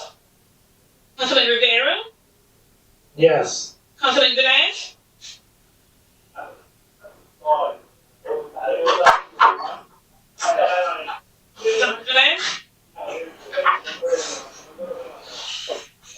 Sorry, we're doing voting or discussion? We're voting on item number 27 that has to do with that, Van Houten and Oh, yeah, actually, I read the proposal of the, EDP and what they came forward with it, for in the bill. And I know that the director will put that money, in a good project. So moving forward, my vote is yes. Thank you. Madam President, Yes. the vote is 9 in favor, none against. Item number 27 is hereby adopted. Thank you very much, Madam Clerk. Item number 28. Next item is item number 28. Resolution authorizing special item revenue and appropriation 2019 Passaic County Historic Preservation Grant for Hinchcliffe Stadium facade. Finance Resolution 2306. Move. Madam President. Second. Second. President. Hold on. When Jackson wants to have a discussion. Second. We could vote first, yeah. Hold on. No. Moved by Councilman Velez. Who's the second? Second, Councilwoman Mims. Second, Councilwoman Mims. Discussion. Certainly asking, this one included, I'm curious as to why all of these items have circumvented the ED, committee. None of these items, they're coming forward as finance, under finance. And I don't recall, unless, Mr. Chairman, you were a part of a discussion or approval process. I'm just curious, Council President. And so I will say this, only because there's another item coming. I met with, Director Powell yesterday, specifically about this, that although items, will come through finance, they're under economic development as well, and that they need to be addressed in economic development. I'll let the director speak to this, but there is an item that we're planning on putting forth, but it has to go through the committee first. So, Director, can you answer the, question now pertaining to this item? Sure, Council President, and I think that's exactly right, which is that the idea is that while certain things are financial in nature, they also have repercussions in terms of. So this is more of a grant that we've already applied to. It's gone through the committee. This is more about the financial nature of accepting it and moving in terms of next step, which would be moving into like extending the contract ties in with the work that's going on at Hinchcliffe Stadium, which is a way for me to also provide an update to the council in terms of some of the broader picture, in terms of where we stand, both in terms of some of the stabilization that we've been able to secure in terms of existing funding, as well as where we're going to making the stadium come back. And so, the point is, it's already kind of gone. This is like, we're just accepting the grant and moving forward. And so that's why this is a little different than, I think, the guarantee that you're thinking about, which we're also looking to move through council committee as well as to the council, workshop. Councilman Abdelaziz? I apologize. That's just mitigating the process. Even when we do public safety items that may have some financial ramifications on the budget, none of these items are supposed to make the agenda until they have the signature of the corresponding committee. These items are all ED items, but as you Thank you, Councilman Jackson. Councilman Abdelaziz? Yeah, just for clarification, this item, didn't we discuss this at a workshop like weeks ago? It's a good point, Councilman. So it's a compendium. They probably should have been done at the same time. I don't really know why. It's basically the $500,000 that was already approved last time, which is 2 meetings ago. And this are the $700,000 that we have for the facade stuff that's going to go down Maple Street, stabilize the sign, and do as much as they can once the cost estimations are done. Directly, yeah, I understand the project, but just because I'm looking at it, this was brought up a month ago, went through economic before, right? The other one? It was the other one. It was a different funding source. That was the National Park Service fund, the open space. And so we're blending funds. This is $700,000 of other people's money that we're using to stabilize. It's going to help us move the whole initiative. No, I'm good with it. I just remember, debating this same thing. I just don't want to debate it again. All right, thank you. Council President, Councilman Khalid?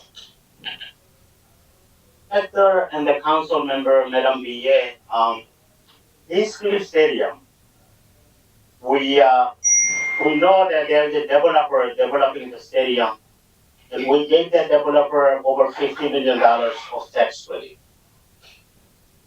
Correct. But now, why are we applying for these grants or getting those grants for? If a developer has the responsibility to build the stadium for the city. This is old. This is already acquired money that we're applying now. That's the idea. So this is part of and parcel with, and what we're going to be doing is managing this side of it on the city side, close cooperation with the development team as we move on the ERG tax credit element. So they complement each other. It's like, it's a sandwich, right? We got meats, we got cheese, we got lettuce, we got tomato, we got. Okay, I understand, but are they gonna take this amount of money? Are you gonna take this amount of money from the tax credit from this developer? What you awarded to them? It's a good question. It's a good question, Councilman. It's a good point. So no, what we're doing is we're keeping them discreetly different. I'm trying to illustrate with my hands because I miss seeing you guys in person, and it's really frustrating me that we can't actually have meetings together. But the idea is to keep them separate so that they can combine to ultimately get the project completed. So it's already existing dollars that have stabilized the one part that's over along, School 5. And now we're going to go down Maple Street as far as we can in close coordination with the development committee and team as we move to restore Hinchcliffe. Like I said, Director, we gave tax credit to this developer to develop the stadium. Like always Councilman Rivera said, we should not apply for every grant. Then in future, we might have to pay back or some other way they force to it. Can we use this money for some other project? Because I don't want to give for any more money. We already gave him over $50 million to develop this stadium. It's not also, as far as I know, he was supposed to have his finance and everything ready by December 31st. Now we are in June. Where are we standing with the stadium and the project?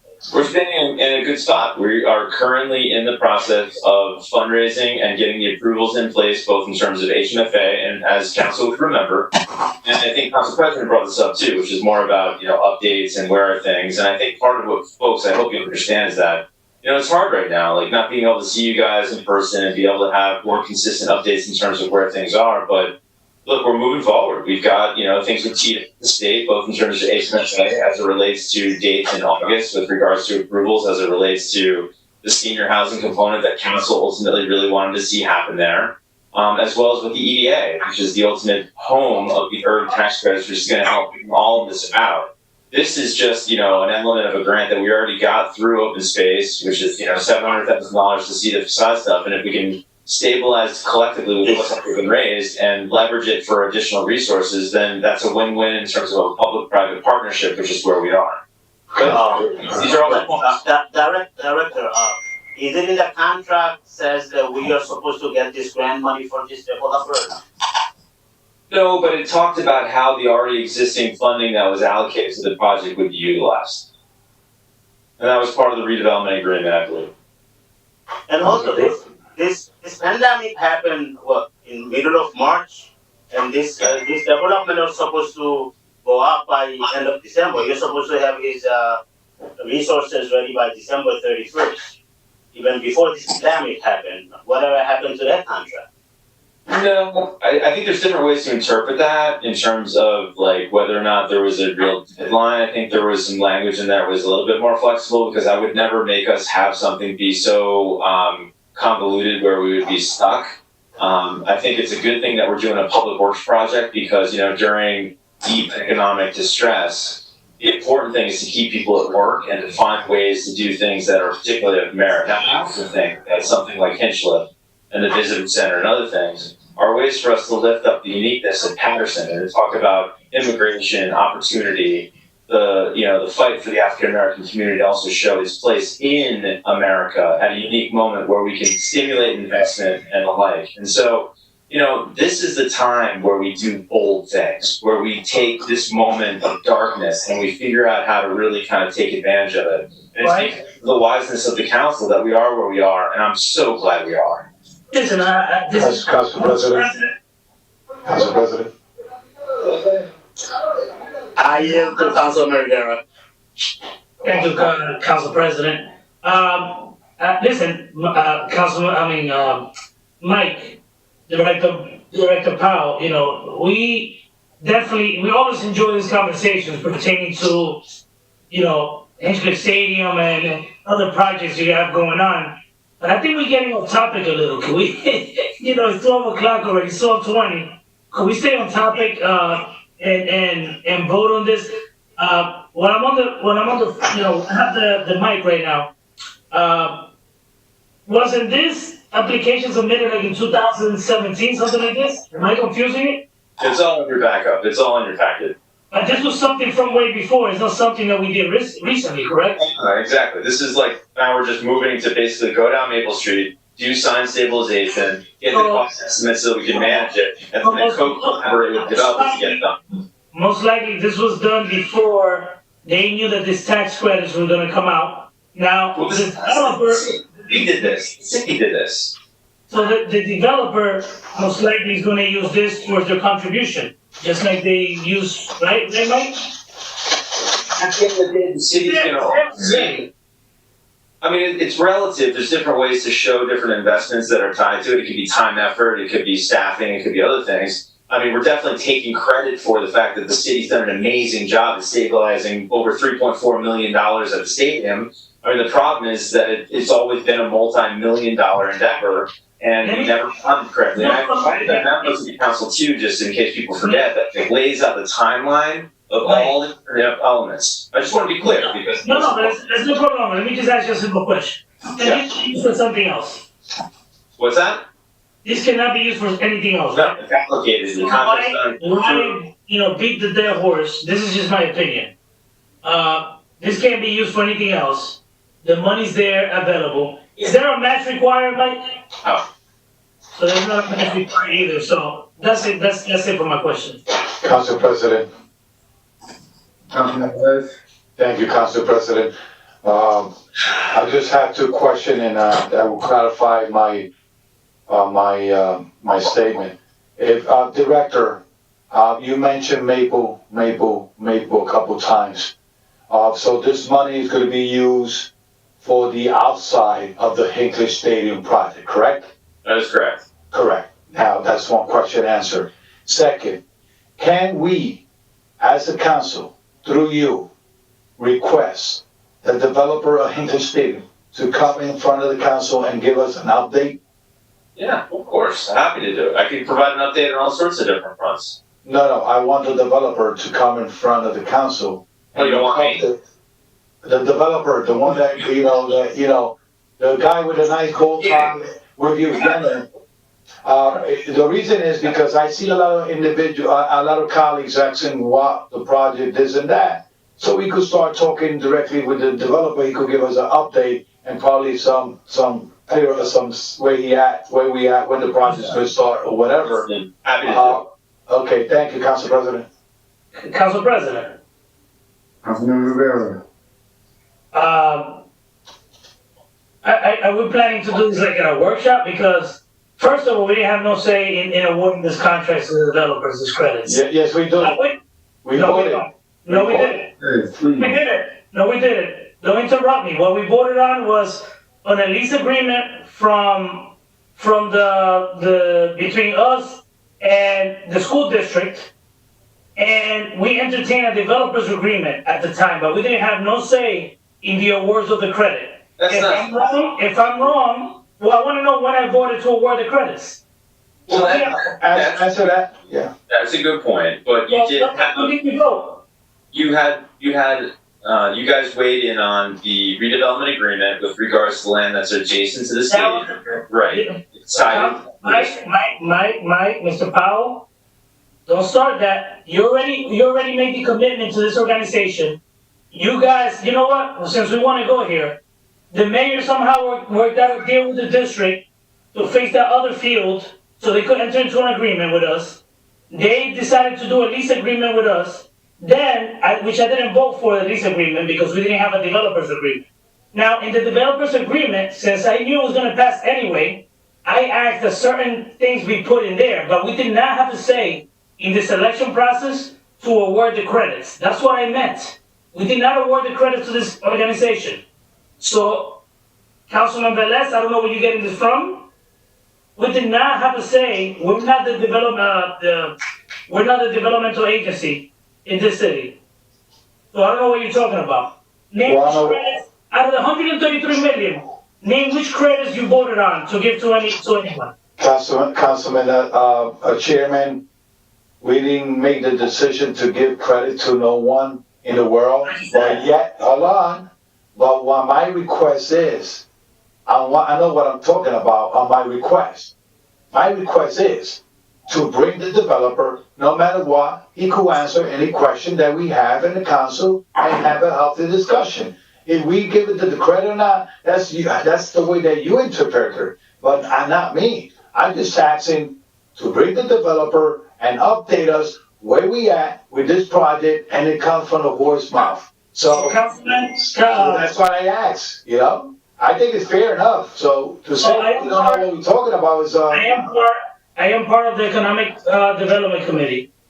We could provide any updates to that committee. Let me know when this is meeting so I don't be present there. You could give me a report yourself, Director. You could give me a report yourself of what's going on with this project. I don't need to talk to this entity because I didn't have to talk to them except for the time that we had to discuss the developer's agreement. Of course. So I don't need to know anything.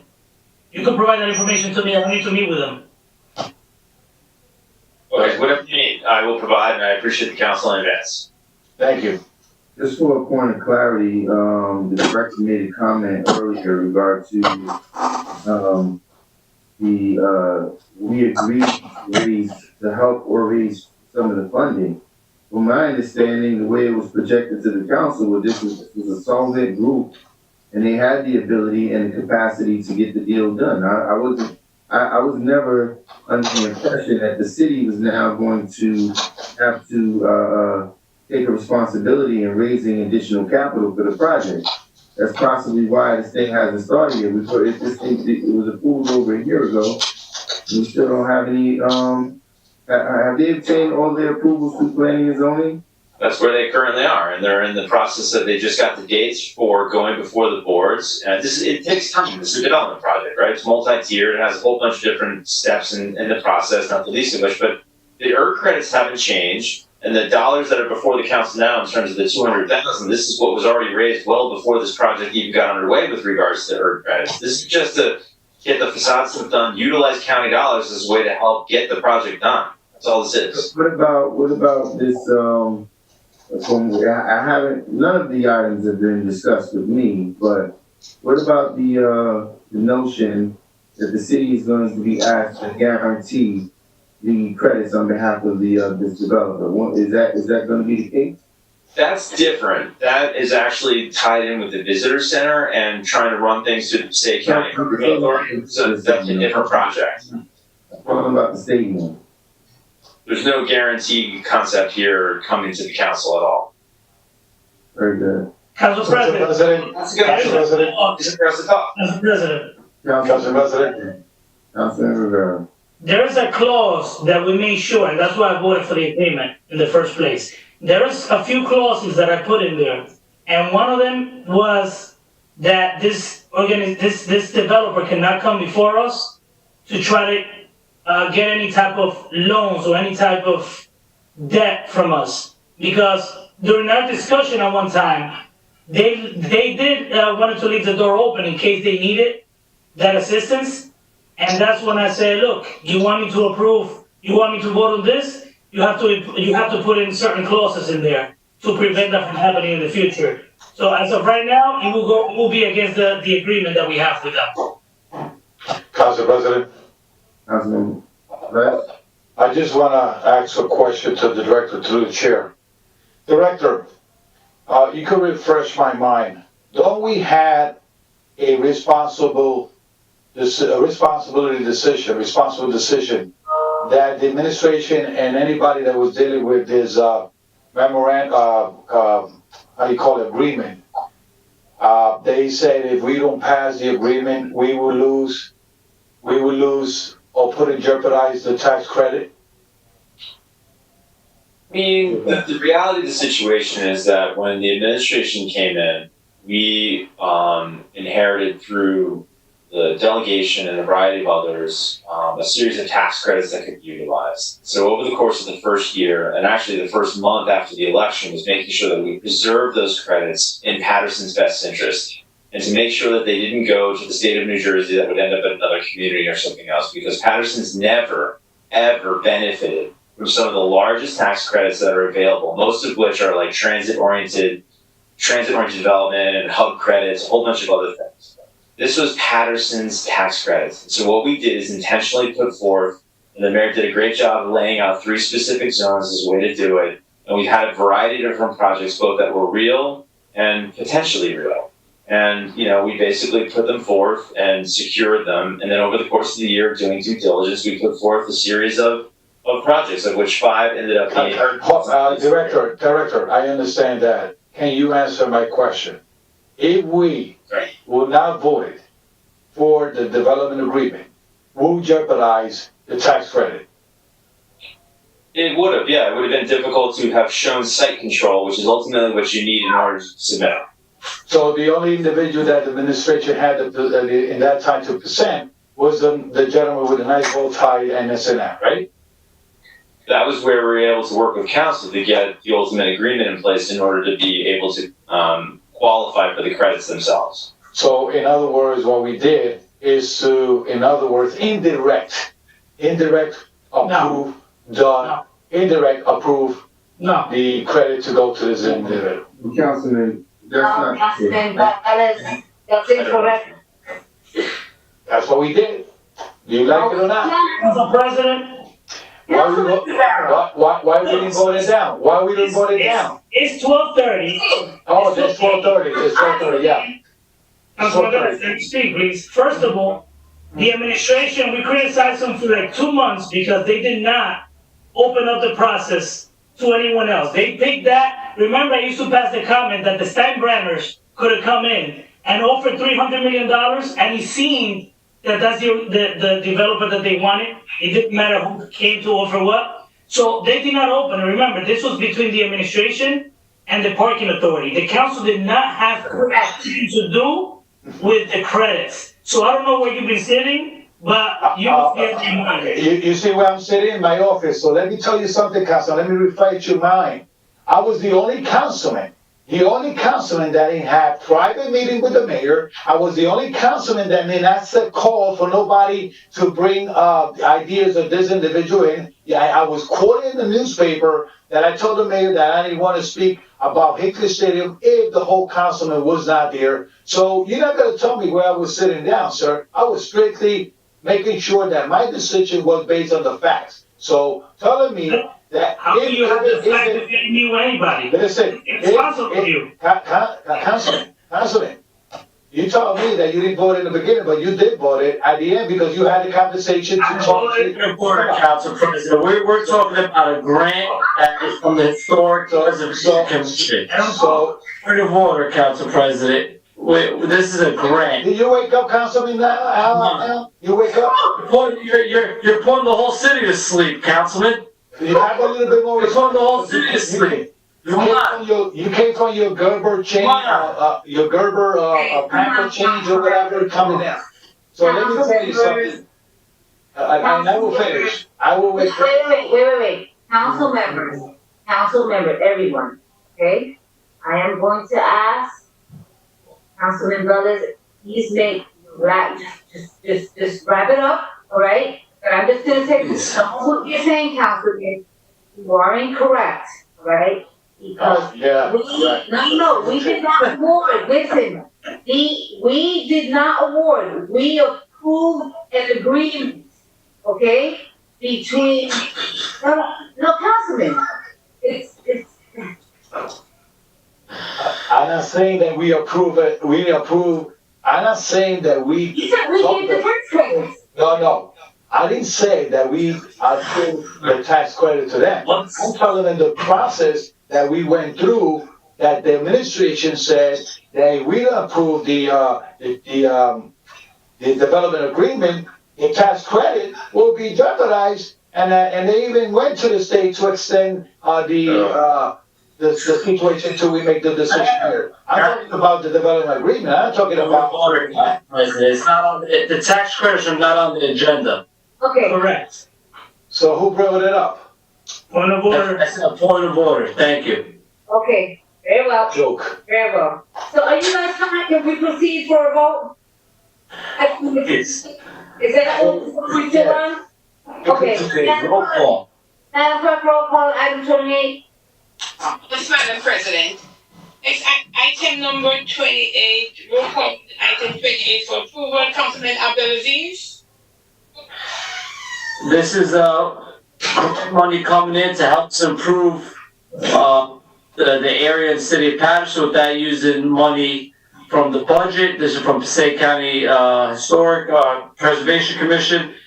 And, keep bringing the grants in, because the more grants we get, the more it alleviates the taxpayers, from our budget. So my vote is yes, thank you.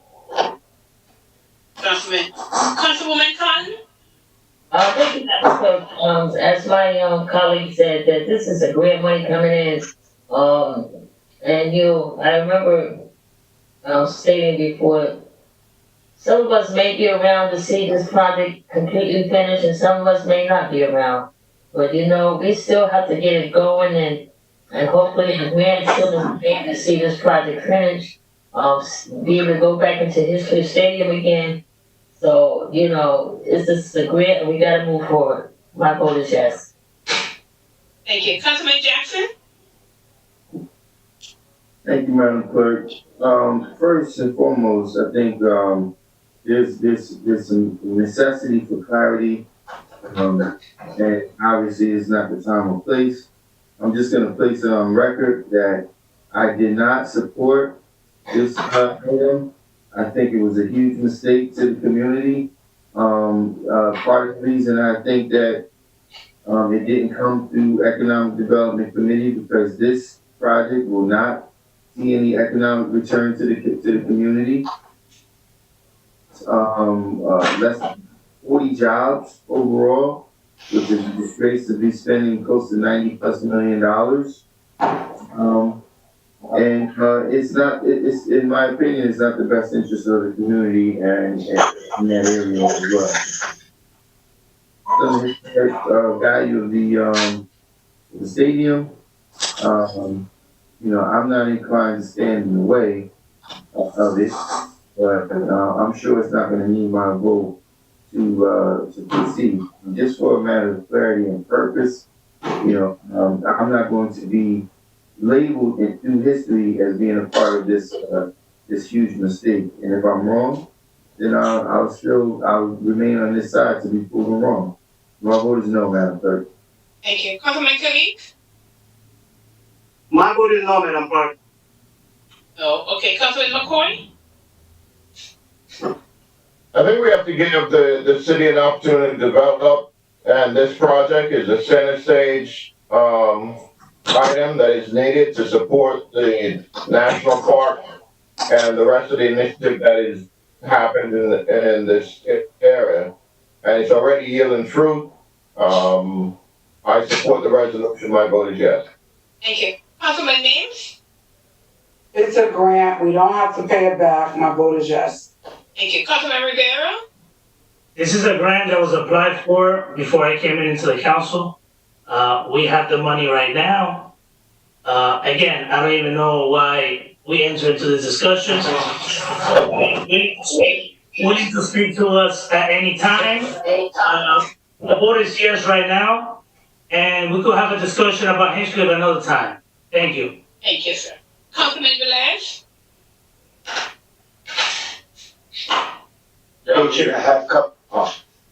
Thank you. Councilman Velez?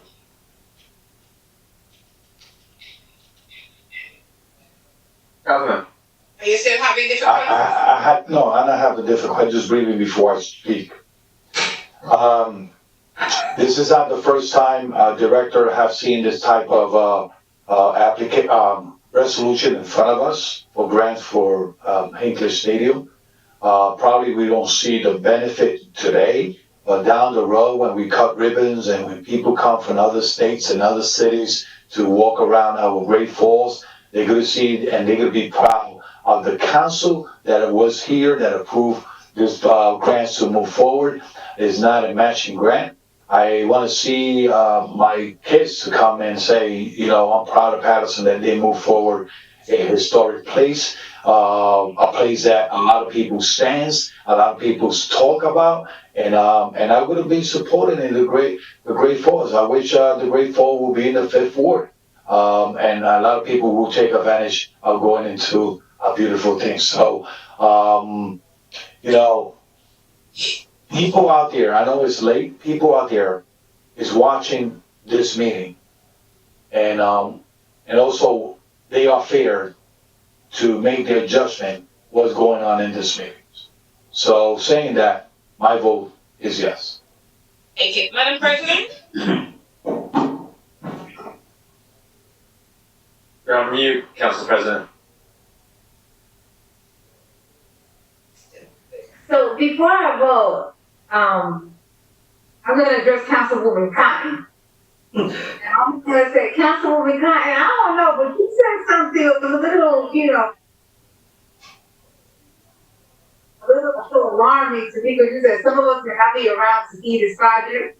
If that would be the case, then I would probably say the mayor failed at his project, right? Because I hope and pray to God that I am around to see this project come to fruition. And I understood, just wanted to make, it was a funny thing. I'm not expecting you to respond back to me. But I'm a serious person. Yeah, the reason why I said that, because I would tell people that I rode Raymond Boulevard for 22 years, and it took 20 years to do that riverfront on Raymond Boulevard in the city of Newark. 20 years. I rode that. So that's what made me say that 20 years from now, we may not see it. I hope not, but I hope we will get it done. No, but what I wanted to say, because I found it, you know, interesting that you said that, and I'm saying, Lord, I hope and pray to see this project come to fruition. Okay. But it just made me think that, you know, as much as the mayor wants this project, the way that he's gone about it has not been the best way. And so that's why there's all this back and forth friction. So I'm saying, if that were to happen, that none of us see this project, then I would have to say that the mayor would have failed at that project. But with that said, you know, I am in support of grants. You know, I think about, you know, what it was as I was growing up, and, you know, Flavio, you know, did you play there, Flavio? I was the last one to play there, 97. Okay, well, you know, my graduation was there. I walked the Thanksgiving games. So anyway, with that said, you know, I want to move forward. I want to support this grant, this resolution of this grant. So Madam Clerk, my vote is yes.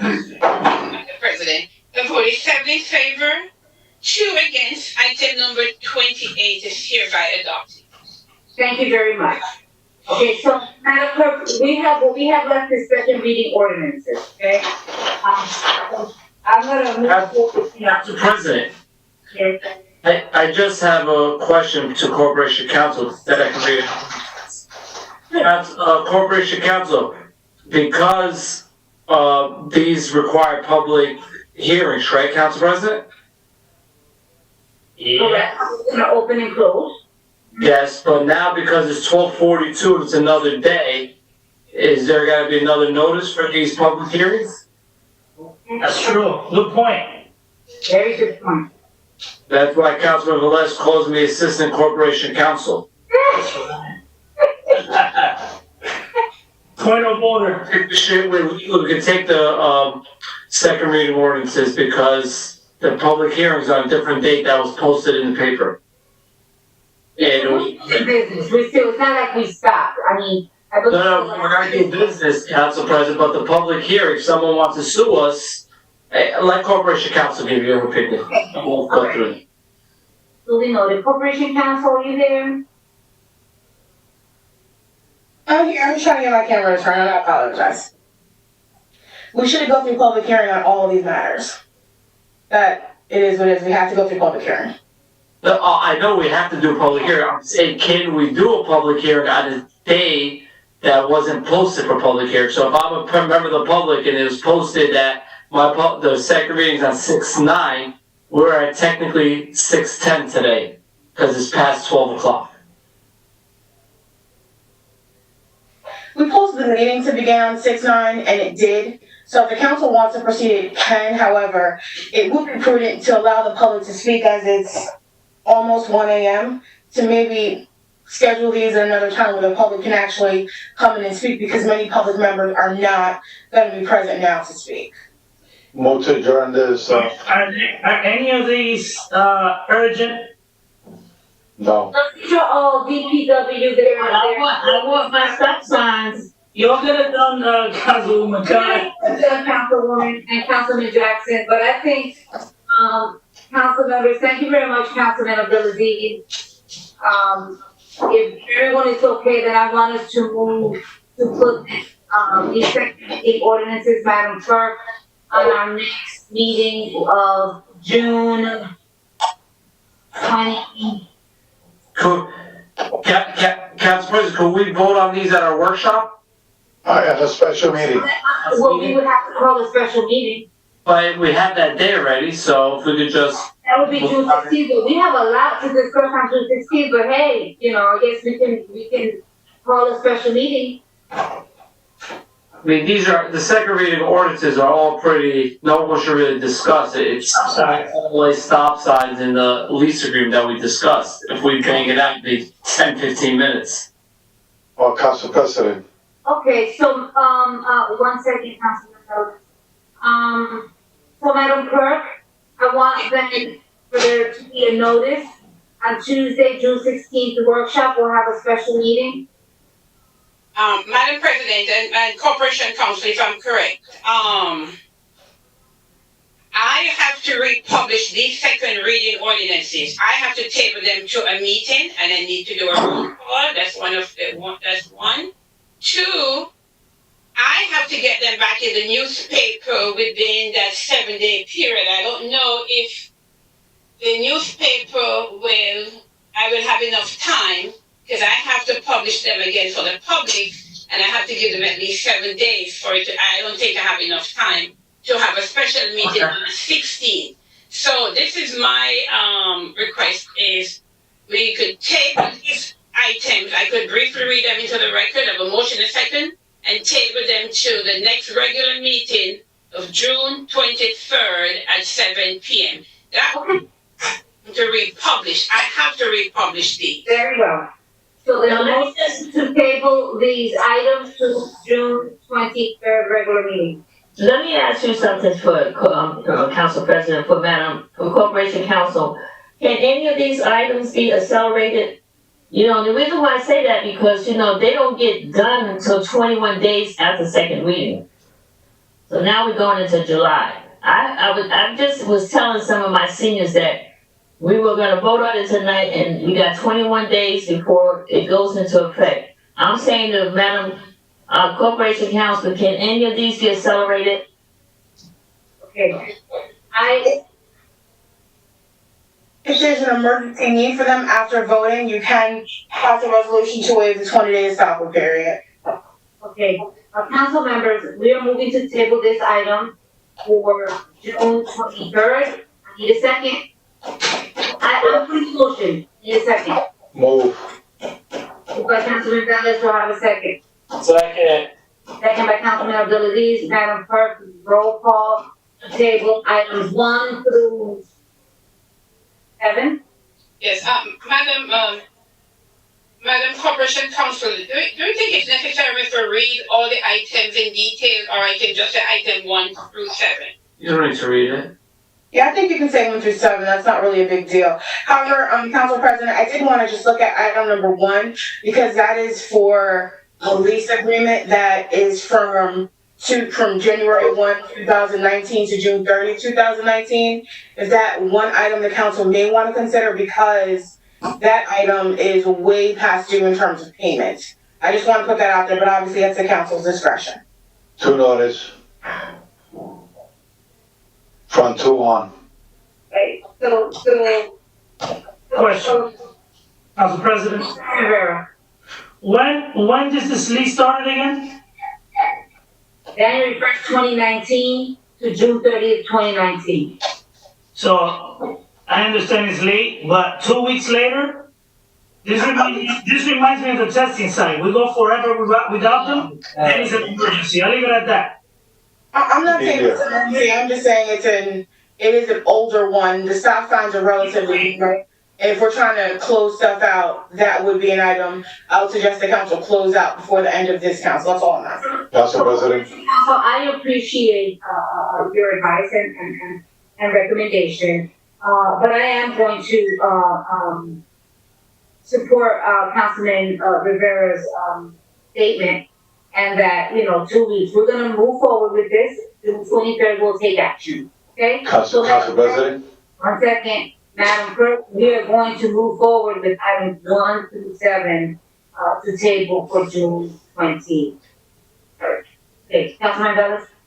I just want to keep in mind that this item number 1 was removed and put back on the agenda. If not, we will approve in the last regular meeting. I just wanted to. It's duly noted. And another thing is that, I don't know what's going on, but I haven't seen no special meeting for legal, workers' comp or whatever to be approved. Is there any chance this coming and we not better? Why are you changing the subject? Councilman, this has not come and for other business, right? We got a motion in a second. Exactly. Just wait a second, wait, please. Golly. Well, Councilwoman. Even my items were removed. These items would have been passed if they Council members, we are going to move forward to move items 1 through 7 to table. Well, no, I'm just explaining why I think it can't be, but we got no choice now. We got no choice, but my husband has some these items, my items were taken off the agenda. This stuff would have been done already. Okay, understood. Madam Clerk? Yes, Madam President. Madam Clerk, roll call on items 1 through 7. Okay. Table. Okay, I have a motion in effect on the floor. Roll call to table items 1 through 7, and these are all second reading ordinances to the next regular meeting of June 23rd, 2020. Councilman Abdelaziz? Yes. Councilwoman Khan? I just want to say to Corporation Council, are we going to be able to do that, what I suggested to you? The resolution for the 20 days council period, we can do that if that's what the council wishes, yes. Okay, thank you. My vote is yes. Councilman Jackson? Get killed over there on Rosenbach Boulevard. Thank you, Corporation Council. Councilman Jackson? I'm sorry, Madam Clerk. Did you say yes, sir? I'm sorry, I didn't hear what you said.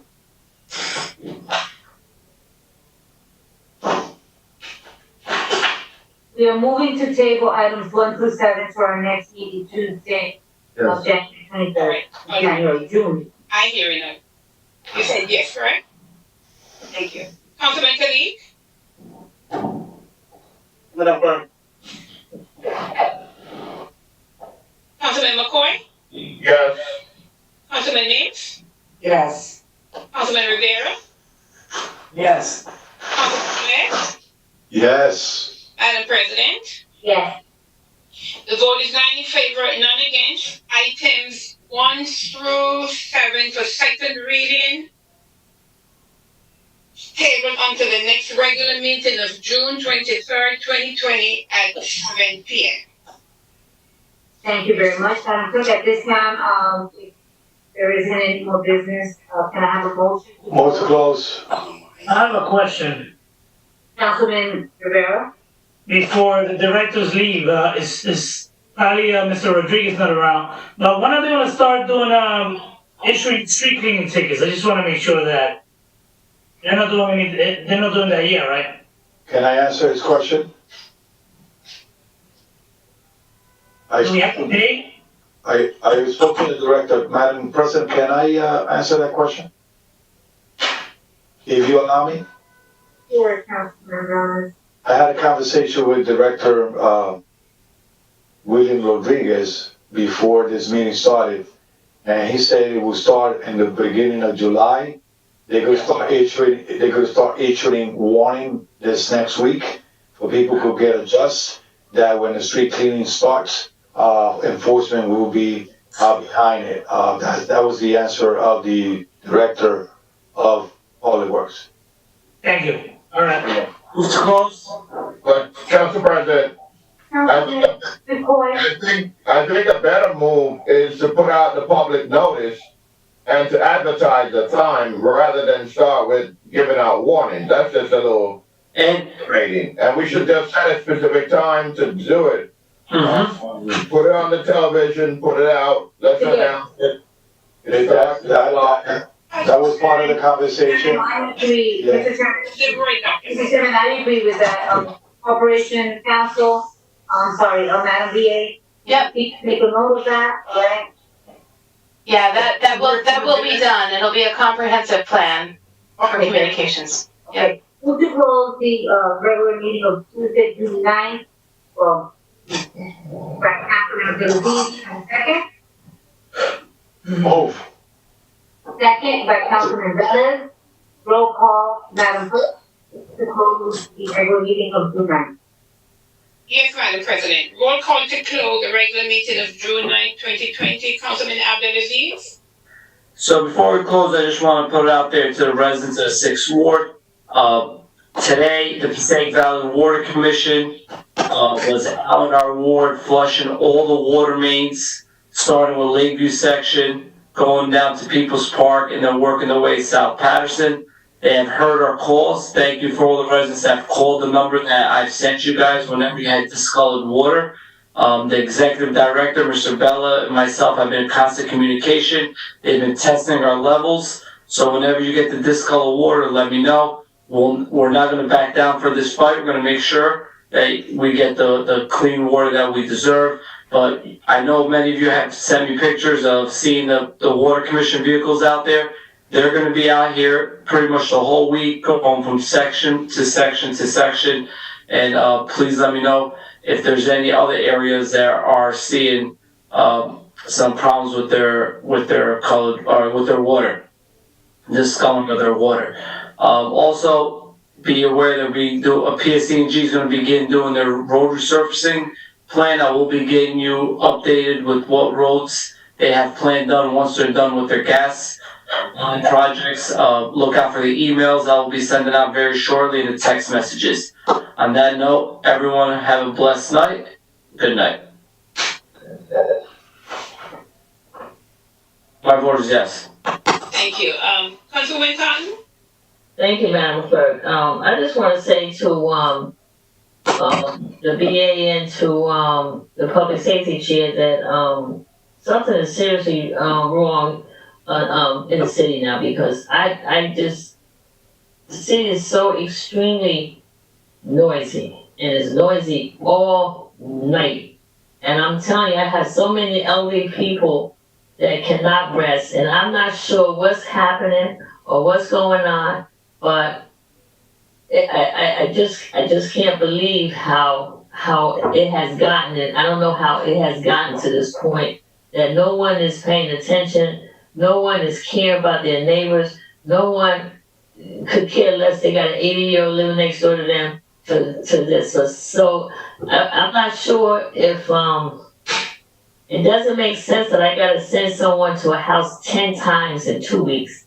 Like, maybe they're not getting the ticket they need to get. I don't know what's going on, but the calls are coming in. People are being so disrespectful, especially in their neighbors. So we need to really look at what's happening, why people are continuing to do what they do. I think maybe they're not getting hit hard enough. I'm not sure, but people are truly are living miserably. The quality of life has gotten so bad in this city that I don't know. I just don't know. But I need to talk to you, BA, to my public safety chair, Michael Jackson, to the police chief, because it has really, truly, and people are really, especially my seniors, you know, and then we gotta figure out something. I want my public safety department to buy some kind of radar.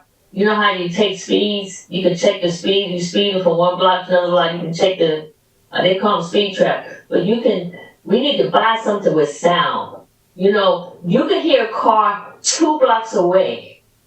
And to hear this at 2 and 3 and 4 o'clock in the morning is just, I think our fines probably need to be stiffer. I'm not sure if they're stiff enough, but we really need to take a good look at everything that's going, because I tell you, some of the quality of life stuff that's happening in the city has really gone down. It's really it's unbelievable. So I need to look into that with you, Kathleen, my BA, to a public safety chair. I need to look into that, because we really got to take a good look at. I don't know if they're not getting fined, if they get in a court. Well, we haven't had court, so we don't know. But I want to say to you all out there, to my 4th Ward residents, I got some new things coming out that I'm going to share with you. So, but I want to say, wish you all a good night. It's really good morning. Be blessed, be safe, take care of your family. I had a fireman to tell me that there's so many elderly people out there that don't have nobody to check on them. They don't have nobody to see about them. And he said to me, just get the word out there to people in the community. If you know an elderly person, just check on them and just see how they're doing. If they need some food, they need something, just make sure they're doing, because not all our elders are living in senior buildings. They're living in individual homes, 1 and 2 family homes. So please, if you know someone, please, please, please check on them. To everyone out there, I want to wish you all a good night, a good morning, and to my council colleagues, to my directors, and my Madam Clerk, and my secretary, have a good night. Have a blessed evening. Thank you. My vote is yes, Madam Clerk. Thank you, Madam Councilwoman. Councilman Jackson? Thank you, Madam Clerk. Councilwoman Cotton, I cannot agree more. It's not just loud, but we put these measures in place. The council has voted to support the state mandate for the noise ordinance, and we're supposed to have someone on staff who is equipped with devices that can measure sound. But there's such a sense of lawlessness around the city where people are now driving motorcycles without helmets, ride down one ways. They graffiti on any wall possible. You know, it's so far out of control. All the streets are dirty. And this rapid decline has happened in a very short period of time. And you know, people need to start being accountable for their part in it. I do want to make a few comments relative to some things that have transpired tonight. Madam Clerk, please make note that we did have someone who called who stated that they're on the civil service exam and they've been overlooked. I think that the mere fact that that is the case is putting the city at rest. I'm hoping that we get a full report from the administration relative to what those findings are and why was a decision made to do something different. There's so many things that I'm trying to make sure that we address because some of these my concerns seem to go on deaf ears. I have not gotten correspondence from the VA relative to these items. The COVID testing was an absolute debacle. It was a travesty, and I'm often getting scrutinized by being too or really critical of the administration. But I have to say this, and I know the mayor's watching. If he's not, please tag him in it. Please post it. Please somebody screenshot it, record it, send him to it. Make sure he knows that it came directly from me. He should be absolutely ashamed of himself. for his involvement and continued activity in the what was tried to how he tried to manipulate this last election. What happened there in those chambers of the Board of Elections is an absolute travesty. How does a supporter of the mayor wind up being on the committee, not just to oversee, but have their hands directly on the ballots? And the finding that the person the mayor is supporting somehow has 5 ballots that belong to the other candidates in his pile. As if to think that the other candidates was just gonna go away and take that on the chin. It's the manipulation process in this election and people who made an attempt to manipulate a fair and open process of voting is disgraceful. How far will you go to manipulate your own position? When are we going to have the public's best interest in mind? When are people going to stand forward to do the right thing and be trustworthy? When can we depend on someone's word to actually be what it is? And the mayor has taken an oath to do the best thing by the community. And what we're seeing is a bunch of non-Paterson people benefiting. You know, I spent a moment with some of the members of DPW, and their complaints and their concerns are still being echoed. They have yet to receive their hazardous pay, which they're entitled to, their time and a half. And we're voting to make sure that other people are paid who don't have any affiliations with the city, and how certain other members in the police and fire departments are paid. And we want to overlook the people who we have not only encouraged, but forced to go out in the front line. So, Council President, I'm not going to labor this out any longer. I think I've made my concerns clear. Madam Clerk, hopefully you made note and you send them to the administration. I would love to see when are the DPW workers going to get what they're entitled to with their contract, is their overtime, for hazardous pay, and for emergency, state of emergency pay. And hoping that they're made whole and this item is made right as soon as this week. It's a shame the way our people are being treated under this administration. Very shameful. Madam Clerk, my vote is yes. Thank you, Councilman. Councilman Khalid? Good morning, everyone. My vote is yes. Thank you. Councilman McCoy? I think he's right about that. But I do want to echo the sentiment from Councilman Cotton with regards to loud music and noise.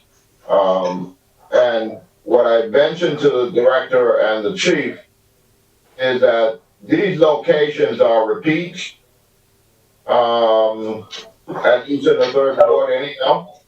East 29th Street between 10th and 11th has been off the chain, 1, 2, 3 o'clock in the morning. East 31st Street and 17th and 18th Avenue area have been another source. We have to find a way to communicate that this is not, the way we're going to run the business for the summer. These have been going the last 3 Saturdays into Sunday morning. And again, the seniors in particular are really having a hard time. So I know we're hands are tied. We are down in terms of number of staff members that we have, police officers, but we really have to get on the ball and focus in on this issue.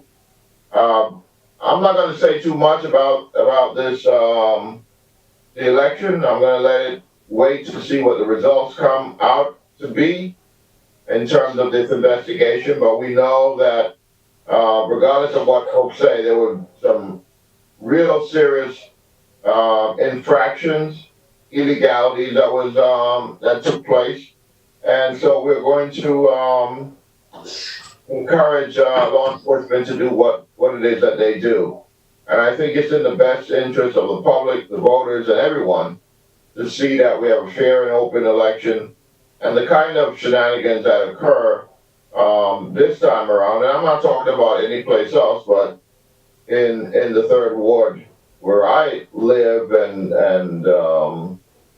I've seen the things that I've seen. I've heard from folks of the things that are happening, and I'm hopeful that we will get the matter cleared up so that, as someone said, you can remove the cloud from your head. None of us want to go through that in terms of our service. There's been a long time that I've been on the council, certainly. I'm in my 20th year, and so I want to thank the voters and the public and my colleagues for the opportunity to have given this service. I know we have a meeting or two coming up, but I just want to say how grateful I am and appreciative of the opportunity rendered my service over this period of time. So I want to wish everyone well, and let us keep in mind the reason that we're here is to serve the best interest of the public and to give our best service. And I think if I look over the period of time that I've been there, I can say that very proudly. So I can hold my head up, I can sleep well at night, knowing that we did the right thing and we did it in an honorable way. So again, Third Ward residents and voters, I thank you for the way in which you have treated and supported me over the years, and it's been a wonderful experience. I wouldn't change a thing. I've learned a lot from you. I've grown, and I think I've given you my best judgment and my best service. Thank you. Good night. My vote is what is it? My vote is yes, Madam Clerk. So close this meeting. Have a wonderful time. Good night, and be well.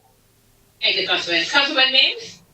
So, I just want to put on record, I know we had some talks, it's been a while, about a civilian review board. And it never came to a place where, or brought directly to the council. There was, conversation about it. So, I would like to see, that done. So I give that to, I know Councilman Jackson is the chair of public safety. So I look forward to that dialogue regarding the civilian review board. I know that we have the audit that's going to be coming out, as well as body cams and so forth and so on. I want to say that I appreciate all the work that is done from all of our employees throughout the city. My heart goes out to the George Floyd family, and watching the video that took place. I mean, just heart-wrenching. For 8 minutes and 46 seconds, him calling out for his mom, and then later on finding out that his mom is no longer here, but he was calling for his mother. And so my prayers go out to his family and to any family that's been impacted by this type of situation, and the racial tension that's going on in our country. I pray that we continue to operate in love and peace and unity, because we're better together. And as a collective body, we have to continue to keep moving forward and accentuating the positive. Madam Clerk, my vote is yes. Thank you. Councilman Rivera? So I'll forget and close this meeting. I want to know where we stand with the body cameras. I know we made it a point to put them in the capital plan to get them done, and it is my understanding, I was told that they're already ready to go. So I want to know, when are they going to be used and why they haven't been rolled out yet. We shouldn't wait any longer. If they're ready to be implemented, they should put them on and start using them. Also swimming, go ahead, Madam Mayor. I do know that they have been purchased. I think they were waiting for delivery on some of the components. I think they might have been done. So that's why I need someone. It might be. I think they did everything that they needed to do. I just want them to start utilizing, especially now during they have to start enforcing a lot of things, like, social distancing and a lot of other things they have to start enforcing. I'll check with the director, but they have the cameras on. Yeah. Please. Swimming pools. I know we changed, we voided a contract before because we needed to make some changes. Are we gonna be ready to open the swimming pools when the governor, I think the governor already decided to open the swimming pools. Are we gonna be able to open our swimming pools? Our swimming pools will be ready to open on July 15th. That is going to be our. When did the governor open his? I believe I don't know exactly. I think he said they can be open. I don't know if he said I was like, I don't know if it was July 1st or not. But what we ended up doing is that we switched out. We were going to be going out to bid for both pools, and we ended up doing just one pool. And that those bids are coming back on, I think this Friday, they'll be opened, and then we'll be able to come forward for the contract, right after that, so that we can then open for, DPW has been doing the majority of the work that's been needing to be done now, kind of some of the basic improvements, but then they'll be doing the testing and some of the simple maintenance that will be kind of going forward. One last thing is I concur with my colleagues pertaining to what's going on out there with the noise and the cleanliness around the city. But I just hope you join me also this year making sure that we as DPW or the Parks Division to maintain the parks the way that they should be maintained. I've been complaining for 2 years now. Now they have a little less work because we have artificial turf in 2 of the fields. So I'm assuming they have less work now, so they can put in work in other parks. But we need to maintain them also. I voted yes for those. Thank you, Councilman. Councilman Velez? Yes, thank you, Council, Madam Clerk. First of all, I want to send my congratulations to the organization, Black Lives Matters, City Thomas, for having a rally and demonstration that they conduct themselves, and the city. I'm proud of them. I had communication with them at the day of the rally, and the part is that as a councilman, I tried to take my title away when I had to speak to the community, and when I told Thomas City, Thomas, that and I stand in front of him, and I remember those words that I told him. Tom said, "Tom, I just want to let you know that I love the city. We love the city." And he said, "I love it too." And I already spoke to the organization, the people that we go to ourselves. Whatever happened afterwards is not their responsibility. Okay, so I know that they did a good job to demonstrate and to let the voice heard. Hopefully in the future, we probably could do whatever the mayor of Washington D.C. did and put a Martin Luther King knows also as Black Lives Matters. So, I congratulate them. Going to the note that all the council members have spoken, I know that do we have a quorum any chance, Councilman? Because I noticed that some people. It's fine with us here. Okay, I can, yeah. The other councilman has expressed himself, Madam Corporate Counsel, about regarding the loud music, and yes, it's a situation that the zero tolerance have to come in this summer. I recall, and Councilman McCoy probably could agree with me, Councilman Morris was real eloquent in trying to push forward a ordinance to confiscate DJs' equipments, music equipment, when the individual have been a repeated offender or the property have been a repeated offender, loud music, etc., etc. I don't know if this could be looked into it, a way that they start seeing that we taking it serious, that, you know, it's impossible that cops have to go to a property 5 times and still at 3 or 4 o'clock in the morning, they still party in the backyard, they still have the music loud, you know, and we need to sleep too. And the director knows, I send those texts at 1, 2 o'clock in the morning. Dispatcher knows how many times I call for this call, the kind of call service. And to say that, you know, I'm going to refrain this, and Council President knows what I'm going to say, but, you know, saying that we are short of cops and saying that we are this and we are that, you know, listen, we need to do better. And quality of life is a must, especially when seniors are calling you that they cannot sleep. Summer Street, 519 and Cedar Street, you know, how people could come and say, your cops came and wave at them, and you could be here till 11 o'clock. And that senior is not gonna lie. That senior is paying attention when the cop is there. I got videos of cops showing to places and just wave and sometimes not even stopping. So, you know, it is a little bit discouraged, you know, and we want to change that culture. I know there's a caste system, there's a priority of calls, and but now the quality of life unit, the 6th one that was announced in that section of the ward, I don't see enough COVID units, you know. So whatever they call it, we need quality of life, and we need to disallow music and situation be addressed as soon as possible. I know Councilman McCoy has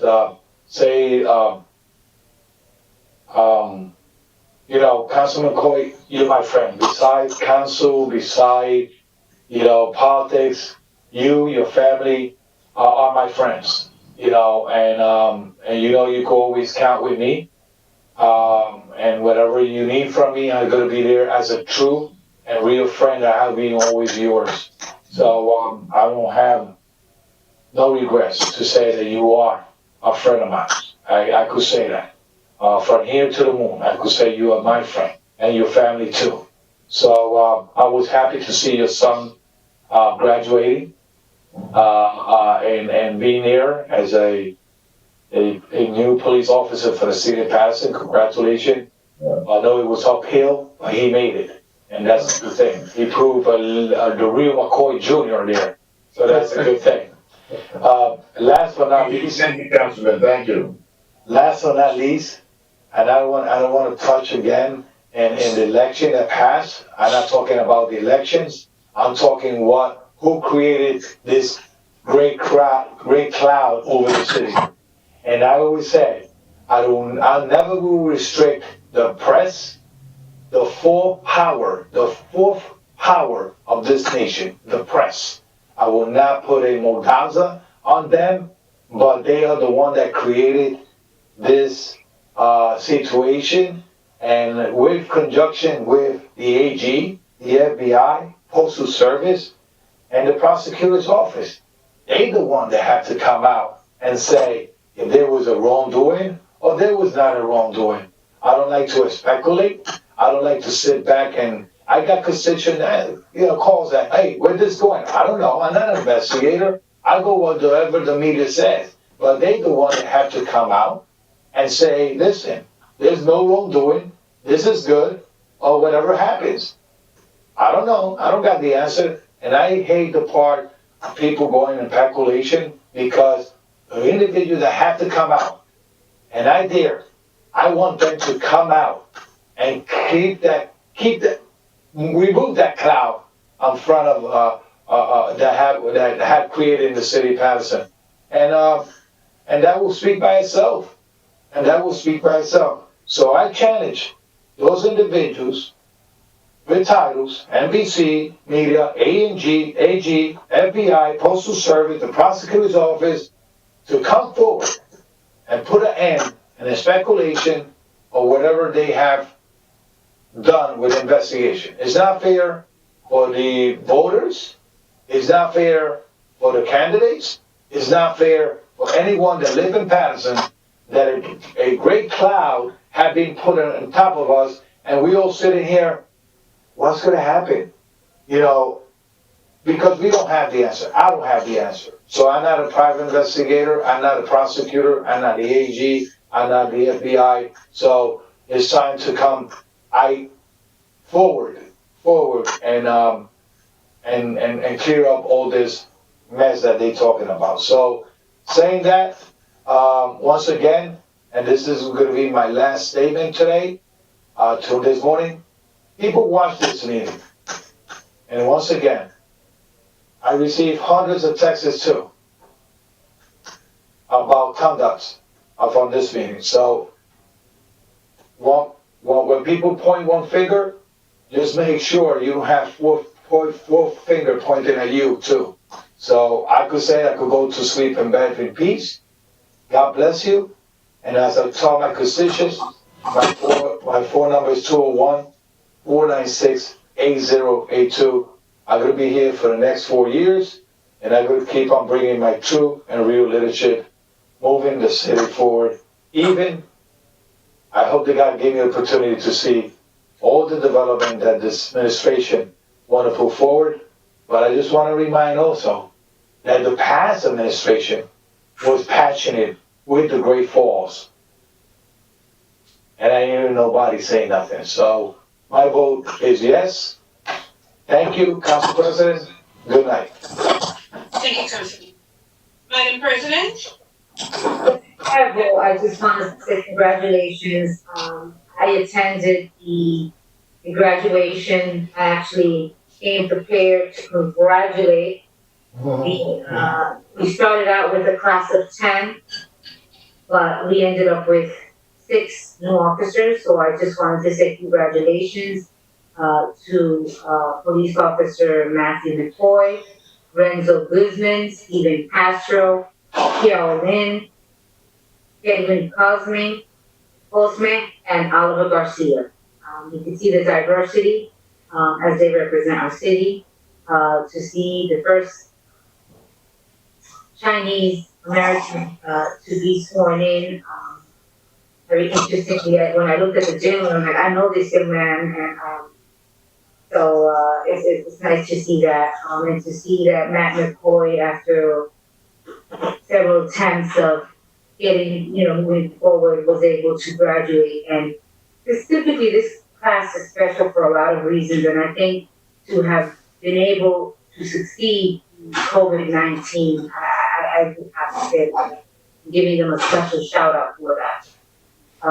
So I just want to say congratulations to the families. Again, condolences goes out to all those who have lost loved ones, COVID, to the Floyd family, to the Gordon family, as well as there's an investigation in terms of, a state trooper accused of having killed this gentleman. Truly my heart goes out for all the families. There's been a lot of questioning on, why council members or certain individuals are not part of the protest. It was, to me, not a protest, but a demonstration of resilience, of people coming together as one and understanding that Black lives do matter. They have mattered, they will matter, and they will always matter. I stand in solidarity. And I am going to tell all of you, none of you knew, but I ended up in the hospital prior to that. And I have to tell you, we have to take care of ourselves, okay? I did not share it with anyone. It was a very scary moment. And so when people question why they don't see someone, I think the best thing you should do is pick up a phone if you truly care and contact the individual. Just like Councilwoman Cotton talks about checking up on elders, which rightfully so we should do. You should also, when you see someone absent, if you truly care, okay, because you can't talk love on one side and then hate on another. You can't preach on Sunday and hate on Monday. So I think, love is what's needed in this city. love is what's needed in this nation. And I just want to say that I just thank and appreciate all of you. We can agree to disagree on so many things, but the reality is that we are all in this together, and that God willing, we will move forward. Okay. I don't think we'll ever be the same. I don't think so. I mean, even now when I do step out, I mean, I as much as, I'm a hugger, right? And as a Latino, we like to kiss on the cheek. I'm so resistant now when someone approaches me. It's crazy. But,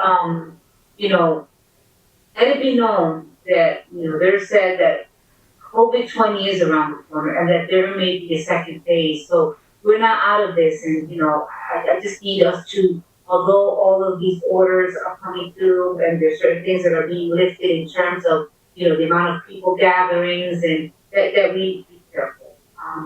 Thank you, Madam VA, for City Paterson, Madam Clerk, thank you so much as well. And to all of my council colleagues that do stay till the ending of the meeting. To our directors, to Madam Chief of Staff that I still see on. I just want to say thank you. Thank you to all. Have a good morning, okay? And we will talk with them. Madam Clerk, my vote is yes. To close of June 10th. Good night. Thank you, Madam President. Before I announce the vote, just to remind us that we have the budget hearing tomorrow at 5. It's our last, right? It's our last, the administration, correct? Yeah. Yes, yeah. Can we do it in council chambers? No. Not ready to move. Operation Council, I'll call you in the morning. And the first agent is from the 5th Ward, Madam President. What?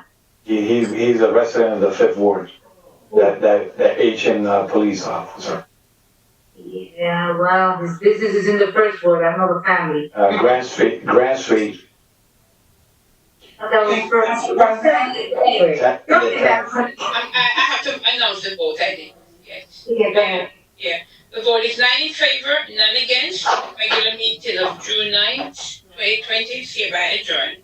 Good night and good morning, everyone. Good night. Thank you so much. Okay. Thanks, good night. You too. Good night, everyone. Good night. Good night.